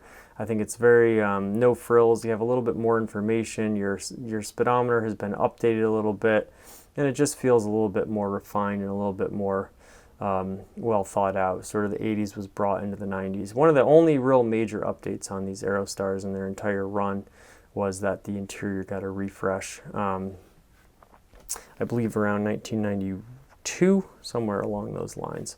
And I do have to go read the Ford Wikipedia. I really got to study up. Again, I'm a little rusty here. I've read all this multiple times, but I would like to know the exact year that all this did change, just so I could, more accurately inform you wonderful viewers at home. I love a horn mounted button on the steering wheel.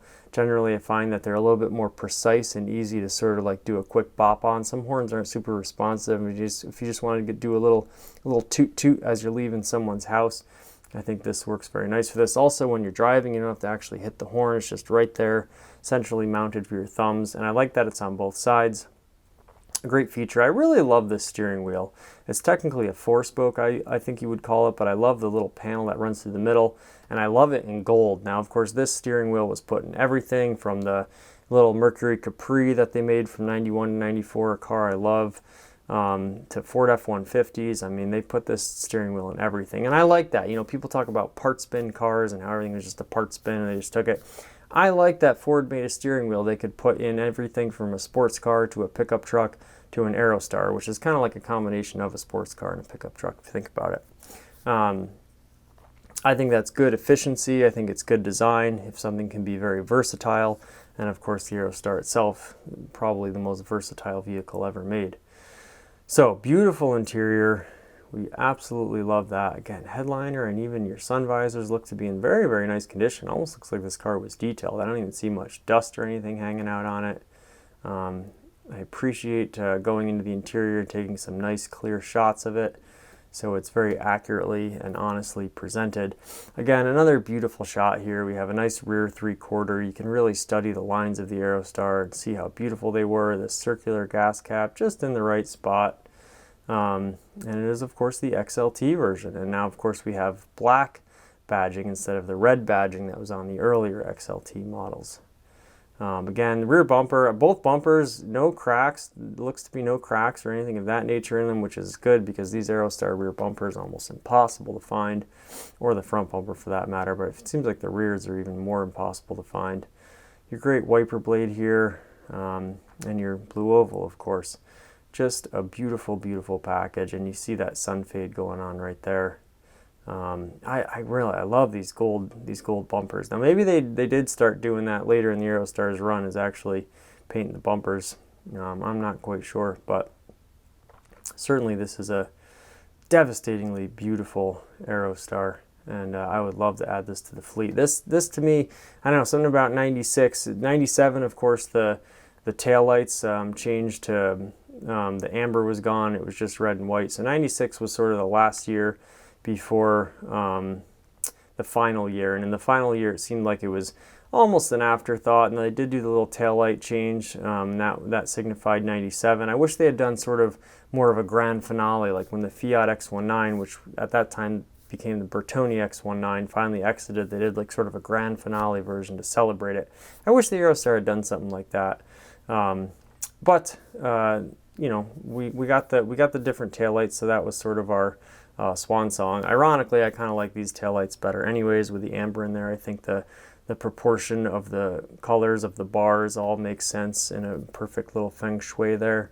So 96 was your last sort of standard Aerostar. It had fully come into the modern age. It had all the features you could want of a car of that era. And it was just a really, really complete package. And I think the color's great on this one. I love how everything's tan. It's just, it sits right. You know, as Jay Leno says, cars just, sometimes they just seem to sit right, you know, and this one certainly seems to sit right. It just has a great stance to it, a great angularity to it.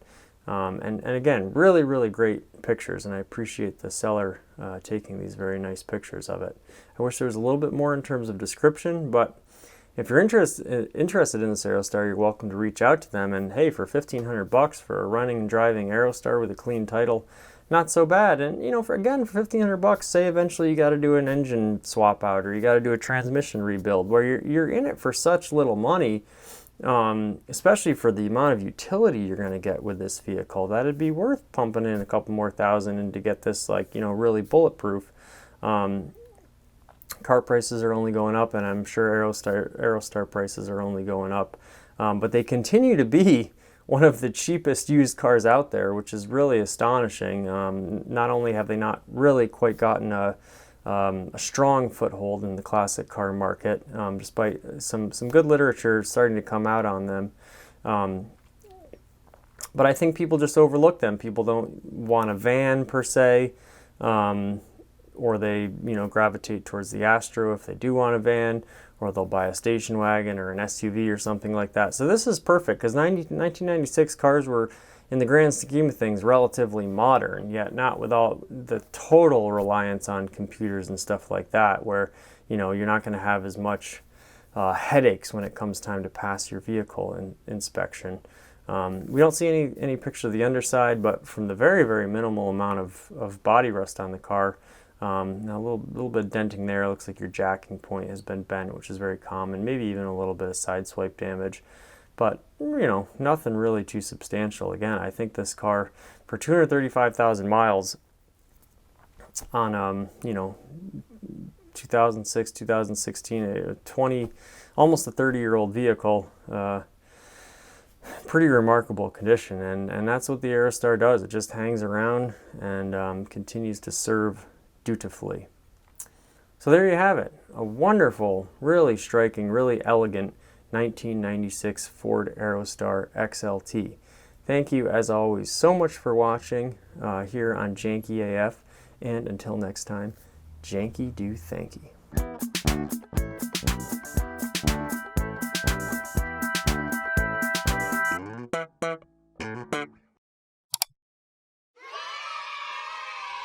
One small step for man, one giant leap for mankind.